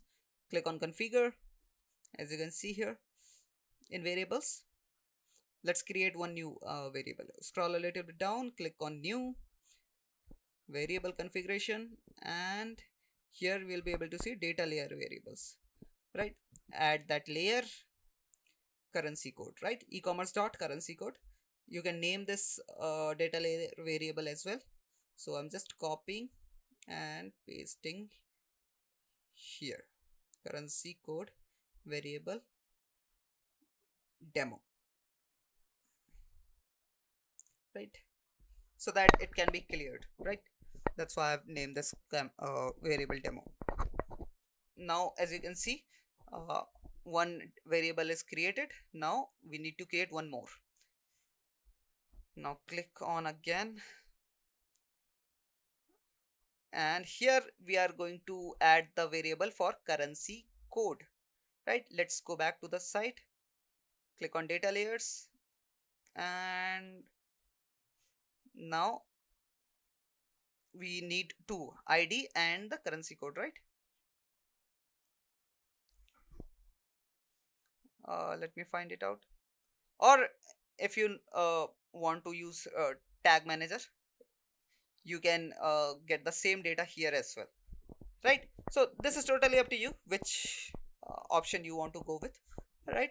So I'll be going to the website again and enable data checker. Click on this and select, let's purchase one, right? E-commerce dot purchase, right? Copy this, copy the key, just copy key. Now go to our tag manager in variable, let's paste it here, right? Now name this, uh, let me add purchase variable demo, right? Now hit the save button. Now it has been also done. Now we need the third one, right, which is for the ID. Now let's add product ID variable and let's configure it. Click on data layer variable. Now again go back to our website, click on the extension. Now simply we have to find out the product layer ID, right? So let me find it. Yeah, as you can see here, just copy it. As you can see here, e-commerce product, right? So if you know already that these data can be used for remarketing, right, to create dynamic remarketing and all, right? That's why, because if you have seen the previous videos, I have already shown you these things, right? Let's click on e-commerce dot product ID. Now copy the, as you can see here, e-commerce ecom dot prod ID. Hit the save button. Now as you can see, three oops, I've missed the demo, so that we can find out after this video, right? As you can see, 3 demo variables has been added here. Now simply we have to create a tag, basically a trigger, right? Now let's create one trigger. Click on triggers, click new. Now click on trigger configuration, but let me just name this trigger purchase trigger and then demo, right? Now let's configure the trigger. Simply we have to add a variable which the ID we get, and where we will get that ID, you have to go to the debug mode again. Now let's, in trigger configuration, let's select custom event, and we have to name the event. Go to variables. This is the custom event which we have to add. Copy this, Control C, and paste it here. And once it's done, hit the save button, right? Now trigger has been created. Now simply the tag which we were creating, it will become more easier now, right? Now click on variables. We have already set the variables, we have already set the triggers. Now we can easily track the values, right? Now let's continue the process. Now we were firing the tag. Now simply click on this, and we have to select the variable now, because we have already created those variables, those demo variables. Now we have to select these variables here, right? As you can see here, we do have created 3. As you can see, product ID, purchase variable, right, and the value, right? So we have to select it one by one. Now let's just select simply these. So let me just select purchase variable. Now let me add transaction ID, product ID basically. As you can see here, we have entered it. Then let's just leave the currency code here. Now let's select the trigger which we have created, right? Purchase trigger demo we just created. Now simply hit the save button, and now click on preview, connect.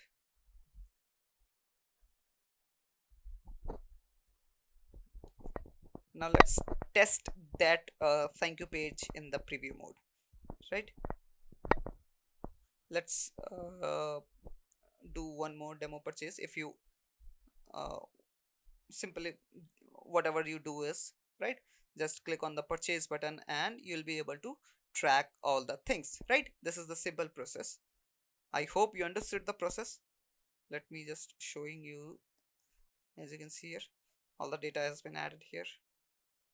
Testing 01, and click on place order, right? The order is being placed. Oops, again we left the state Delhi. Now place order.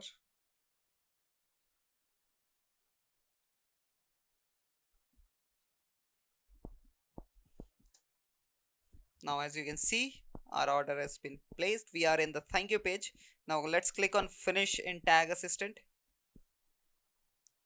Now you'll be able to see connected, right? Now the app which we have created right now, so the data has been tracked or not, all the things have been fired or not. Let's hit the continue button and check it out. Now as you can see, the tag which we were created, as you can see here, dynamic purchase value testing, has been fired now, right? Now in the extension, let's in Google Ads, hit the demo done button, and the conversion which you, sorry, basically the conversion which you have created for to dynamic value testing, basically to track the dynamic value, you will be able to see all the conversions and conversion value here, right? So here you'll be able to see all basically total conversion value, right? And the dynamic value basically, right? Let's say you have multiple products, so you'll be able to track all the values here, right? So I hope you understood the process. I hope you like the process. Hey guys, welcome back to Marketing Fundas Global. In this video, I'm going to teach you what is Google Merchant Center and how to create a Merchant Center account, right? Basically, let's just understand what is Google Merchant Center. Well, I've already told you guys that if you want to run shopping ads on Google, you have to create a Google Merchant Center account, because without creating a Google Merchant Center account, you can't just run Google shopping ads, right? And one more thing, there are many other uses of Google Merchant Center, but the main, or you can say the major use of Google Merchant Center is to create Google shopping ads, right? So I hope you understood that what is Google Merchant Center and what is the use of this tool. Now I'm going to tell you the step-by-step process that how to create a Google Merchant Center account, right? It is a bit tricky, but yeah, you are on Marketing Fundas Global YouTube channel, and I'm gonna teach you proper way to create Google Merchant Center account, right? So let's just get into our computer screen and learn how to create one. So guys, as you can see here, I have one demo e-commerce site where I have listed some organic products, right? So let's say I'm an e-commerce business owner and I sell these organic products, and now I want to run Google shopping ad, and for that I need a merchant center account, right? So I need to create a merchant center account, and I have to connect that merchant center account with my Google Ads account, right? So this is my website. This is a demo website, so that I can visually show you the process properly, right? Now let's go to Google and learn how to create the account. For that, let's click on Google and search here. So guys, as you can see right now, I am in my website. This is basically a demo website. This is an e-commerce website. Let's say I am an e-commerce website owner and I want to list my products, or basically I want to run Google shopping ads, right? And these are my products. I sell organic products online, right? Now I want to run Google shopping ads, and for that I need a Google Merchant Center account so that I can connect that account with my Google Ads account, and then I'll be able to run my Google shopping ads, right? This is the process, and I have created this demo website in order to show you the process visually and properly so that you can understand everything, right? Now let's go to Google and search here Google Merchant Center so that we can sign up for a free account of Google Merchant Center, right? So just type it here, Google Merchant Center, right? And here, this is the first you search result where you have to click. Just click on it, and here you'll be able to see this button, sign up for free. Click on this and you will be redirected to this business.google.com, right? Here you have to tell about your business, right? Tell about your business. Google is also that asking that tell us about your business. Do you sell products online? Yes.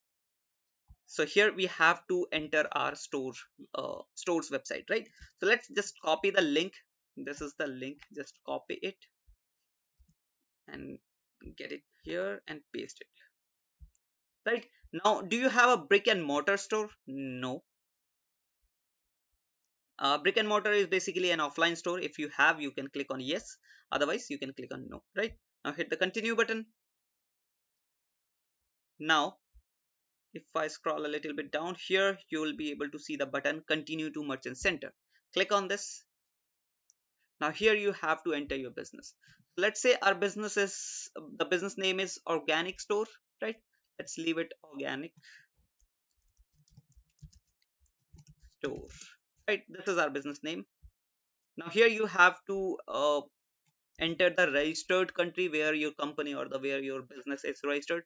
So right now I am in India, so I'll be selecting India here. Right now it is asking get personalized email notifications on new news and tips. If you want, you can check this box, otherwise leave this. Right now hit the continue to merchant center button.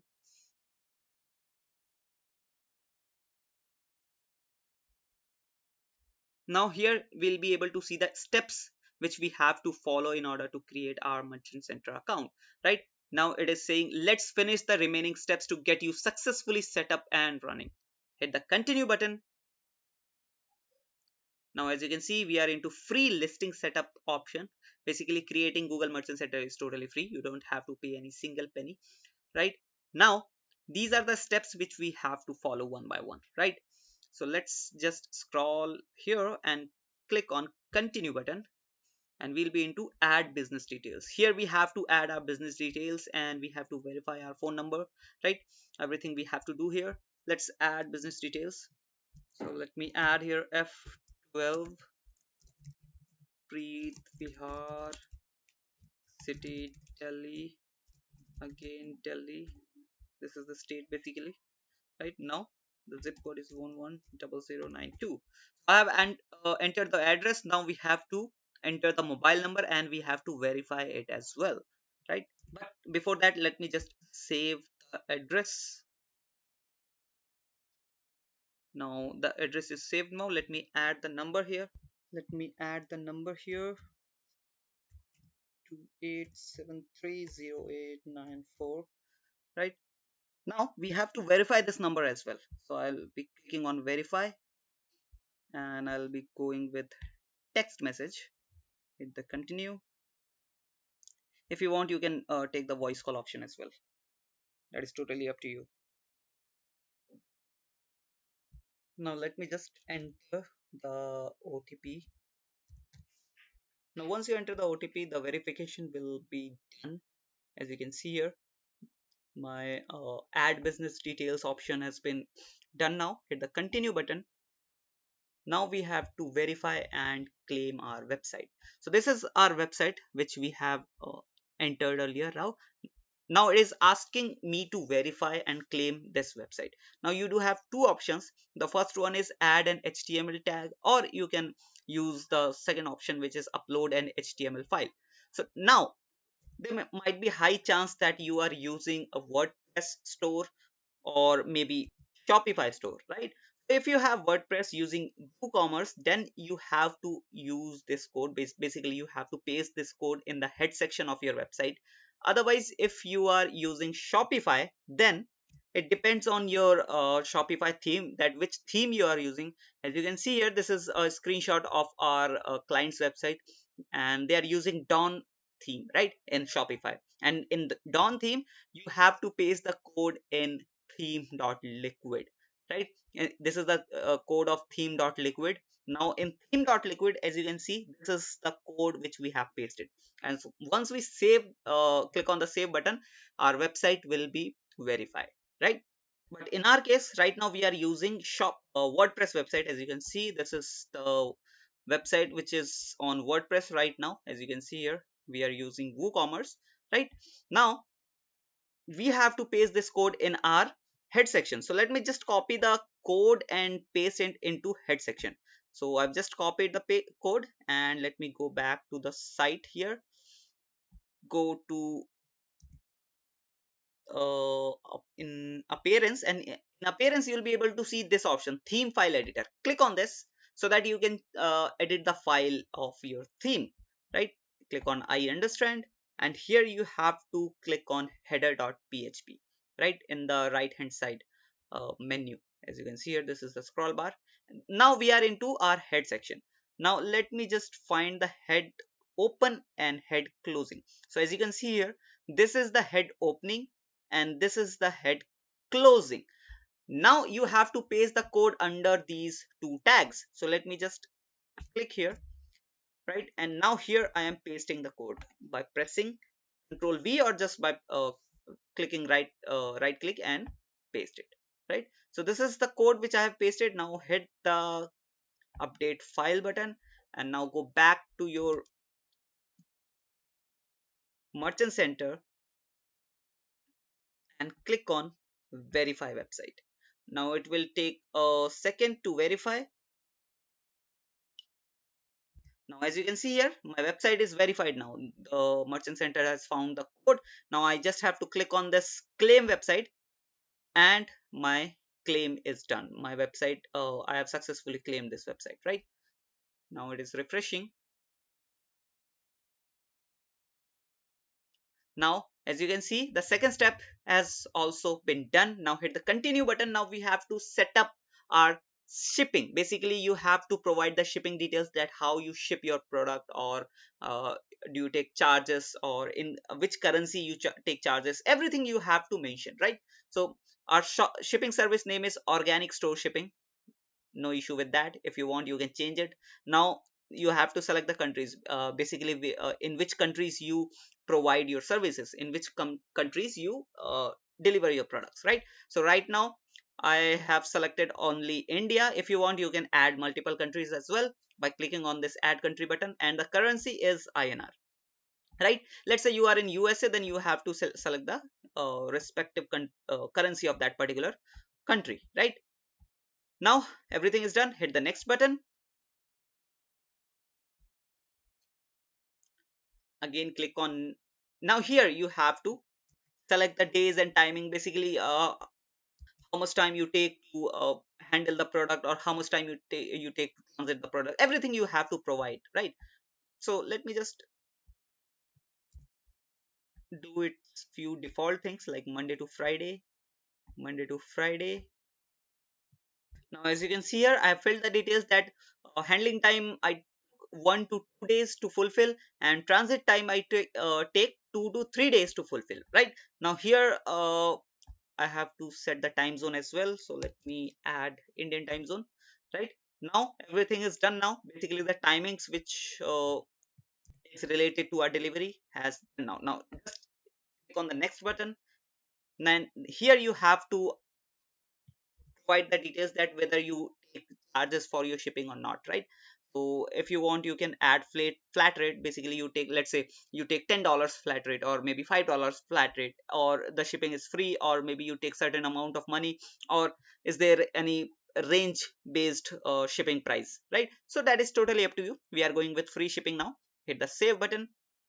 Now your shipping setup process is done. Now click on the continue button, and now we are into the one of the main uh, step in this Google Merchant Center creation process, right?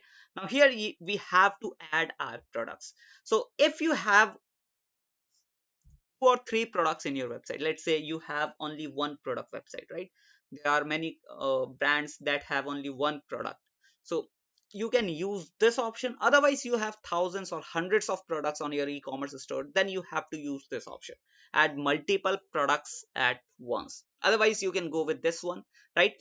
Now we are going to show you how you can use or how you can apply. Basically most of the, or you can say majority of the website in the world have multiple products in their website. They have 10, 20, 50, or maybe 100 plus products in their website, right? And they want to upload those products at once. For that you have to create a feed, you can use automation tool to create your feed. The automation tool is available for WordPress and the Shopify as well, right? You just have to install those tools and you have to create a product feed using the that tools, right?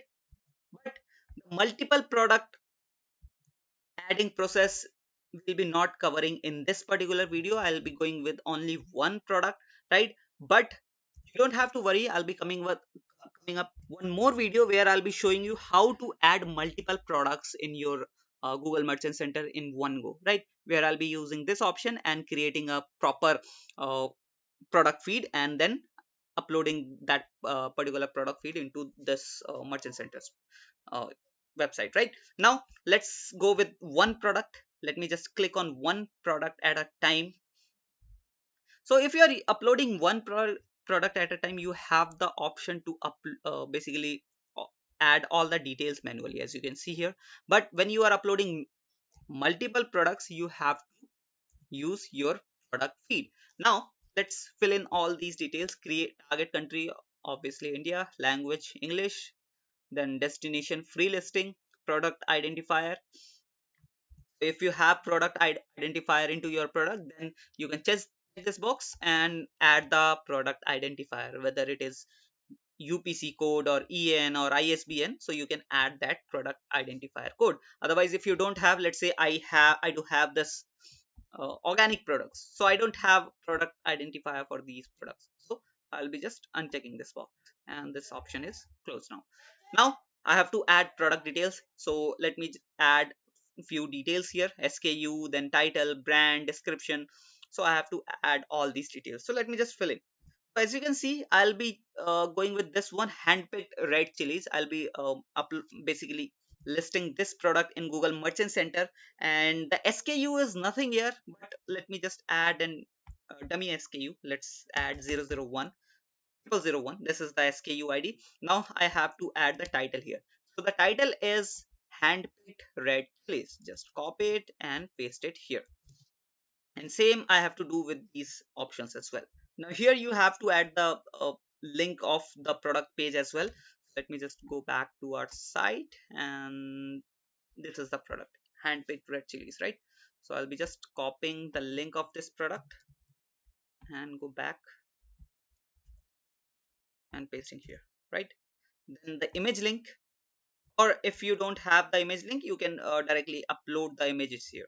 Now as you can see, I have uploaded the image, and if I go here, now here is a one small problem that in Merchant Center I'm creating Indian based Merchant Center account where my currency, default currency, is INR, but here in my demo website the currency, default currency, is in dollar. Let's see, I'm going with INR option here. Let's see if I found any error or not, but I don't think I'll get any error here, right? But when you are creating your Merchant Center account, note that the default currency is same on both the platforms, right? Now the condition is obviously new, and the text shipping and returns are as per shipping address added. So everything is added. Now let me just click on the save button, and as you can see here, my one product has been uploaded now. So it is went to Google's team, and now Google's team will review the product. Obviously it is very obvious that they will reject it because this is not the appropriate product which I have added here, because the currency is in INR here and in my website the currency is in dollars. So obviously they will reject it. But yeah, this is the process you have to follow. Now obviously if you are doing everything correctly, you just have to enter the details properly, nothing else. And if the currency is proper, the currency, both the currency are same, then your listing will be approved, obviously, right? Now once you are done with this, now you have to go to the next step, which is view Google policies. Basically you have to these Google policies once and you have to accept it, right? Now click on start final review. Now our Google view Google policy option is also done now. As you can see here, now we are into our final review process, and we can't go further because our product is not approved yet. So we have to wait till our product gets approved. Once our product gets approved, we'll be able to click on this go to overview option. And this is the final step. You don't have to go anything else. You don't have to do anything else. Basically, this is the last step. You just have to, once your product gets approved, you just have to click on this go to overview, and you will be into the overview section of your Google Merchant Center. And boom, your Google Merchant Center account has been created. So this is the sixth step which you have to follow basically in order to create your Merchant Center account. I hope you understood the process. I hope you liked the process. I hope you learned this. And if you do so, please hit that subscribe and like button. I'll meet you in the next video. Till then, bye bye. Also, if you want to upload more products, basically multiple products into your website in one go, then check out our upcoming video where I'll be uploading multiple products in one go using product feed. So yeah, bye bye. Hey guys, welcome back to Marketing Fundas Global. In this video, I'm going to show you how to generate product feed for your Google Merchant Center and how you can upload that product feed into your Merchant Center. So this will be a step-by-step tutorial. You just have to follow this tutorial in order to properly upload your product feed into your Merchant Center. So let's get into the video without any further ado. So guys, as you can see, our website is based on WordPress. So we are going to use a plugin in order to generate a feed, right? So for that, we have to go to plugin section. In this plugin section, you just have to go to add new, and search here CTX feed, and this is the first option you'll get when you search CTX feed. This one, just install it and activate it. As you can see here, it has more than 70,000 active installations right now, which means this is a very useful and very trusted plugin. Right now, this is the CTX plugin showing me right now. Now go to manage feeds. Now let's generate a new feed from here. Click generate new feed. Now you have to enter some details. The first one is your country. So I'm in India right now, so I'll be selecting India. Then template will be Google Shopping. We have many other templates as well, as you can see here, so you can use for any other tasks as well, but for now this is the top end one, Google Shopping. Then you have to give it a file name. So this is Merchant Center product feed. This is the name I have given. Now you have to select a file type. So the file type I'll be selecting CSV, right? Now you will be able to see it has auto fetched all the details from our website. These are the product details, as you can see here, right? Now the one thing you have to do it manually is you have to enter Google product category manually, because this CTX feed tool doesn't do this. You have to do it manually, right? So you just have to select a category here. You have tons of options over here, so you have to select a category according to your product and business, right? So our product is basically food product, so I'll be writing food here, and let's see what I found here. Food, beverage, food. If I write organic product, I don't think I do have any organic option. No, organic option is not available. So yeah, we can add food. Basically you have to add the relevant category, right? So I'm adding food here. So guys, I'm selecting this one. This is called food, beverage and tobacco, and the subcategory is food item, and under that we have fruits and vegetables. So I'll be selecting this one. Now our product category is done. Now just you have to click on update and generate feed. So let's click on it, and now you'll be able to see that feed configuration created successfully. Now you'll be able to see one feed over here, right? Now the feed has been created. We just have to download this feed by clicking on this red button which says download feed. So just click on this and the feed will be downloaded, right? Now let's go to our merchant center and add this feed into our merchant center, right? obviously we have to upload this feed into our merchant center. So I've already logged in into my merchant center. If you don't know how to log in, please refer to our previous video where I have shown you how to create the merchant center account and how to log in into your merchant center. Right now you can do one more thing as well. You can directly upload this feed while logging into or while creating in your merchant center account, right? So you can refer to our previous video where I was logging or I was creating my merchant center account. So you can upload that particular feed there as well. In the previous video I've just listed one product. As you can see here, you'll be able to see only one product this one is showing, right?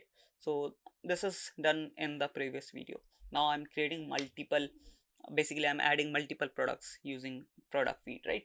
So for that you have to go to products, and here you will be able to see this feed option. Click on this. Now in the primary feeds, click on the plus button. Now you have to add the target country. So in my case it is India. I'll be selecting India. Hit the save button. Then you have to select the language. It is English in my case. Now it is showing that free listing. Okay, done. Now you have to name this feed, right? So I'll be adding product feed 1, right? Now obviously we want to upload our CSV file, so we have to click on this upload option, right? We don't have any Google Sheet right now. We have to upload it. Now hit the continue button, and here we have to add the name of our feed. So let me add merchant center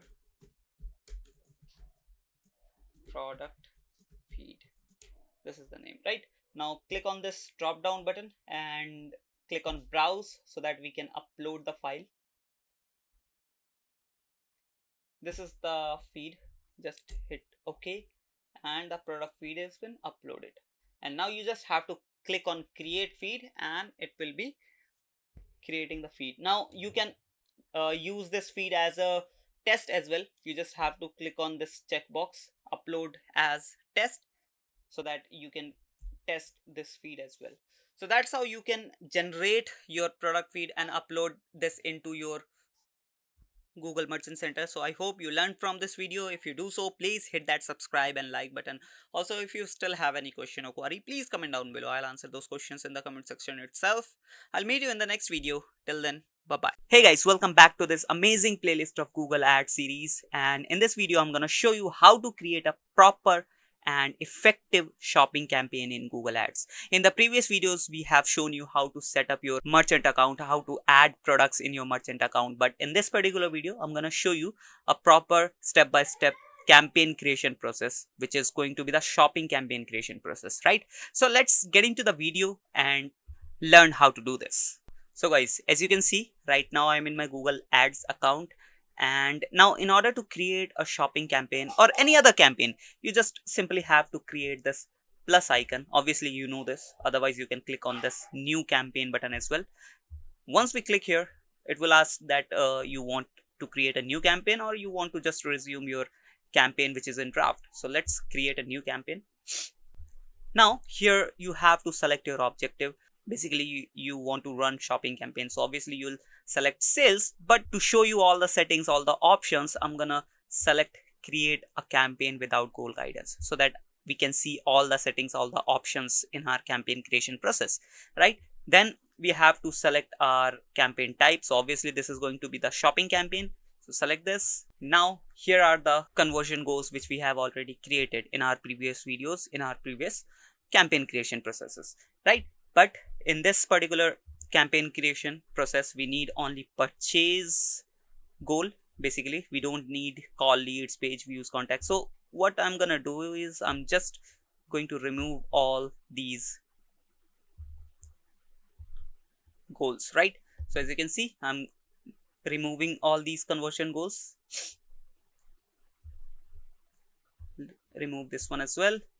Yeah, only purchase conversion goal is active here, right? Now once you are done with your conversion goals, here you have to select your account.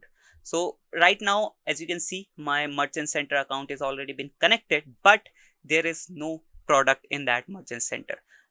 So what you have to do is you have to add products in your merchant center before creating the campaign, right? But the process is same. I'm going with the account which doesn't have any product, but the process is same. The campaign creation process is same. If you have the product in your merchant center account, you'll not be able to see this message only. That's the difference only. Now if you don't have connected your merchant center account here, then it will be asked that you have to connect your merchant center account before proceeding further. So how you can connect your merchant center account? So for that, you just have to go to your merchant center account which you have already created, as I'm assuming. Now you have to click on this icon, account icon, not here. You have to click on this setting icon here, tools and settings, and here you have to click on this, in settings option you have to click on this linked account options, and here you'll be able to see all these options. Basically you can connect these accounts. So I have connected Google Ads obviously, and this is my linked account, right? If you want to link more accounts, you can click on link account, and here you have to enter your customer ID, right? And if you have created your merchant center account and your Google Ads account with the same Gmail, then you don't have to add your customer ID. It will automatically detect your account, right? So I have already connected that account, that's why it is asking me to enter the customer ID, right? So this is connected. If you don't see this connected, you have to basically link your account, right? Now as you can see, my account has been already selected, and I'm going with the no product basically, but as I've already told you that the process will be the same. Now here we have to select that which type of campaign you want to create, performance max campaign or standard shopping campaign. So if you want to show your ads on all the other platforms instead of just shopping platforms, basically where your shopping ads shows, like if you select performance max campaign, your ads will be shown on Gmail, your ads will be shown on YouTube, on every other platform which comes under Google, right? But right now I'm going with the standard shopping campaign. I'm just want to show my ads on shopping platform where shopping ads shown, right? So after selecting this, I'm clicking on continue button. Now it is showing that now I'm in the campaign creation process. Now here you have to select the, basically enter the campaign name. So you have to name your campaign. Let's say I'm writing shopping ads 1, right? And these are the standard settings which are already been selected. Your type is basically, campaign type is shopping, and it is standard because we are running standard campaign, right? Then your merchant ID, and then the feed is all product from all feeds, right? And then if you want to edit, you can edit it as well, but I don't want to, so stay here. Now here we do have campaign name. In additional settings we do have few more options. So in inventory filter, if I click on this, you will get two options. No filter, advertise all product in the country of sale. Otherwise you can select advertise only product that matches or that match all of your requirement, right? So if you want to advertise all products which is available in your merchant center, can go with this. Otherwise if you want to apply any term or condition, then you have to select this, and here you can apply those terms or conditions, right? Like let's say you just want to advertise any particular item, so you have to select item ID and you have to enter that item ID here, right? Otherwise if you want to select any different or any particular category, then you have to select category and you have to enter the categories here one by one, right? Then we do have brands. Basically let's say you have multiple brands in your merchant account, right? So you can select those specific brands which you want to advertise only. So this is how you can apply the inventory filter, right? Different kind of filters you can apply, different kind of conditions you can apply into your campaign, right? So right now I'm going with advertise all products, right? Also it is recommended as well, but it is totally up to you. Then we have local products. What is the meaning of local products? Basically if you have physical store along with your online store, if you have physical store, so you can turn on this option and this will show the products which are available in your physical store as well, right? let's say you want to advertise your online products as well as your physical stores products which are available in your physical store. So you can select this option, you can turn on this option, and you will be able to show the products which are available on your physical store, and you have to add those products in your merchant center, right? So right now I'm turning off this option. Then we have this campaign URL option if you want to add tracking campaign, basically URL tracking, right? So this is option for that. Now once we are done with general settings, we are into our bidding and budgeting option. Now here, right now it is already set on manual CPC, which we are going to select. Otherwise you can go with other options as well, like maximize clicks or target ROAS. So it is totally up to you that which bidding option you want to choose. So we are going with manual CPC, and in manual CPC we do have two options: optimize for conversion or optimize for conversion value. So it is obviously totally up to you that you want to optimize your campaign for your conversion value or conversions only. So I'm going with optimize for conversions, right? Then we do have budget, that what is the budget you want to give to this campaign, basically how much money you want to spend. Let's say it is in rupee, so I'm gonna use 1600, which is around roughly $20, right? So this is my daily budget, $20 every day, right? Then in campaign priority option we do have, if I click on this, I get these three options. So what is this campaign priority option? Basically, if you are creating multiple shopping campaigns and you want to give priority to any one of your particular shopping campaigns, so you have to select high priority on that particular campaign, right? But if you do have only one campaign, then it is no point of selecting these options, right? So for that you have to go with the default option, which is low, right? And it is written over there as well, right? Like recommended if you have only one shopping campaign, right? So if you have only one shopping campaign, so there's no point of selecting any option, a priority option, right? But if you have multiple campaigns in your account, multiple shopping campaigns, I'm talking about only shopping campaigns, right? So if you have multiple shopping campaigns in your account, then you have to set the priority for your campaigns, right? So I do have only one campaign, so I'm going with the default option. Then obviously search network, if you want to show your ads on Google partner search network as well, so you can select this option. Otherwise you can uncheck this box, right? Now once you uncheck this box, you'll get this message: most advertisers include their ads on Google search partner sites as well. So it is totally up to you that if you want to check this box or not. Then we do have devices. So by default your ads will be shown all devices. Then you have location option.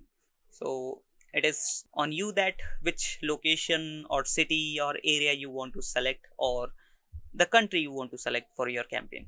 So right now I'm in Delhi, so I'll be selecting Delhi city only, right? So I'm clicking on this option, enter another location, and here I'm writing Delhi, India Union Territory. So I've selected Delhi, right? So Delhi city will be my target location.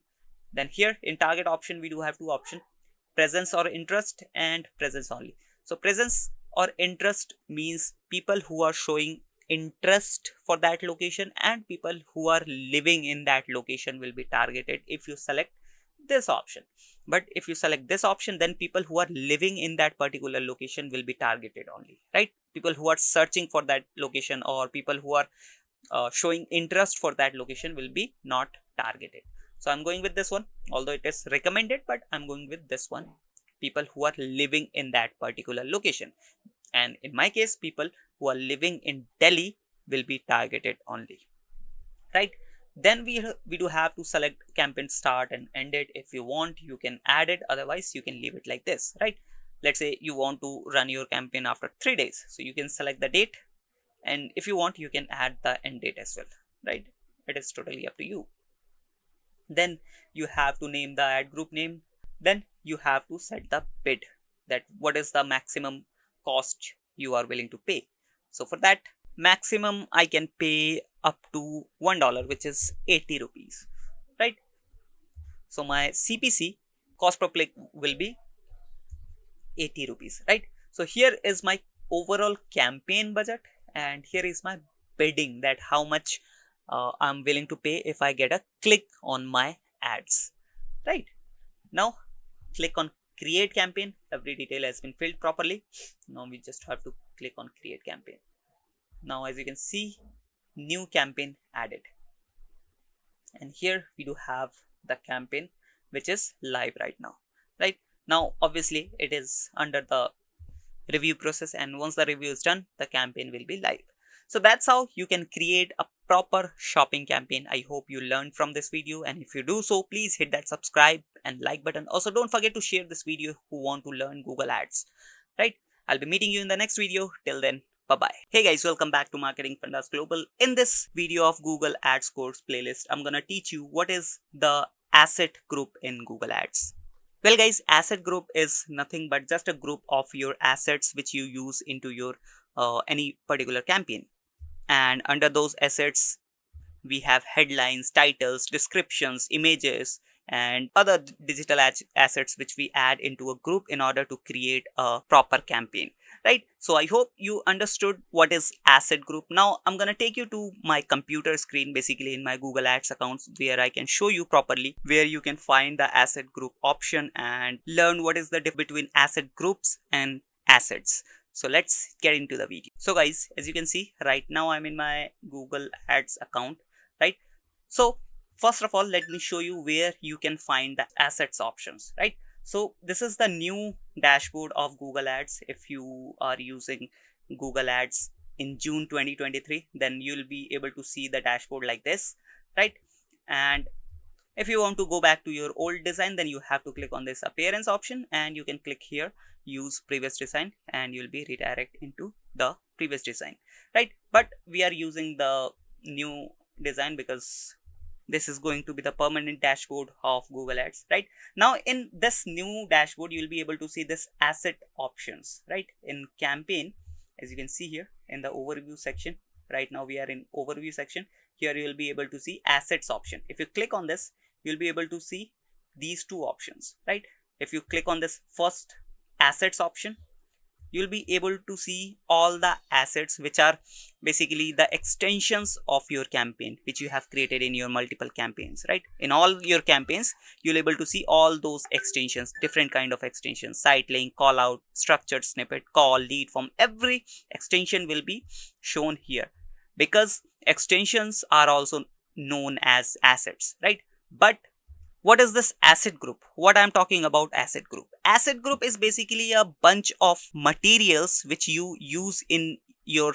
particular campaign. Right, and asset group holds headline, description, text, and different kind of extensions, then images, and consist of all these things create an asset group. So how you can find out where your asset group is? So for that, you have to create a campaign. Let's say I'm creating a performance max campaign because performance max campaign needs every type of assets. Right, because performance max campaign shows your ad in every platform, every place which is comes under Google. Right, so let's create one campaign so that I can show you. Click on campaign. In campaign, I have to select any objective. I'm going with create a campaign without a goal guidance. Now I'm selecting performance max, which is also known as PMAX campaign. Right, so this is just a demo campaign, so think I have to add anything here. Just click the continue button, and here I have to name the campaign. Let's leave it like this. Hit the continue button, start new. Now here we have to follow the process, step-by-step process, in order to create a proper campaign. Right, but if I directly go to this here, this is the third step which is known as asset group. If I click on this directly, you'll be able to see asset group 1. So this is the asset group. Basically, you can create multiple asset groups in your campaign. So I'm creating the first one. If you want, you can create asset group 2, asset group 3, asset group 4 in your campaign. Right, so this is how an asset group looks like.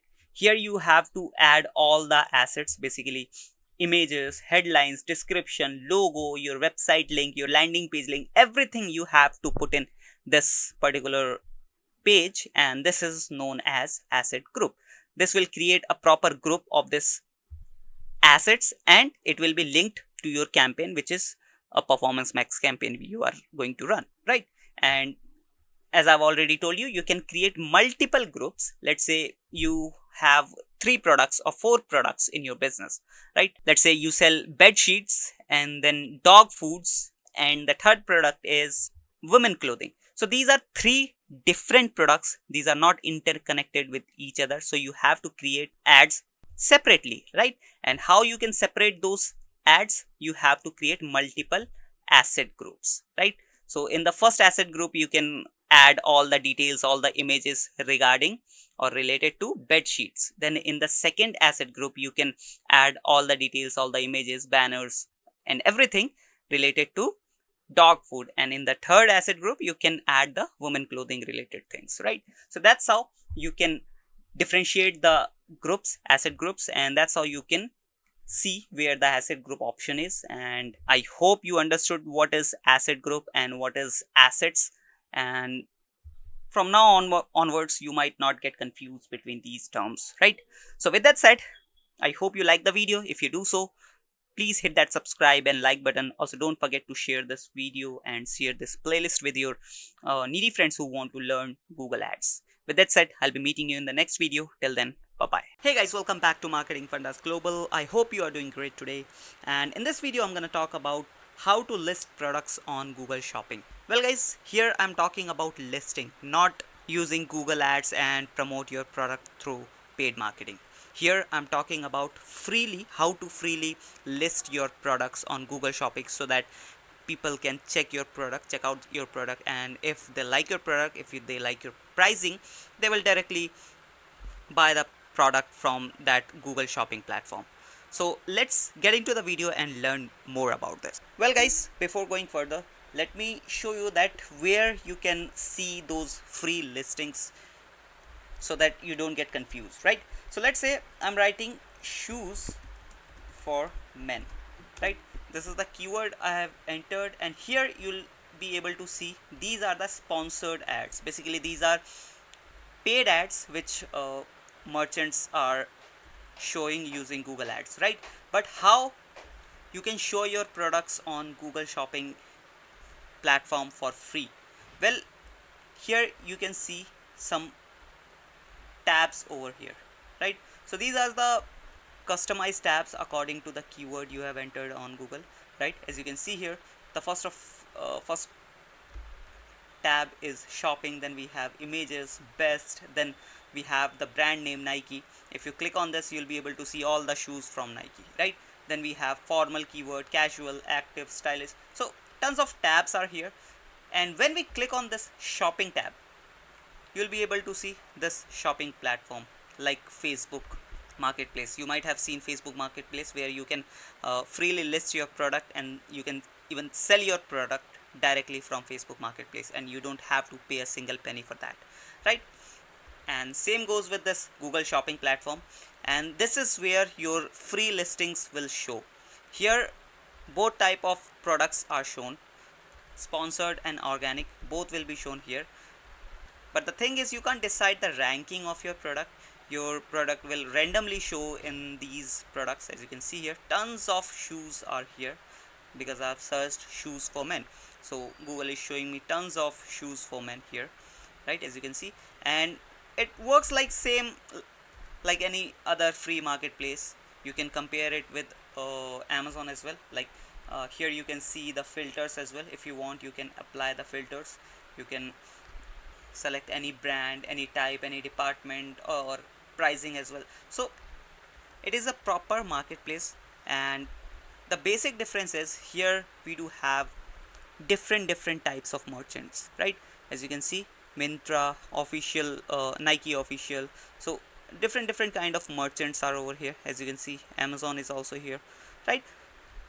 So I hope you understood that where your free listings will be shown. And now there is a question that how to create a free listing, right? Well, there is no any extra thing you have to do. Basically you just have to create your merchant account, as I've already shown you in our previous videos. You can check out our videos in the Google Ads course playlist, right? So I've already shown you how to create the merchant account and how to add your products in your merchant account, right? And once your products gets approved, you are automatically eligible for free listing on Google Shopping platform, right? And when you want to promote it through paid marketing, then you have to connect your merchant account with Google Ads, and then you'll be able to see show your ads on shopping, basically on Google Shopping ads like this. Shoes for men.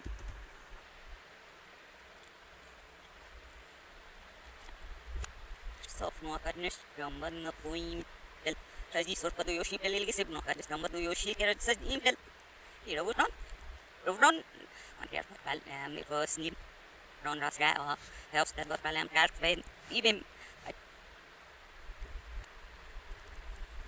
on sinem box stros email got pal pam ni repa ron rasga on Nebo babát van szor profsus on So this is the dashboard of merchant account. I'm in the overview section. If I go to products, I'll be able to see all the products which I have added into my merchant account, right? Let me go to all products, and here I'll be able to see the products, right? Now, as I have already told you that once your products gets approved, you are automatically eligible for free listing. As you can see here, free listing program. In the program section, you will be able to see these two options, right? This is free listing and it is showing active, which means you are automatically eligible for free listing once your products gets approved. And this is the second thing, which is shopping ads. Obviously I have already shown you in the previous videos that how you can create shopping ads. So once your products are approved, you can create shopping ads for those products as well. And how you can do that? First, you have to connect your Google Ads account with your merchant account, and you are good to go. You just have to go to your Google Ads account and create a shopping campaign. Simple as that. So I hope you understood what is free listing in Google Shopping platform, and I hope you got to know that how you can show your products on Google Shopping platform. And if you still have any question or query, you can comment down below. I'll answer those questions in the comment section itself. Also, don't forget to hit that subscribe and like button. I'll meet you in the next video. Till then, bye-bye. In this video, I'm going to teach you how to create product selling campaign for YouTube in Google Ads. So if you have product which you sell online, then you should create a product selling campaign for YouTube. So hey guys, welcome back to Marketing Fundas Global. I hope you guys are doing great today. Let's directly jump into my Google Ads account and learn how to create a product selling campaign. So guys, as you can see right now, I'm in my Google Ads account. Now, before starting the campaign creation process, let me tell you just few things. Like the campaign creation process is almost same. We are just going to tweak few things like call to action button or our URL and all, right? But the thing is, if you want to really sell your products, you have to create a content which can sell or which can generate sales, right? Because this is totally a video based campaign where the user response is totally based on video which you are creating. So it is very important to create a proper 30-second, 1 minute or 1.5 minute. But the thing is, the video which you are creating can really generate sales, right? So this is the main thing. Now let's directly jump into our campaign creation process. Now for that, obviously you have to click on this create new campaign button and again click on new campaign. Now here you have to select the objective. So obviously we are going with sales campaign, so we can select this sales campaign, or if you want any kind of other conversion like leads, so you can select these. But in order to access all the settings, all the important options which we can customize, I'm going with create a campaign without goal guidance. This is basically for advanced advertisers. If you are an advanced or you have idea that how Google Ads works, you can go with a create a campaign without goal guidance option, right? Now here obviously we are going to select video ad campaign. Now once you select video ad campaign, here you have to select the subtype. Now in subtype I'm going to select get views option because it has skippable and in feed video ads option, right? So we are going to select between these two options. As you can see, skippable and in feed video ads. Now let me continue. Now here you can name your campaign, whatever the name you want to add to this campaign you can add, right? Otherwise you can leave it as it is, but you have to know that this campaign is for sales, and you should be able to recognize the campaign, right? Now in bidding strategy we do have only one option, which is cost per view. So if we could CPM, cost per milestone, that was a good thing, but we are not getting any option over here. So let's go with the CPV, cost per view, right? Now we can't do anything in bidding strategy. Let's directly jump into budget and dates. So here you have to set your daily budget or total campaign budget. So whatever the thing suits you, you can go with this, right? So I am going with daily budget, and I am putting around 1600 rupees, which is around $20 a day. This is my daily budget, right? Now here you can set your campaign start and end date. Now if you want, let's say you don't want to run your campaign from today onwards, so you can change the starting date and you can add the end date as well. Then in network, YouTube has been already selected. Now you have only access, either you want to show your ads on Google Display Network or not, right? So I'm turning this option off because I just want to show my ads on YouTube. So network is done from my side, but it depends on you. It depends on your business niche and business category, that uh, if it can perform on GTN, so you can go with.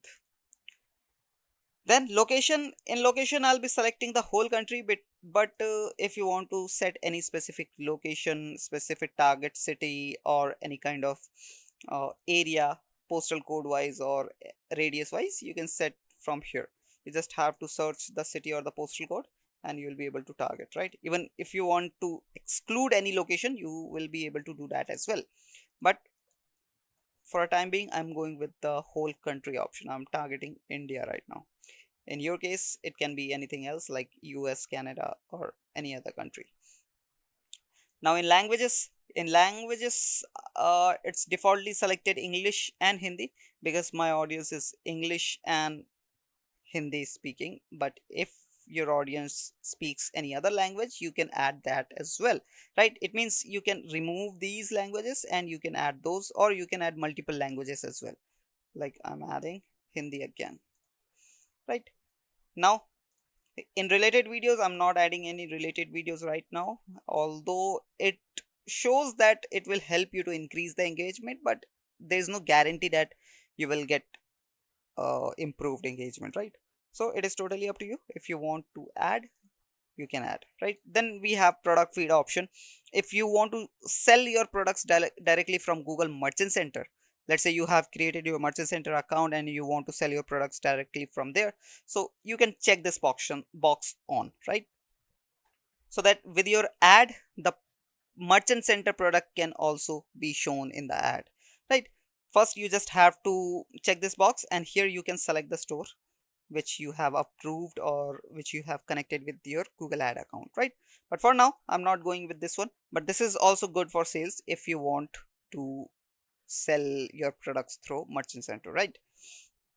Now in additional settings, we do get few more important options like device, frequency capping, and ad schedule. So let's start with device. Basically, if you want to show your ads on any specific device, let's say you just want to show your ads on tablets, so you can turn other things off and you can just show your ads on tablets, right? So you can target on the device basis, operating system basis, device model basis. If you click on these, you will be able to see different brands, different models, right? So tons of options you get here. Then even you can go with network basis as well, right? So in India, if you click, here are the networks. So if you want to show your ad on any particular network, you can do that as well. But for now, I want to show my ads on all eligible devices. Now in frequency capping is like how many times you want to show your ad to the same user, right? So in frequency capping, we do get two options: impression frequency and view frequency. Impression frequency is like if the video is appeared in our target audience's device, but the viewer or the user hasn't done any interaction or hasn't viewed the ad properly, right? So that will be counted as a impression, right? So impression capping I am giving 10. No, 10 is very high. I think 5 would be fine for now. If you want, you can increase the number, because this is impression, and impression is like the viewer is not showing interest towards your ad. So you can increase the impression so that the same user can see the ad 10 times, 20 times a day, right? So that they can recall your brand. So right now I'm adding 5 times a day, and then I'll be adding week, around 20 times a week, and 50 times a month. So this is the maximum number. Google will not go maximum than this. So my same user will see 50 times my ad in a month, right? And 20 times in a week, and 5 times, maximum of 5 times a day, right? This is what I've done with impression frequency. Now we do have view frequency. So let's say my audience have interacted with my user, sorry, with my ad. Now I don't want them to bother again and again. I don't want to bother them again and again. So what I will be doing, I'll add only 2, so that the user can see, or the user can just recall that there is a brand, right? So I've just added 2 per day and 5 per week, and I don't want to add monthly basis, right? So I've added this one. Frequency capping is done. Now you can schedule your ads using this option as well, right? So what is scheduling means? Basically, let's say you just want to show your ads on any specific days. So what you can do is you can set those days, like Monday, then here you can set Wednesday, then here you can set any different days like Saturday. Even you can set the timings as well, right? So this is so beneficial if you want to schedule your ads properly, right? So that you don't waste your hard-earned money on spending extra, right? But for now, I just want to run my ads all day, all night, and every day, right? Third party measurement is not so important. There's no any option to do with. Then we do have ad group name. So whatever the name you want to add here, you can add it. Otherwise you can leave it as it is. Now here we do get 2 options, people and content. So whom you want to show your ad, and how you want to show your ad. So these are 2 options we get, whom you want to show and how you want to show, right? So let's here define our audience on a demographical basis. So how we can define our audience, like who is your target audience? If your product which can be sold to only females, so you can set here. But as we are selling bodybuilding supplements, so that can be taken by any gender. Yeah, we are creating this ad for bodybuilding product, right? Bodybuilding supplement product, right? Now age can be anything, parental status can be anything, and household income can be anything here. So I'm not doing any changes here, because bodybuilding supplements can be taken by anyone. But here I can do one tweak. If the person is 65 plus, then my ads will be not gonna show them, right? So this is what I've done here in the age bracket. I just want to show, because I think that my majority of audience lies between in this age bracket, 18 to 64. It's done, right? So I've done with my demographics. Now in audience segment is basically, you can set some predefined audience from here, right? You can search the predefined audience. Let's say you are selecting fitness, searching fitness, right? So in fitness you can select these type of audience. In market audience these are, then fitness service, women fitness tips, health and fitness. So these are in market audience, who are in the market right now. Basically in the market means who are searching for the fitness products or fitness related services right now.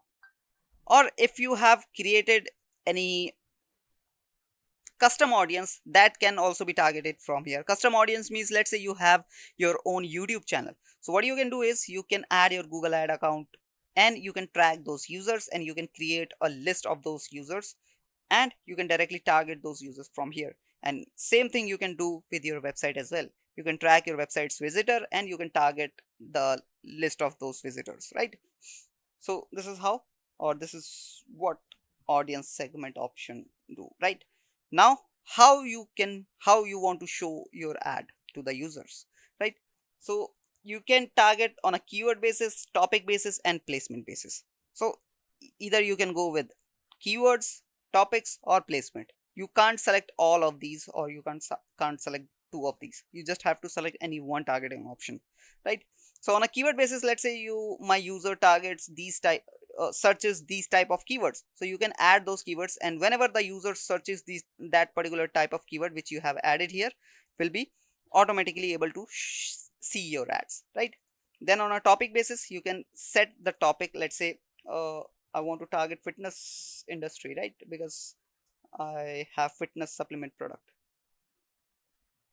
so I'll be searching here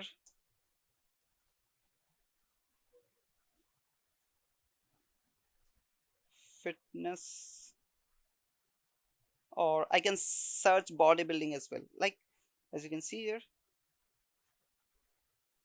So fitness technology product I can select, and I can select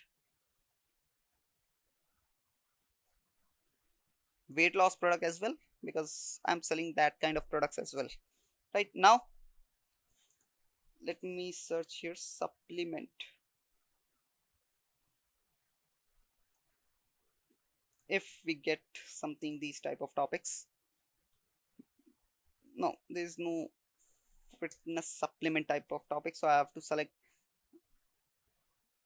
between these topics only. So cardio training equipment, not for me. Weight and strength training equipment, not for me. This one would be okay. Gyms and health clubs, because people who comes under gyms and health clubs can be my target audience, right? Then high intensity interval training, not sure about that. So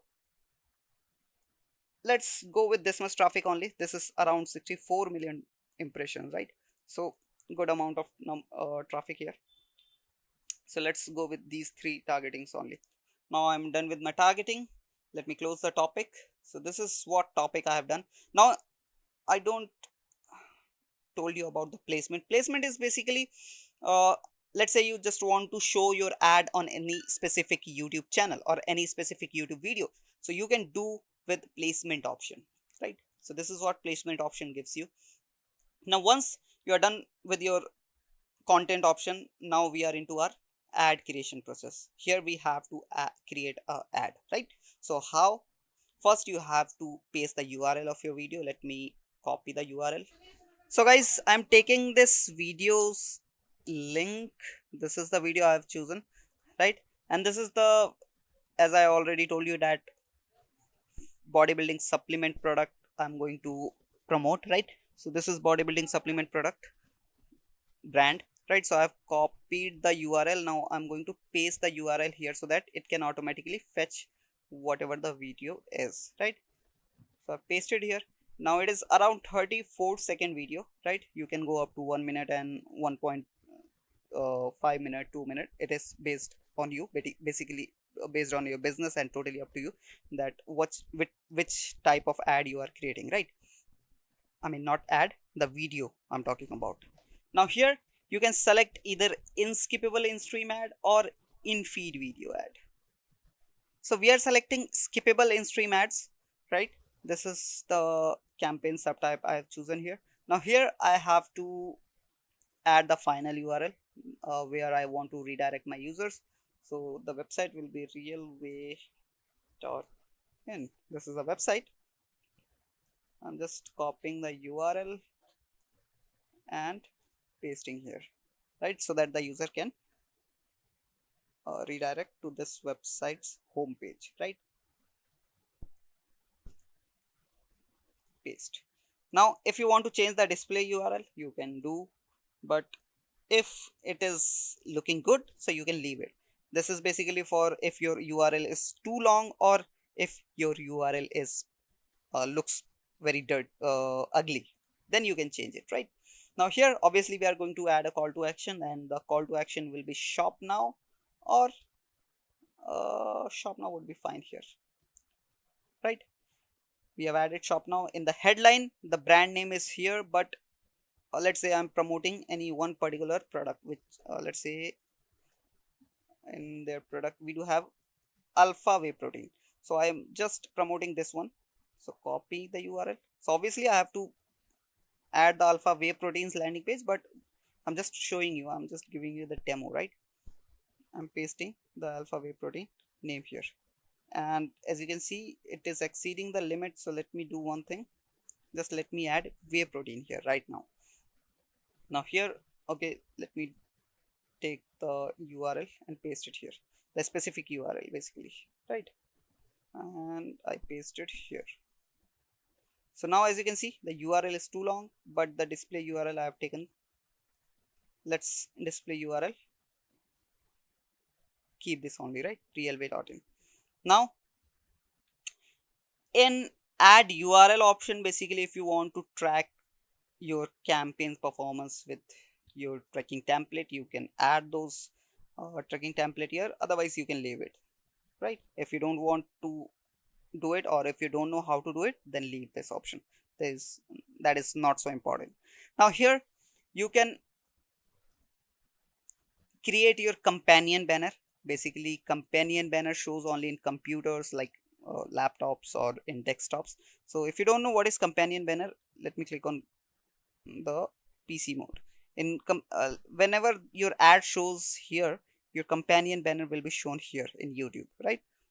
So if you haven't created your companion banner, you can create and upload that companion banner. And this is the size, this is the basically this dimension and the file size you can use in order to create a companion banner. And if you don't want to create, you can select this option. This will auto generate your companion banner using your channel banner, right? YouTube channels banner. So in my case, the companion banner will be looking like this, right? This is our channels banner, right? Now here you can add the name of your ad, this particular ad. Now in ad creation, you can create multiple ads like this, which we have created here, right? So in order to get good results, you can create 2 or 3 multiple ads. I'm not going to create 2 or 3 here because I'm just showing you the process, which is the exact process.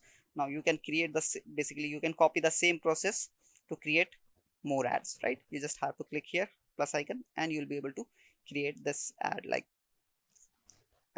basically you will be able to follow the same process and the ad will be created, right? So I hope you understood the process. Now here we have to add the cost per view. So what is the maximum cost per view you are willing to pay, right? Here it is showing it is 0.82 rupees. This is the suggested amount which Google is suggesting me. So I'm using the suggested amount, and according to this CPV, your estimated performance will be shown here. If you increase the number, let's say I increase it to 0.50, right? 1.50. So the estimated performance will also increase, right? So this is how you can set your CPV, and click on create campaign button. Everything is done here. The 4-step process is properly done. Okay, it is showing that the video doesn't meet editorial guidelines. So this showing some issues because we have taken the video from here, because that's why it is showing some issues. So let me do one thing, let me change the video. So guys, I copied the new URL. Let me do one thing, let me change the video. I'm pasting again I'm creating, everything is same as it is, right? Skippable in stream ads we are running. I've just changed the video and this is around 1 minute 47 seconds. So I think there would be no issue with this particular video, right?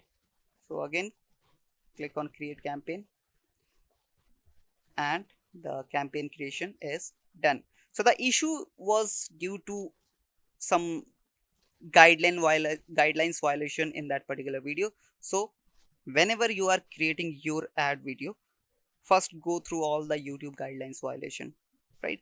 Basically go through all the YouTube guidelines before creating the video, because if you add something which violates the guideline of YouTube, then you might be not able to create your campaign, right?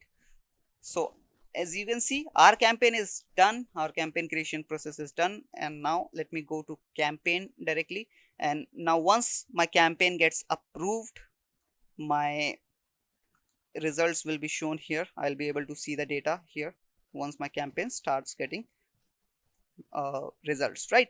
So I hope you understood the process. I hope you learned from this video. If you do so, please hit that subscribe and like button. Also, again, I want to mention that one thing, that the main element of your sales video campaign is your video which you are creating. If it is converting, then you'll be able to see results. Otherwise, there's no any other thing. Otherwise, there's no any extra settings we have done in our campaign. The main thing is that how you are creating your video. It can be 30 seconds, it can be 1 minute or 2 minutes, as I shown you that at the end I used 1 minute 47-second video, right? So it is up to you that whatever the length you are choosing. I hope you understood. We'll be meeting you in the next video. Till then, bye bye. Hey guys, welcome back to Marketing Fundas Global. In this video of Google Ads course, I'm going to teach you how to create conversion ads for YouTube. Well guys, in the previous video, I have shown you how to create product selling ad, which is basically designed for e-commerce product, right? But in this particular video, I'm going to show you how to create conversion centric ad campaign for YouTube on Google Ads, right? So stay tuned with the video. Let's get into my Google Ads account. So guys, as you can see right now, I'm in my Google Ads account. Now, in order to create a new campaign, obviously we have to click on this plus icon, click on new campaign. Now it is getting loaded. Now here we have to select the campaign objective. So what is our campaign objective? So in conversions, it can be sales, it can be lead generation, or it can be any kind of other conversions as well, right? We are creating conversion centric campaign now. But for now, for a time being, I'm going with create a campaign without goal guidance, so that we can customize all that thing by ourselves, right? Now obviously in sub campaign type, not sub, it's only campaign type, we are going to select video ad. Here in campaign subtype, now we are going to select drive conversions, right? Because as I already told you that this campaign will be the conversion centric campaign, and it also says that get more conversion with video ads designed to encourage valuable interaction with your business, right? So this would be the perfect campaign subtype for our business. Now here we have to select our conversion goal. So it can be anything. It can be lead submission, it can be purchase, or maybe it can be page views as well. So I'll be going with phone call leads, or you can create another conversion goals as well using this button. You just have to click here and then click on engagement. Otherwise you can directly go to your settings, and from there you can also create your conversion goals, right? So I'll be removing other conversion actions. Let me remove page views, let me remove purchase as well. I do have only one conversion goal. I'm hitting the continue button. Now here in campaign name, whatever the name you want to give to this campaign, you can name it. Otherwise you can leave it as it is by default, right? Now in locations, basically we are into our 3-step campaign creation process, right? As you can see, campaign settings, ad group, then ads, right? So this is 3-step campaign creation process, and we are in the first step. We are adding all the campaign settings. So once you are done with your campaign name, go to your location. In location, whatever the location you want to set, what basically your target location, you have to add here, right? So for a time being, I'm going with the whole country. Otherwise, if you want to target any specific area, city, or postal code, you can enter that thing here. Otherwise, you can click on advanced search. You can target those areas, right? You can target, or you can go with exclusion as well. Let's say you are targeting whole India, but from India you want to exclude few cities, so you can add those cities in the exclusion list as well, right? You just have to search. Let's say I'm searching Delhi, which is the capital of India and one of the biggest city in India. So right now I'm targeting the whole India, right? So in whole India, Delhi will also come, so we'll exclude this particular area, right? So let me remove this and let me select directly the whole country, right? In your case, it can be any other country. I'm in India, that's why it is showing me India. Now here in languages, English and Hindi is my preferred language because my audience is English and Hindi speaking, right? Otherwise, if you want to target any other language, you can select. There are many hundreds of languages are here, right? You can target multiple language as I am doing, or you can target only single language. Either if you want to target languages, you just have to remove these two languages and the all language will be automatically by default selected. Now in bid strategy, so what is the perfect bidding strategy for our campaign? So maximize conversion, because we are creating a campaign for conversions, right? So we want conversion, as much as conversion we can get, right? Now once you are done with your bid strategy, go to budget and dates. In budget and dates, obviously you have to set your budget. It can be on a daily basis or a total campaign budget. I'm going with daily basis. I'm adding around 1800 rupees, not 18, 1600 rupees, which is around roughly around $20 a day. This is my daily budget, $20 a day, right? Now here you can set your start, campaign start and end date, right? If you click on edit button here, you can set your campaign start date whenever you want to start the campaign, and even you, if you want, you can set your campaign end date as well. But for now I'm not doing any changes. I want to start my campaign from today only, right? Now in networks, there are two networks already been selected, YouTube and video partners on Google Display Network, right? So you can't do anything here. Your ads will be shown on both the platforms, mainly or majorly on YouTube, then on GDN as well, Google Display Network, right? Now here you can add site links as well, and it can help you to get 20% more conversions, right? So this is pretty helpful. You just, as you can see, I have already created site links in my Google Ads account, so it is showing me those site links over here, right? So you can select any of these, or if you want to create new, just click on new site links. So I'll be selecting, you can go up to 4, so I'm selecting 4 site links. So I've selected 4 site links. If you click on preview, you'll be able to see the preview as well. So this is how a site link looks like, right? And as you can see, let me go back. As you can see, it helps you to get 20% extra conversions. So yeah, it is pretty good to add your site links. Then product feed. Let's say you have approved your Google Merchant Center and you want to promote your Google Merchant Center product with your ads. So you can select this checkbox. Basically you can check this box and you can select your Merchant Center store, right? And your products which are approved in this particular store will be automatically showing with the ad which you are creating right now, right? But for now I don't want to show my Merchant Center product with this particular ad, right? But you have the option. If you want, you can go with. Then in additional settings, we get few more important settings option like devices, frequency capping, ad schedule. So let's start with devices. Devices is basically if you want specifically target any device. Let's say you just want to show your ads on tablets or maybe on mobile devices. So you can do like this. And now by default, the mobile devices is only being targeted, right? Even you can target on a operating system basis, device model basis and network basis as well. If you click on all devices, you'll be able to see all the brands in Android, in iOS or other brands as well. As you can see here, now you'll be able to target on a device model basis as well, right? But for now I'm going with show on all eligible devices, so my ads will be shown on all eligible devices, right? Now frequency capping is like how much time you want to show your ad to the same user, so that the user can remind your brand and don't get irritated with your brand at the same time, right? So in frequency capping we get two options, impression frequency and view frequency. So impression frequency is like if our ads is just showing on our users devices, that will be counted as an impression. But if our viewer is interacting with our ad, right? If the user is watching our ad at least 50%, 60, 70, right? Or if our user is clicking on our ad or on an ad link, so that will be counted as a view frequency, right? So I hope you understood the difference between impression and view frequency, right?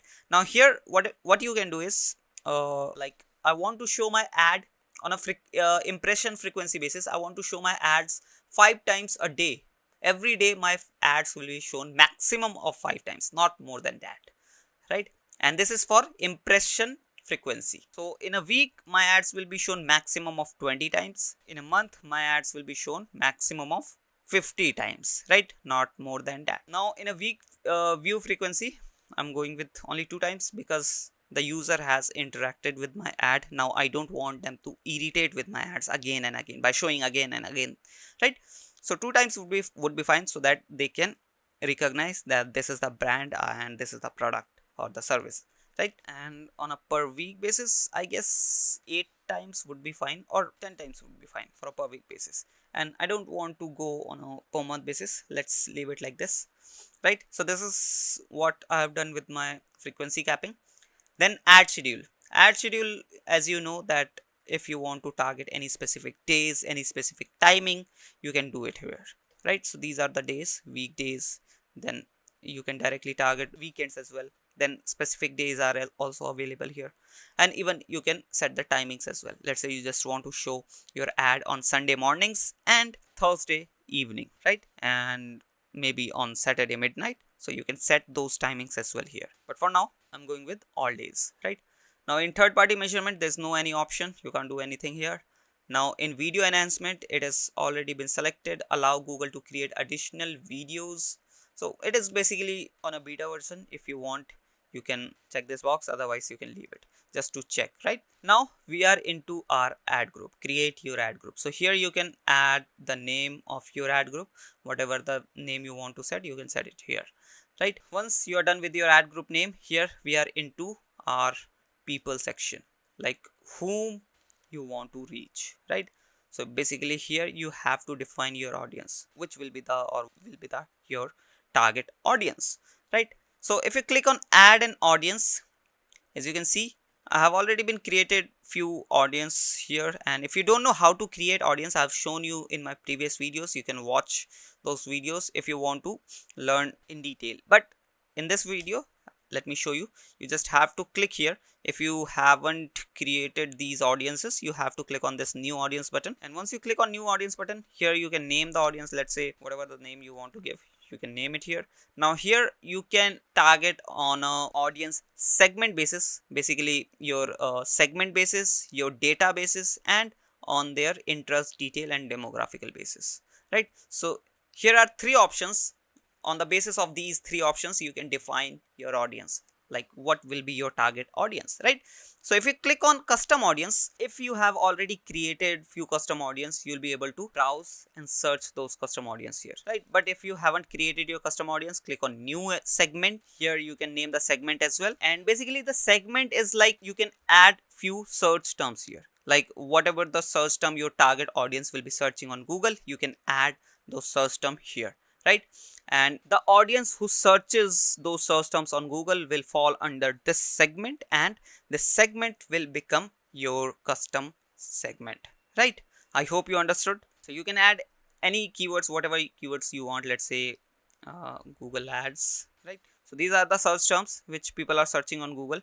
So you can select the specific or the best suitable search terms which is for your business. So this is how you can do your segmentation. And in your data, if you have created any data, let's say people who have visited your website, you can create a list of those visitors, and that will be known as your data, right? So people who have visited your website, or people who have interacted with your ads, if you have run ads previously, people who have interacted with your ads, that data will be known as your data, right? Like as you can see, I have created one list, although there is no any basically the data is totally 0. There is no size of this list, but I've just to show you I've created this list, like customer who have visited my website. If I select this will be in my target list, but there is no data. Basically there is no users in this list, right? And in interest, detail, demographics, you can basically set or define your audience on an interest, detail, demographical basis, right? Here you can also click and you get some extra demographical details options here, where you can define your audience, right? So once you are done with your defining and your segmentation, you can save this audience and your audience will be created, right? So let me go to yes, discard, and now I'm selecting any of these. So I'm going with MF audience, Marketing Fundas audience, right? I've selected this audience. This will be my target audience. Now here we do have one more option, optimized targeting. So it is good to turn it on. There's no need to turn it off. Also it says that ads have been an average of 20% more conversion by using optimized targeting. Yeah, so let's use optimized targeting. Now in advanced settings, we don't have any option, because in this campaign type we don't get these type of targeting options on a keyword basis, topic basis, and placement basis, right? So this is not important at all. Now here we have to create our ad, as it shows create your ads. So first of all, we have to add a URL of our video, which whatever the video we want to promote. So I'm copying the link and I'm pasting here. Once you pasted the link, it will automatically fetch the video, and as you can see, our ad will be looking like this. Here you have to add your final URL where you want to redirect your user. So I'm searching Marketing Fundas, which is our website, Marketing Fundas. So the home page would be fine. Let's copy it, paste it here. Done. Right now in display URL is basically what will be the URL which you want to show. I don't want to add anything here because I'm just directly targeting the home page, right? So no need to change the display URL, but you can do. Let's say the main domain will be marketingfundas.com, and here you can write best. Also make sure that you are under the character limit. Best DM course in India. You can do like this, right? But as I told you that I'm not doing it at all right now. Now in call to action, whatever the call to action you want to add, you can add it here. So I'm going with learn more, or apply now, also a good option. Let's go with apply now, or go with the learn more. Learn more is more suitable for this kind of ad, right? Now in headline you have only 15 character limit, so I'm writing the same thing here, best DM digital marketing course, right? Perfect. Then you can add the long headline as well. So I'm copying a long headline from my website because I don't want to waste your time, as I'm creating a demo campaign, so I don't want to write it properly, right? So let's just copy one line, copy it and paste it here. Let me remove some extra text. Perfect. Then description, let me select this text, copy, and the description has only 70 characters limit, so be in your character limit. Oops, it's too short, man. Let me choose one of these like this, top digital marketing. Basically this was the suggestion directly from Google, right, which I've selected. Now my ad creation is done. As you can see here, my ad will be looking like this on mobile devices, desktop, basically on laptop, and the same will be shown on desktop as well, but this is for your YouTube home, right? Now here you can name your ad whatever the name you want to give. Now one more thing we have here, which is companion banner. And what is the use of companion banner? And this is only for computers. So if we go on laptop or desktop, here you'll be able to see a banner, right, which is related to your business, related to your YouTube channel. So whenever your ad will be shown here, you the user will be able to see the banner of your ad or banner of your business, right? So what you can do is you can create your own custom banner with using this dimension and file size and upload that banner. Otherwise you can click on this option and it will auto generate your banner using your YouTube channel's banner, right? So totally up to you, whatever the option you want to choose. I'm going with this because I haven't created any banner, custom banners right now. So I'm going with this one. Now here you can add your name, the campaign name, right? And if you click here, you'll be able to see that one ad is created. Now here with the same, using the same method, you can create multiple ads as well, so that your YouTube ad can perform better, right? So you can create multiple ads with different aspects. Now once you are done with your ad creation process, you just have to click here, right, create campaign, and as you can see, congratulations, your campaign is ready. Now if I go to my campaign, I'll be able to see a proper dashboard over here, right? Right now I'm in ad group. Now once your ads get approved, you'll be able to see the data here, right? Whatever the performance you are getting with your ad campaign, you'll be able to see those numbers here, right? So I hope you understood the process, I hope you learned the process, and if you like the video, please hit that subscribe and like button. Also, don't forget to share this video with your needy friends who want to learn Google, YouTube ads, right? I'll be meeting you in the next video. Till then, bye bye. In this video of Google Ads course series, I'm going to teach you how to create search remarketing campaign in Google Ads. So let's directly get into my Google Ads account and learn about this. So guys, as I told you that we are going to create a remarketing campaign, and remarketing campaign needs previous data on which you can remarket your product or remarket your service, right? So first you should have a list of audience who have purchased your product or who have visited your website earlier, so that you can show your ads again and do a proper remarketing campaign, right? So for that, if you haven't created your audience list, so you have to go to tools option here. In tools you have to go to shared library. In shared library you will be able to see this audience manager option. Click on this. So once you are in your audience manager, now here we have to create our own audience segment, right? So the first way is to go to audience option, and here you can click on the plus icon, and here you can create a custom segment. Basically you can define your audience using custom segment, your data and interest and detailed demographics, right? So I've already told you about this, how to create your audience, but this is not for your remarketing campaign. This is just for your ordinary search campaign, display ads and different kind of other campaign, right? But not for remarketing campaign. So to create a remarketing campaign data, you have to go to your data segment, and as you can see, I have already one created, which is customer who have visited my website. Although there's no any data in this list, but I have created a list, right? And this is the same way you have to create a list so that you can run your remarketing campaign. So now you have to click on plus icon. These are the options which you can use in order to create your list, audience list, like website visitors, app users, YouTube users, customer list, lead from segment, or custom combination. So one of the most prominent or widely used option is website visitor. Let's go with this one. When you click on website visitor, you get this type of audio basically interface. Now first you have to name the segment, whatever the name you want to give to this segment, you can name it. Let's say I'm adding remarketing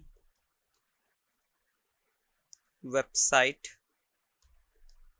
visitors, right? So this is the name I've given to this segment. Now if you scroll a little bit down here, you'll be able to see segment members. So these are the options. Basically you can select either this visitors who have visitors of a web page, or visitors of a web page with specific tag.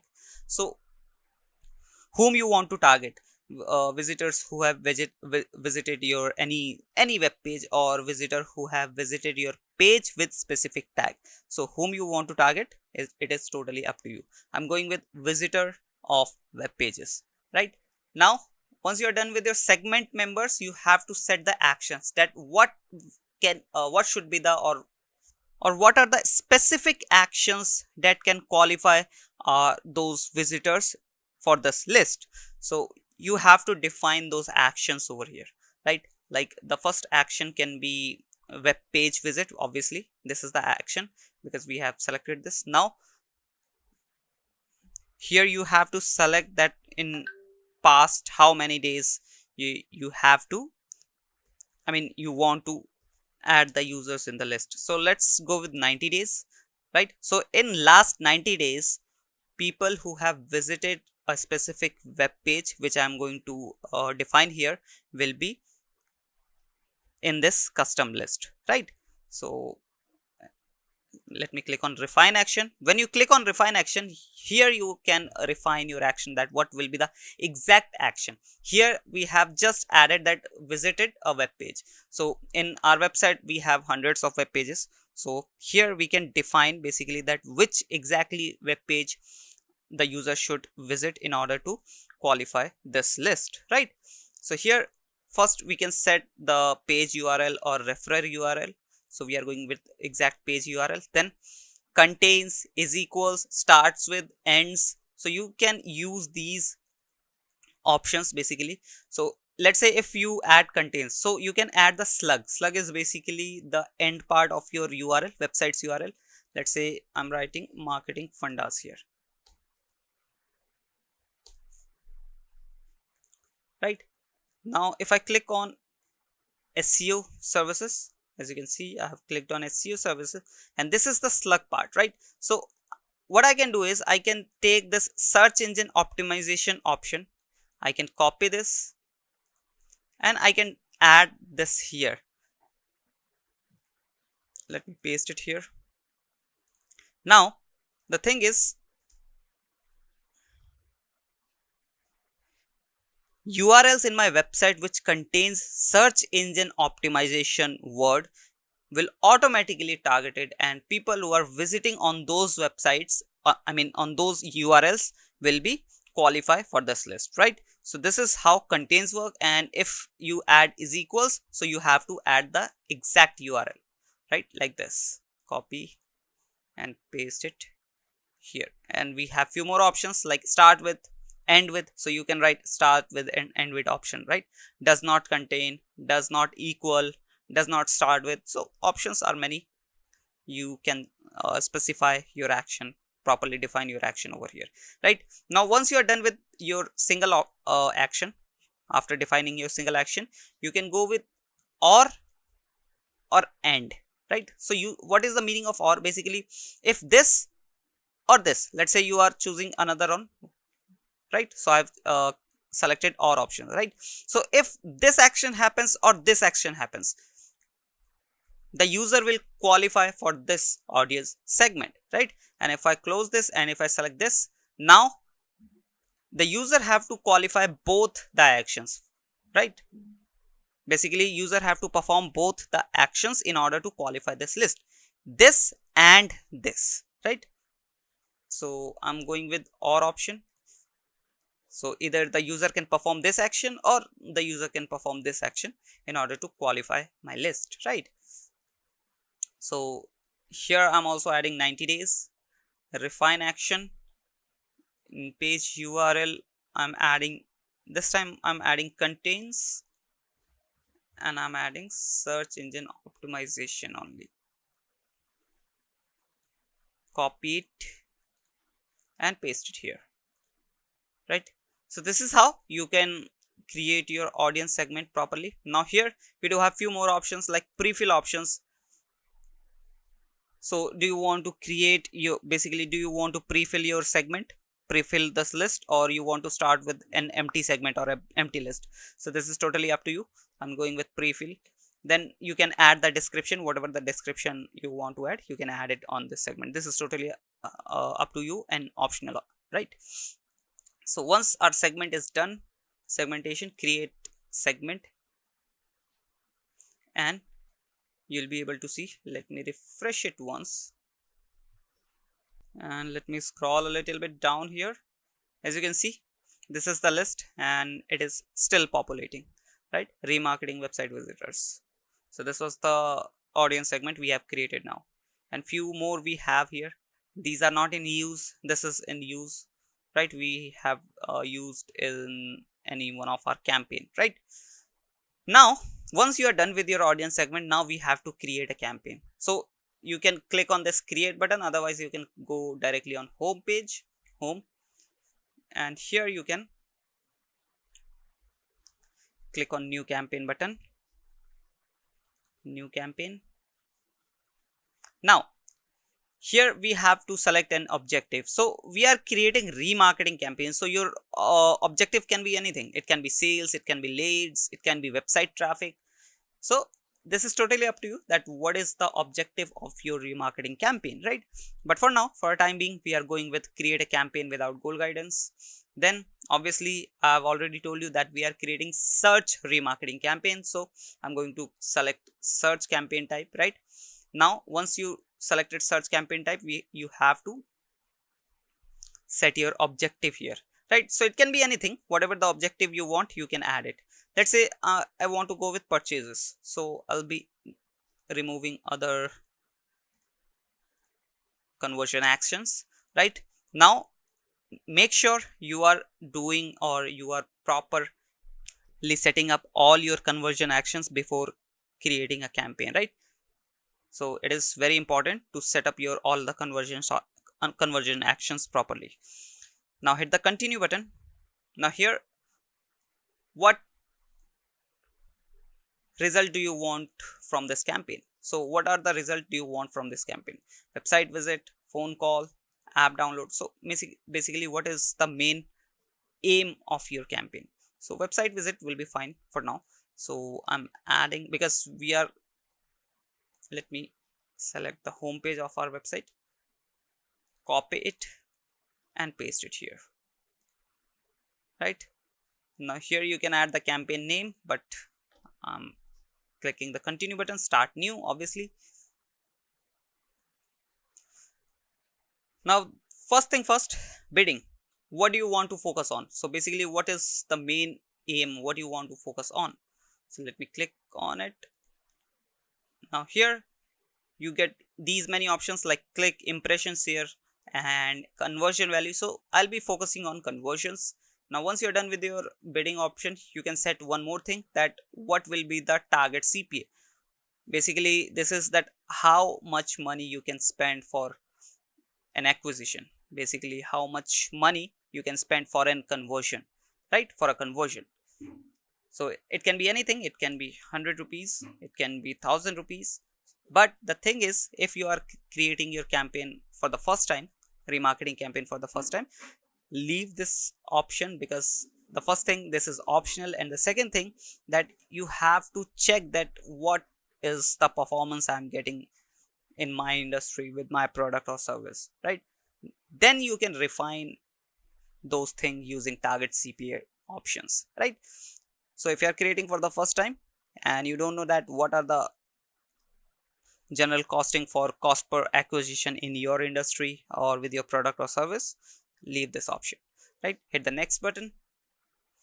Now we are into campaign settings. So here you have to select that where you want to show your ad, search network, display network. So whatever, wherever you want to show your ad, you can select it. So I'll be unchecking display network. I just want to show my ad on search network, right? Now here you have to select the location, that whatever the location you want to target, you can directly target any specific city, specific area. Like you have to click here and you can add those specific city, area or postal code, like here, right? But I'm going with the whole country, which is India in my case. Now here you have to select the language, so English as well as Hindi speaking, right? So my target audience is English as well as Hindi speaking, right? Now once you are done with your language, you have to select your audience here, right? This is the main part where you have to select the audience. So as you know, we have already created one audience segment which we have to select here. Go to browse. In browse option, we have to go in your data segment, because they have we have created a list who have interacted with our website, right? That's why. So in your data segment, I've created a list of website visitors, if you know, if you remember, right? In website visitors, I'll be able to see a list which I've created right now. This is marketing website visitors, remarketing website visitors. So I'll be selecting this one and I'm done with my targeting. Basically this is the list which I want to target, and make sure that whatever the list you are creating, it should at least have minimum of 10,000 users so that your ad can perform properly. Otherwise, if you use a audience segment or list which doesn't have enough audience, then your ad will not perform properly, right? So make sure that you are creating a list, proper list. Now target setting for this campaign. So what will be the target setting for this campaign? Targeting or observation. So observation is recommended. Also you should select observation option, right? Now here you can set that either you want to use broad match type for the entire campaign, but you should use this one, right? Of use keyword match types. So in next step, in this step, keyword and ads, we are going to set that which type of keywords we want to use and what will be the match type, right? So here don't do anything, keep it in off. Then here automatically create assets. So if you want, this is the beta version, if you want you can select this option and it will automatically generate the ad assets like headline and description for you, right? So this is totally up to you that whether you want to use this option or not. This is just on a testing basis, right? This is not a proper, this is beta version, so I'm not using it, but if you want you can use it. Now in more settings we have few more important options like ad rotation. In ad rotation we get two options and you don't have to do anything here. This is already on the optimal option, which is optimize prefer best performing ads. This is basically, let's say in the keyword and ads step you are creating 4 ads, right? Because in one campaign we can create multiple ads, right? Now let's say you have created 4 ads, and if you are selecting this option, then Google will automatically prefer the best performing ads out of 4, out of those 4, right? But if you select this option, then Google will indefinitely rotate the ads. It will not prefer any, it will not give any preference to any performing ad, right? So this is the best option to go with. Then click on more settings. This is something basic thing. You can set your start, campaign start and end date. If you want you can change the starting date of your campaign, and if you want to add the end date you can add that as well, but I'm not doing anything here. Then ad schedule. Ad schedule is basically, let's say you just want to run your campaign on weekdays or on weekends. So whatever the thing, basically whatever the days, whatever the timings you want to choose, you want to select, you can do it here. But for now I'm going with all day option, right? Then campaign URL option. This is just for tracking template. If you want you can add it, but we are not going to use it. Then dynamic search ad, not so important. Brand restriction, not so important. Hit the next button and we are into keywords and ads. So as you can see we have already submitted our website, right? So it has already fetched the keywords. If I scroll a little bit down you'll be able to see the keywords which Google has automatically fetched from our website. These are the keywords, right? Now the question is that which keyword match type you should use. So my suggestion is to avoid broad match. You can either go with phrase match or go with exact match. Don't use broad match, because if you choose broad match you will end up losing your tons of money, right? So now what you can do is you can just add your bracket like this bracket in every keyword one by one. Otherwise you can create your campaign from here, and after creating the campaign, in the keyword section of your campaign you can select all these keywords and you can change the match type of all these keywords in one go, right? So that is a pretty time efficient option. So I hope you understood the thing, that how you can change the match type of keywords, right? Once you are done with this, now we are into ad creation process. Here we have to create the ad. So obviously we are creating search ad, so we have to add headlines and descriptions mainly, and few extra things as well. So these are the things which you have to complete in order to get good ad strength, right? So this is the final URL. You can change the display path if you want. Display path will be shown here, right? So let's say I'm adding SEO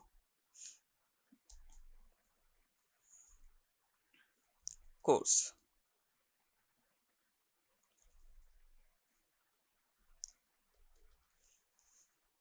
So as you can see, the display path has been changed here, right? This is how the display path works, so that the users can get a glimpse that where they are going to get redirect, right, when they will be clicking on this ad.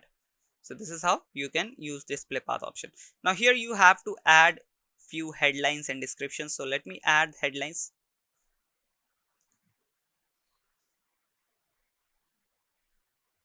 So I'll be selecting these options. Let me click on more ideas and let me add one by one these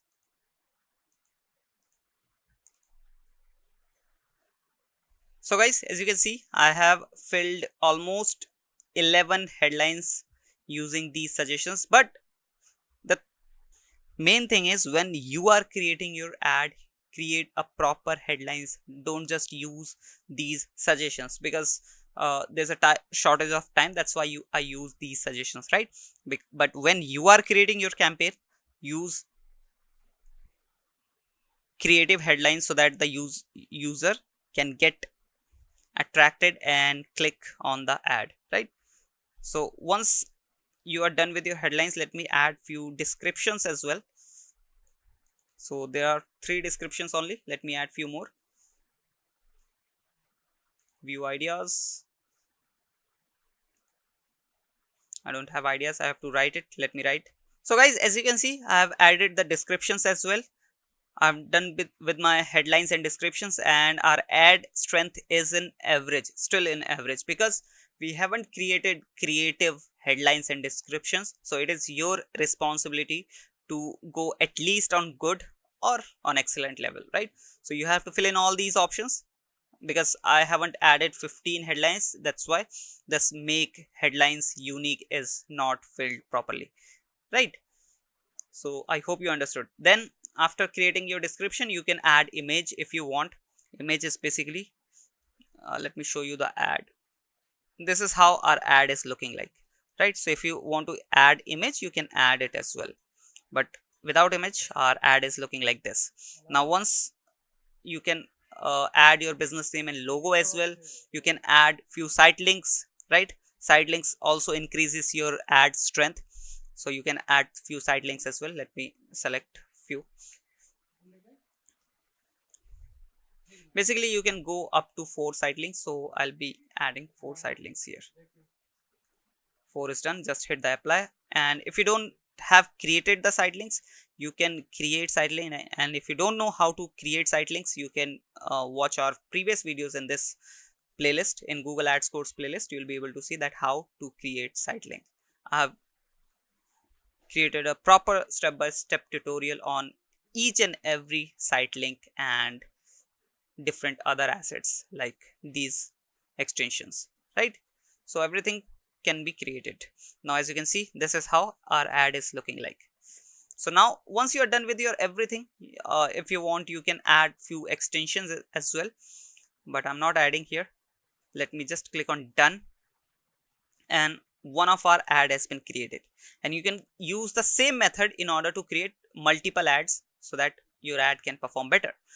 Now hit the next button, and we are into our budgeting section. In budgeting section, this is the recommended budget. This is pretty much extra than recommended, and this is pretty much low than recommended. So whatever the option suits you best, you can go with. Otherwise you can select your custom budget as well. But the thing is, the performance will vary according to your budget, right? Now this is the estimated budget, basically estimated performance according to your budget. You will get 611 conversions, and the weekly clicks will be 10,000. Weekly cost will be around 12,000, and the CPC you will get is around 1.27, and the CPA, average CPA, is showing here 21 rupees, right? So let's go with the recommended budget. Hit the next button. Now we are into our review section. Here Google will review all the things. Now once Google verifies everything, you will be able to basically publish your campaign. Also you can verify all the settings, all the options you have done here, right? And if anything is wrong, you can change it in this options, right? Now after doing everything, just click on publish campaign, and your campaign will be published. So this is how you can create your search remarketing campaign. As you can see here, this is under review. Once the review is done, you will be able to see that the campaign is started getting results, right? So I hope you learned from this video. If you do so, please hit that subscribe and like button. Also don't forget to share this whole playlist with your needy friends who want to learn Google ads and other digital marketing things like Facebook marketing, organic marketing, paid marketing. Everything has been covered in different playlists. Just go to our channel, and go to playlist section. You will be able to see all those playlists, right? So with that said, I'll be meeting you in the next video. Till then, bye bye.